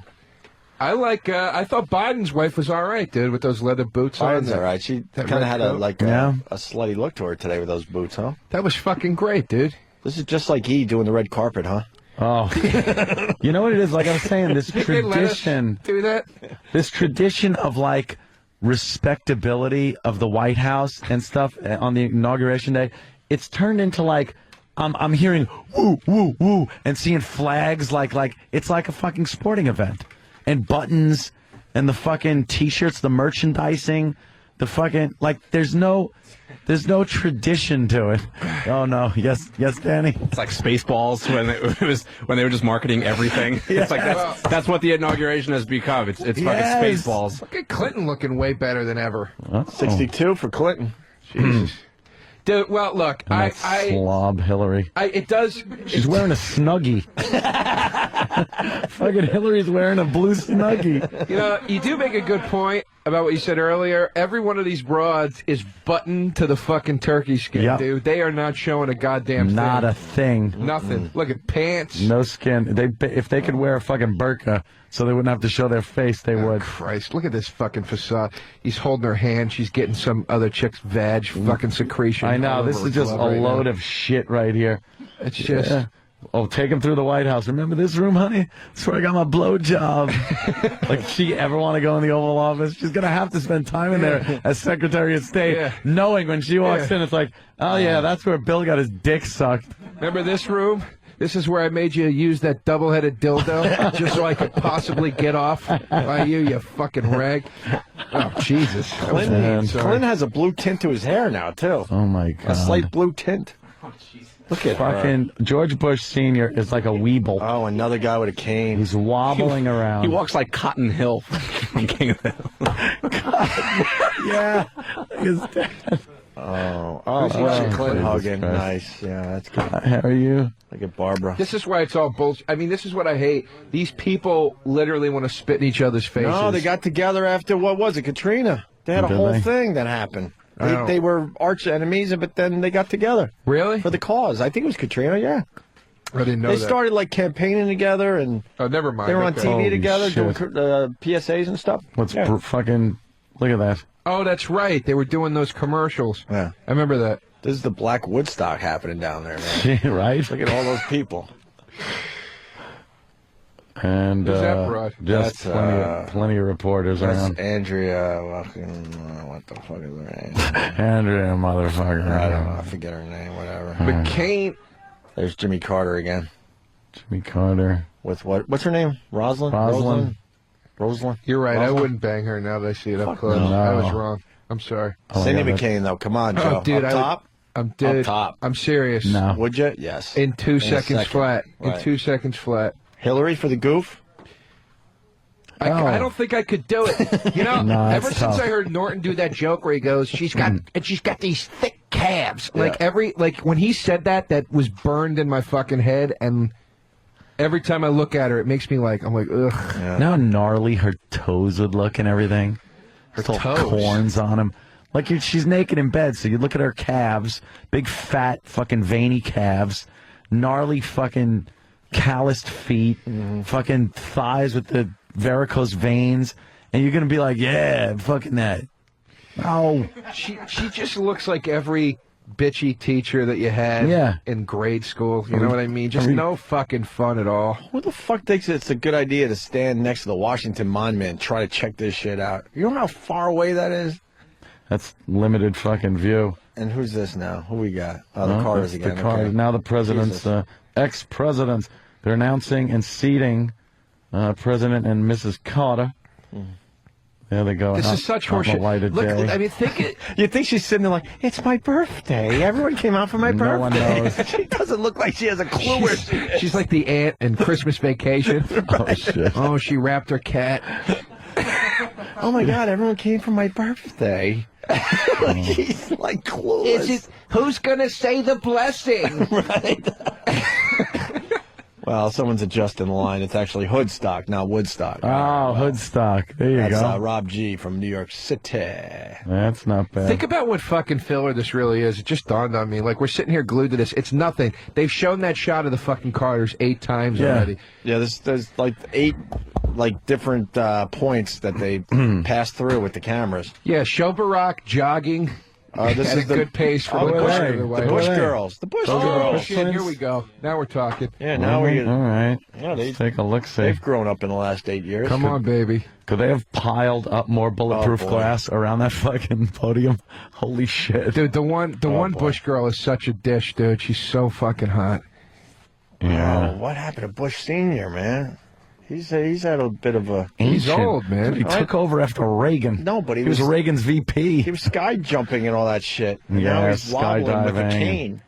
He's got to be getting up to 80, right? He's 80 something, yeah. He looks fucking pretty Been good around for for a being in his while. 80s, I think. And his wife finally looks her age. Finally. It took 20 years. But Yeah, she's it used to be. They used to say it looks like he's with his mother. Right, but And now finally she looks her age. Yeah. She's just, one constant. She's like the portrait of Dorian Gray, but she got the picture way too late. She got it in her 60s. Just stuck at that age. He just wobbles back and forth. Yeah, it's kind of sad to see, actually, him wobbling Terrible. like that.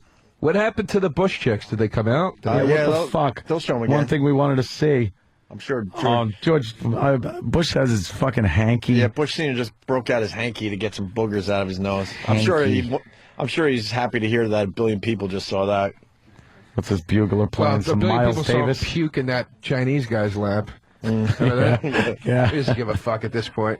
Puked on the Japanese. Well, people are catching up with our coverage, Anthony. Nicholas from Crunch Gear writes, George Bush Sr. is dressed like the Joker from the 1989 Batman movie. He just trumped us with that line. That's great. Yeah. Here comes Bill with his smug look.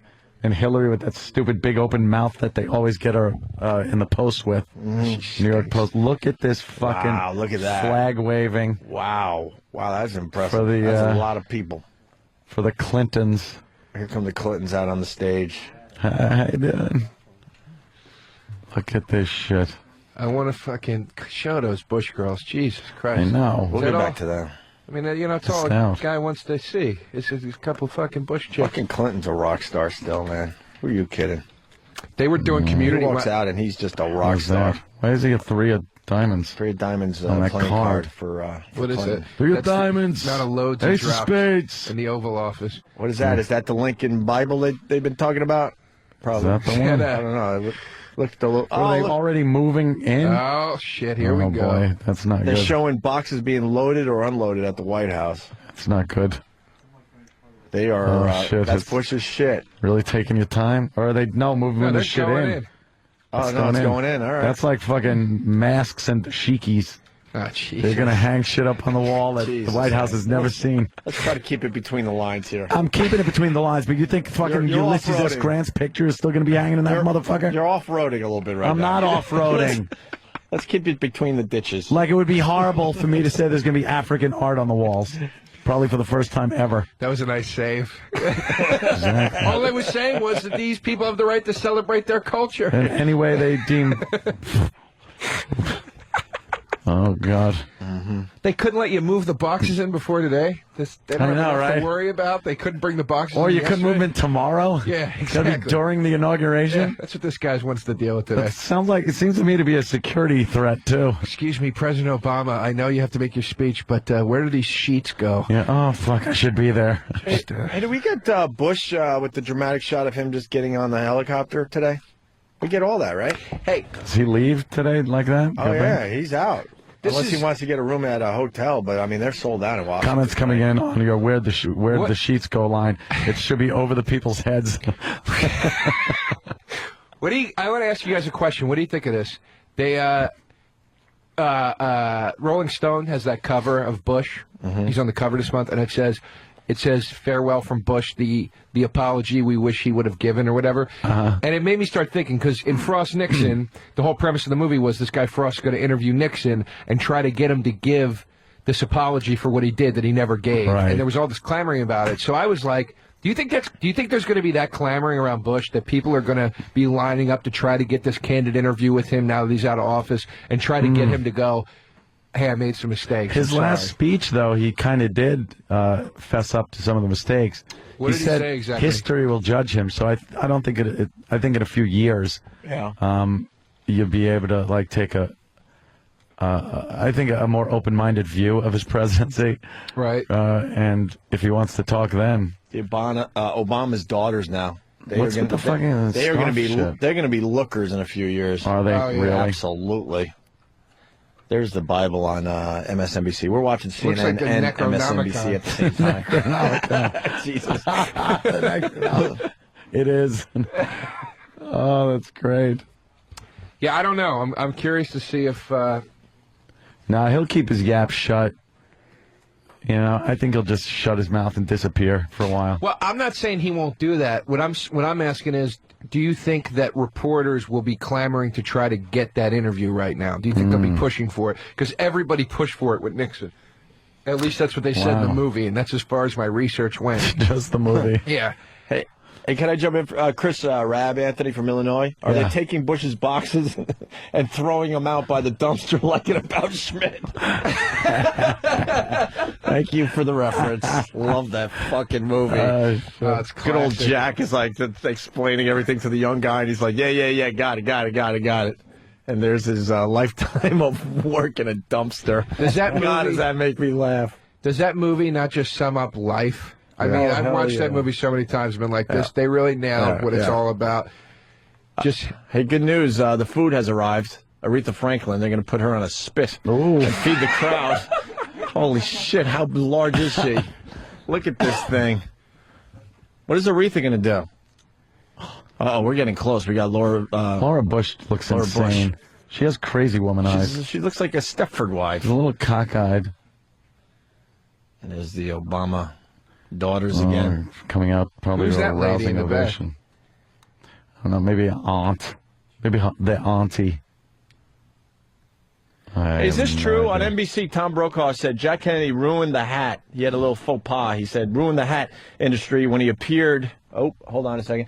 When he appeared headless. Not headless, but hatless. Oh, shit. If that's true, that we got to get that on the show. what was you said but you said earlier that JFK ruined that hat look. Why? Like what He happened? stopped wearing it. Like if you look at like old video from the late 50s, early 60s, every dude had one of those hats. And then he decided I don't like the hat look anymore, and he stopped wearing it, and everyone else followed suit. Which He hat? changed the whole industry. Which hat was he wearing? The fedora? I Or don't. the- Ant said I don't remember that. He was wearing one of those big I don't stovepipey remember. hats In walking down the 1960, street. but Yeah. later on in his presidency, he stopped He stopped wearing it, and wearing everyone it. else did. Didn't he have something to do with the T-shirt too, Ant? Really? You're a historian. I have no idea. Not on that. I think Not on he- presidential clothing. Yeah. I never took that category in Jeopardy. Presidential clothing for 500, Alex. Now we got a bunch of nobodies. Well, and Laura Oh, Bush, Laura Jesus Bush Christ. again. How and many Cheney's fucking- wife. Cheney's wife. We said yes or no to that. Ugh. A big fat no. No, but I bet a few years back she was all Oh right. please, come on. Look at this giant-headed fucking beast leading the pack. Take that down. That's just the people that are supposed to be able to see. Is it true Michelle Obama's mom is moving into the White House too? I'm sure Barack loves that. Nothing better than having your fucking mother-in-law in there with you. As you try to, get us out of this Dawn mess. of a presidency. Could you imagine the fucking nerves this guy must be feeling right now that he's got to walk out in front of all these people and talk? Oh, damn. And he's like, this is it, man. This is the moment of truth. Yeah. What the fuck are the playing cards with the presidents on them? I don't know. That's they're probably playing 3-card Monte. I don't think. I don't think the numbers. Now I realize. I guess the numbers don't have any significance because that was a queen with George Washington. Yeah. You know. Yeah, it doesn't make sense. No. Should just use Barbara Bush for. Yeah. Show your tits. There's girls in the crowd on people's shoulders. You just be whipping them out. It's like Freak Nick. What are you doing? Freak Nick. Freak Nick. Dude. You haven't lived until you lived through one of those things. Freak Nick? They used to have a crazy one in Philly when I lived there. Yeah. Atlanta was insane. The Freak Nick place. Oh, that's right. Look I think at it was how called many Greek fucking, Picnic. how in many Philly. people? Someone help us out with some facts here. How many people are they saying at this point? Look at her up there. Did you see her? Jesus. Oh, what? Bush, young Bush. Young Bush. The daughter. Oh, the Bush daughters. No, I'm looking at the bottom screen. See, Abraham Lincoln, just like Obama. That's what that guy's Could you showing. stop putting people that were assassinated next to my button, please? Fucking Barroza. Could you hold anybody up besides Lincoln? The girl's taking pictures. You don't think she's going to be a looker in a few years, eh? Come on. She'll probably be hot. And now, I think she's Michelle attractive. Obama No, she has looks like entered fucking Black Earl. the scene. She looks like Earl. In a wig? She got an Earl jaw. They're Oh, fucking dude, I would totally bang what's-her-face without a doubt. Biden? Biden's wife. That's wonderful. What is Mary Poppins coming in? What the fuck hat is that? She's got one of those Plan 9 from outer space UFO hats. I looked down. I didn't see it. Oh, That was irritating. God, do they? Yeah, How there's do they going to be a leave bunch the of people house? dancing with brooms behind them. They leave the fucking house. Dressed like that. There's nothing worse than a pretentious cunt in a Fucking hat. Stephen S. from Bayshore, Ant. The count is now 237,000 people and 1.2 million blacks. Now, Oh, Stephen, God, Steve. that is horrible.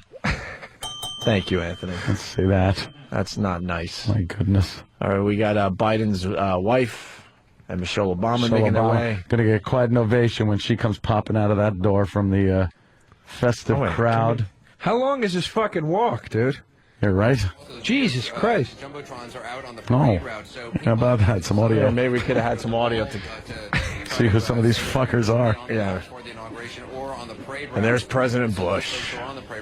I bet they boo him. Oh my God, I want to hear if they boo him.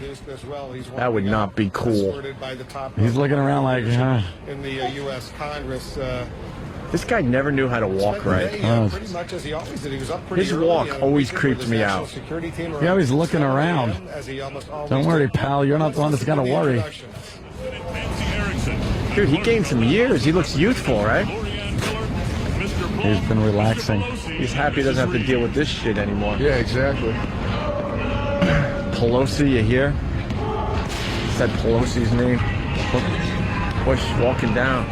Got a hip little haircut going on. Hey, he looks all right. Ready to walk out. He'll be introduced, and he'll be followed by Joe Biden. I don't get the playing cards. I'm not understanding. Look at that fucking... Like, why is that black guy holding up a Bush playing card? You know he doesn't like him. He's making the same face as De Niro on the Goodfellas poster. Vice President of the United States. Exactly 1 hour from now, President Bush is supposed to board Executive One, the helicopter. Oh, see, we do get that shot today. Air Force Base. Yeah. That's always a dramatic shot. They run you out of fucking town, man. Will change Get in this out. Next hour. You're done. That's got to be a weird Get fucking the feeling. fuck out. That the entire world is watching That is. right now. That as is. we, broadcast That's like what's going doing on He's smiling. That's gotta be fucking emotional for him, huh? It's gotta be a weird. Well, dude, it's weird. Like when you do, like let me compare it to my fucking feeble existence. When you're like the guest on like a TV show, and they're fucking catering to you the whole time, and the second you're done, and they're like, "All right, well, thanks for coming." Get and they're the fuck out. Yeah, can we call you a cab? Yeah, you see all the baskets and drinks coming for the next guy walking in. You're like, fuck. Bill Bennett, I don't know if you can hear me, but you're watching this. You're a student of history. What are your thoughts upon watching this, the peaceful transfer of power? Well, this is history for sure. And really? Isn't everything come a long history? way from the Emancipation Proclamation, 146 years. Extraordinary day, extraordinary country. No place else does this. You mean the Emancipation Proclamation where Lincoln freed the slaves to cripple the South during a war? That's pretty much what he did it for. I like how he's like, we've come a long way in a mere 200 years. We let a half-black president be voted in completely against our fist-pounding will. That is a long way. In 146 years. God damn, DeRosa, that's funny. David Gergen, this building, which was such a lousy president to sit in there for 8 years that we actually vote in a black man. Both buildings built on the backs of slaves. And yet I think also overhanging this, Anderson, and very much alive in Barack Obama's mind, is not just the past, but the crisis of the I hate that fucking mouth that Michelle Obama makes. All right. I hate it. It'll be okay. There's Cheney. No, it won't. They're wheeling out look Cheney. at it. They're wheeling out Mr. Burns. It'd be great if it hit the steps like the end of Naked Gun. And he just flew up. Roll me out, Smithers. He's wondering where his Father's Day cake is. That's what he looks like. Bedelia. You know, that's great. Where's my cake? I think the crowd is bored at this point, so they should just throw Dick Cheney to them and have him crowd surf up the crowd. And they're going to wheel him out for the ceremony. Michelle Obama is not an attractive fucking woman. She is fucking not an attractive woman. Well, he says. Ladies and gentlemen, the President of the United States, Listen the for the Honorable booze. George Walker Bush, and the Vice President of the United States, Dick Cheney, accompanied by Senate Republican leader Senator Mitch McConnell, Senator Robert Bennett, House Republican leader Representative John Boehner, and Secretary for the Minority, David Chiappa. I saw you up there. Boy, if this doesn't represent what's happening. They're wheeling old white guys out. They're just wheeling old white guys out like, later. You hear the smattering of applause? Yeah. They turned off the mics in the crowd, obviously. Yep. That is like, that's just the people right around the main area. Yeah, right? So you don't hear a roar either way. You don't hear boos or cheers. It says Hail to the Chief is being played for President Bush the last time. You don't know. Maybe when he's fucking his wife, he likes turning that on. There's Joe Biden. And of course, the last time Hail to the Chief. That's the last time Hail to the Chief will be played for President Bush. We're told that Mrs. Obama Clinton giving them has some the Lincoln advice. Bible in her hands. Bible was originally purchased by the clerk of the Supreme Court, William Thomas Carroll, Oh my God. used for Abraham Lincoln's swearing in March 4th, 1861. It's bound in burgundy velvet with gold washed white metal rim around the three edges outside of both covers. These edges are gilded heavily. Joe Biden, he's getting ready to be introduced as well. The incoming Vice President of the United States, Steny Hoyer, and Harry Reid will be escorting him into the chamber. He's going to be introduced, and of course he will be followed by the next President of the United States, Barack Obama, and then the formal inauguration ceremony will begin, as I said, with Senator Dianne Feinstein welcoming everyone and calling this event. What do you think Bush is saying right there? This Lincoln Bible has not been used in the presidential inaugural ceremony since Abraham Lincoln himself used it normally housed in the Library of Congress. I am. I want to point out, we saw the first President Bush, George Herbert Walker Bush, walking out earlier with a How about cane. that? I'm now told by Gene Becker in the former president's office that he has actually used the cane since his back surgery in December of 2007, and she wants to reassure all of us that former President Bush is in no pain. That's the way he's been since He'll his be back training surgery, again in 2 months. Back in, The Vice President 2007. Inaugural Coordinator for the Joint Congressional Committee on Inaugural Ceremonies, Jennifer Griffith. Senate Deputy Sergeant at Arms, Drew Willison. House Deputy Sergeant at Arms, Kerry Hanley. Senate Majority Leader, Senator Harry Reid. House Majority Leader, Representative Steny Hoyer. Who's that? There go the crowd mics, right? Yeah, now they turn the crowd mics on. See Barack Obama. There's a bit of trickery going on with this coverage. Oh, look at the Marines. Not smiling all that much right now. There must be a huge air of anticipation. Obama's about to make his appearance. Pelosi. Ugh. You think those Marines guards' guns are loaded? Yeah. Yeah? That's like, well, you must really look into their past. You know? Just saying. Not 1 inch. Maybe you're right. I don't know. Not 1 inch among them. I mean, it's extra security, isn't it? Or is it just there for show? I think it's there for show. There's Biden. You know he thinks everyone's there for him, right? Yeah. Biden's that type of guy. Like, ignores the fact it's really about Obama. Hey, but please, this is Please, embarrassing. right. Come on. This is embarrassing. I'm only the vice president. Nice. I'm like nervous right now. Anthony, this just came in from Cosmo. We all saw Clinton whispering to Bush. Clinton was telling Bush about AshleyMadison.com, so. Oh, okay. That's what was going on there. Yeah, And, Bush was going, did you see this tube 8? There's the 2 girls, 1 cup. And Barack Obama making his way down this long, fucking ponderous hallway. It looks exhausted already.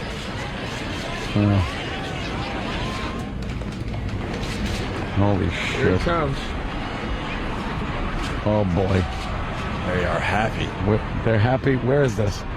That's, Washington? yeah. Oh, you fooled me for a second. For real? That's what happened? And I got to squeeze this in, because it What? really did happen with Tom Brokaw.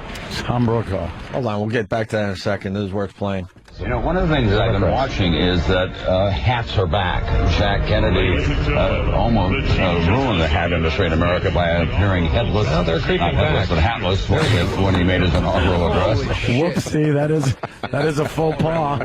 Jesus, Tom. Appearing headless in the back of his limo. Well, thanks for that fine, whoever came up with that on instant feedback. As soon as he said that, he was like, I better write a book. That's when he started writing that fucking book. Yeah.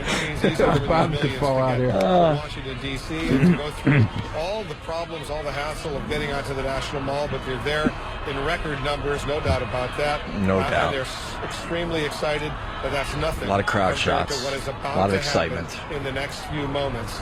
Once Barack Obama is formally introduced, and then he's sworn in as the 44th president of the United States, and that's about to happen in the next few minutes. Yeah. This is,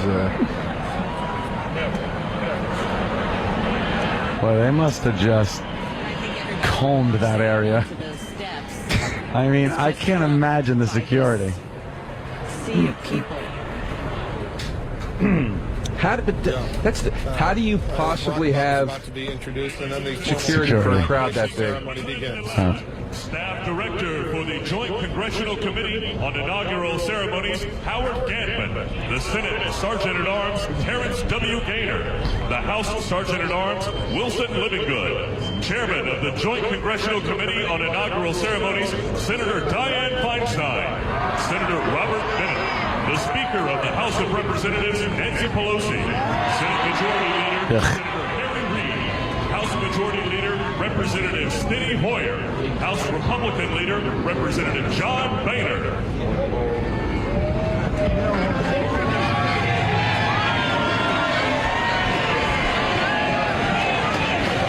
Trip down the stairs. Stupid Pelosi.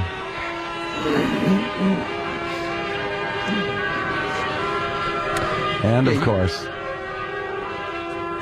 ladies and gentlemen,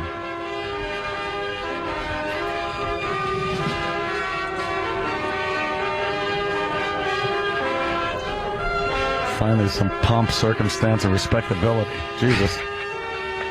Enough with the fucking playing cards. Or black people crying. It's a very big moment. Yeah. I'm right there with them. I'm tearing up myself. Ladies and gentlemen, the President-elect of the United States, Barack Don't say, shit. Obama. Thought maybe at the last minute. Oh my God, they're going bullshit. They are losing their minds.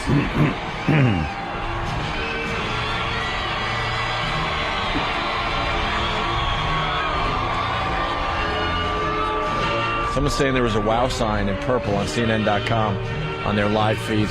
That probably just meant wow. Probably, really. I wouldn't. Yeah, no kidding. Everyone taking their pics. Jesus. You can't police an area like that. They probably got to the point where if you're behind that water, they're like, you can have a gun back here. Yeah. You'll miss. You're just too far away. Yeah, fuck it. There you go. He's on the main stage. Obama. Who's that? Oh my God. Could you wear a hat from this country, lady?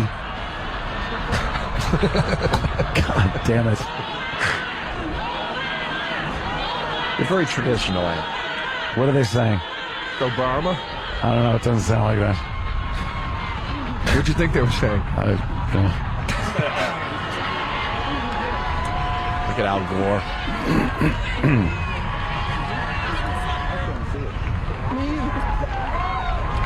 He's working the room now, the stage, whatever.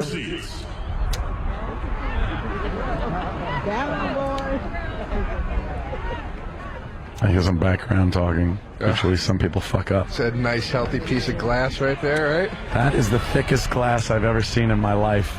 Jesus Christ. Ladies and gentlemen, Ooh. the chairman of the I like Joint you. Congressional Committee on Inaugural Ceremonies, the Honorable Dianne Feinstein. Do you believe this? In this day and age, a Jew broad swearing in a black president. Mr. President, You gotta help me out here, Hendry. Trying to swear in this.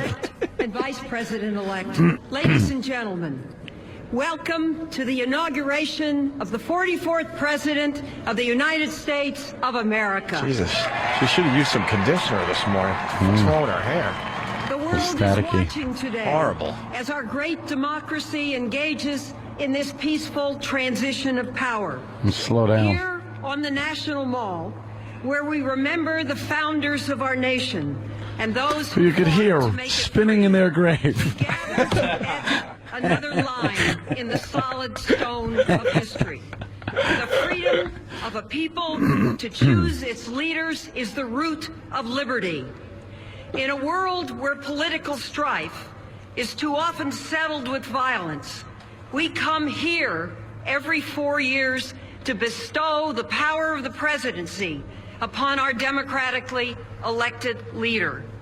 Those who doubt the supremacy of the ballot over the bullet can never diminish the power Over the what? engendered by nonviolent Over the bullet. struggles for The ballot justice over the bullet. and You know. equality, like the one that made this day possible.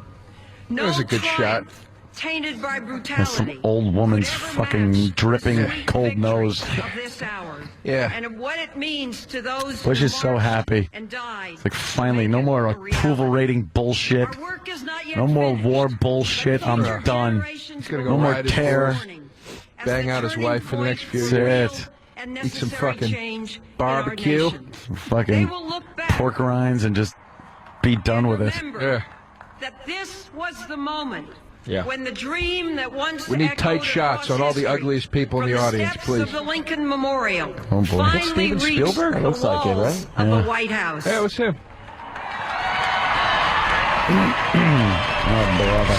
In that spirit, we today not only inaugurate a new administration, we pledge ourselves to the hope, the vision, the unity, and the renewed call to greatness inspired by the 44th President of the United States, Barack Obama. Thank you, and God bless America. Who would have At seen this this? time, September 12th, 2001. pastor of the Who would have thought you'd see this coming? California, Barack Hussein Obama. Who's this guy? That's Bill Engvall. Oh, Bill. That's a good one. Let us pray. Oh, yeah, all right, he's there. Almighty God. Let us pray. Let us pray. Our Father. Everything we see and everything we can't see His big moment. exists because of you alone. Really? It all comes from you. It all belongs to you. It all exists for your glory. History is your story.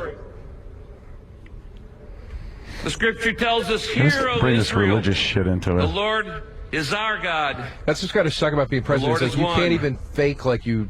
You And got to you just. are the Whether you're religious or compassionate not, you have to act like you are and diehard. merciful Yeah. one. God. You are loving to everyone you have made. Really? Loving to everyone? Now Even the today, kids that are found without heads rejoice and not only in fucking America's church buses that get hit with peaceful boulders as they're transfer going to of power fucking for the 44th retreat. time. Works in mysterious ways, We I hear that. celebrate It's all in his a plan. hinge point of history. Yeah. That kid in With South the Africa was supposed to have his arm inauguration of our chopped off first Right. to sell diamonds. African American president of the United States. Half. He's like, look, even Barack We is like a are ride so enough. grateful to live in this land, a land of unequaled possibility, where the son of an African immigrant can rise to the highest level of our leadership. Where is that Fuck his African mother. immigrant? Yeah, fuck his mother, leave, and then the son can become a president. And a great cloud of witnesses are shouting in heaven. Let me hear. Hear shit. Give to our new president, Barack Obama, the wisdom to lead us with humility, Good luck, bro. the courage to lead us with integrity, the compassion to lead us with generosity. Bless and protect him, his family, Vice President Biden, the cabinet, Well, every one of our freely elected leaders. Nothing says a profound moment in history like a giant Help us, oh God, red, to white, remember and that we blue are stuffed Americans. Uncle Sam hat. Uncle Sam hat on two United chicks. not by race or Yeah, religion. two chicks that blew or a blood, frat house last night. Yeah, but to our commitment to Fucking that's what freedom's all about. Yeah, with that Justice jersey for all. fucking lipstick on. You think, When we anyone, focus you on think anyone's ourselves, farting up there? You got a lot of old guys that when we can't blame handle their, each other when we Yeah. forget you, their forgive bowels us. at this point. Well, somebody's got to have a colostomy When bag. we That's presume that our something. greatness and yeah. our prosperity is ours alone, forgive us. When we fail to treat our fellow human beings and all the earth with the respect that they deserve, forgive us. Thanks. And as we face these difficult days ahead, Days. may we have a new birth of Difficult clarity 4 in our years. aims, responsibility in our actions, humility in our approaches, Uh-oh, what's that plane? and civility in our attitudes, even when we differ. Help us to share, to serve, and to seek the common good of all. Oh, stop your crying. May all people of goodwill today join Enough already. together to work for a more just, a more healthy, and a more prosperous nation and a peaceful planet. And may we never forget that one day all nations and all people will stand accountable before you. Gee, thanks for the reminder. We now commit our new president and his wife, Michelle, and his daughters, Malia and Sasha, into your loving care. I humbly ask this in the name of the one who changed my life, Yeshua, Isa, Jesus, Jesus, who taught us to pray. What? Never heard of those Our names Father, before. He had to do it in all Who different art in fucking heaven. languages. hallowed be Yeah, thy also name. notice he's wearing a completely Thy kingdom come. non-denominational Yes, outfit. yes, Thy yes. will be done on earth as it is in heaven. Give us this day our daily bread, I always hate this part in and church. forgive us our trespasses The as S's we come out. forgive those It's who just trespass it's against against. us. I've been in a full church and heard Lead that. us not into temptation, but deliver This is a us from lousy evil. prayer, isn't it? For thine got is the better ones. kingdom, and the power, Oh, he changed and it the up a little glory, bit. forever. Amen. Yay. Boy, he fucking brought that crowd down. Ron Pennington. Doing the warm-up for you, Ronnie B. To sing My Country, 'Tis of Thee. Yeah. My country, 'tis of... Look at that crowd. Ooh. Here's Aretha. All right. Has she lost weight? She looks great. Fantastic. Holy shit. I could just put a big bow on her head and fuck the shit out of her. She's adorable. She just wraps her comfort in All her. right. Rerun is crying. Enough with the crying already. That looks like rerun. Yeah. Here comes Aretha. Come on. Give this some soul. Look at that fucking hat. Yeah. Well, the hat takes the eyes away from the gut, so that's a beautiful move. Oh, she put a little soul in it. Gotta put a little soul in. Rita's got to put a little soul in it.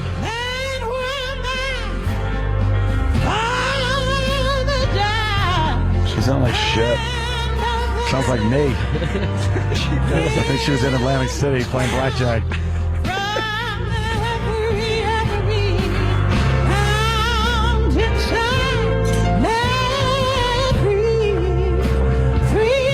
Hey, didn't the movie end like this once? I can't remember which one. Yeah. Sci-fi. It was sci-fi, I remember. They're going to shut us off in 30 seconds. What? Ron and Fez up next to continue the coverage for everybody. Yeah. Jeez. A lot of tears in the audience. Oh, sure. Hey, same at my dad's house. Aretha's Fatness brought to you by DirecTV. Call 888-961-DirecTV. That's DirecTV. 888-961 DirecTV. Yeah, they're cutting us off right now. We'll see you guys tomorrow. Ron and Fez next. XM202, Sirius 197.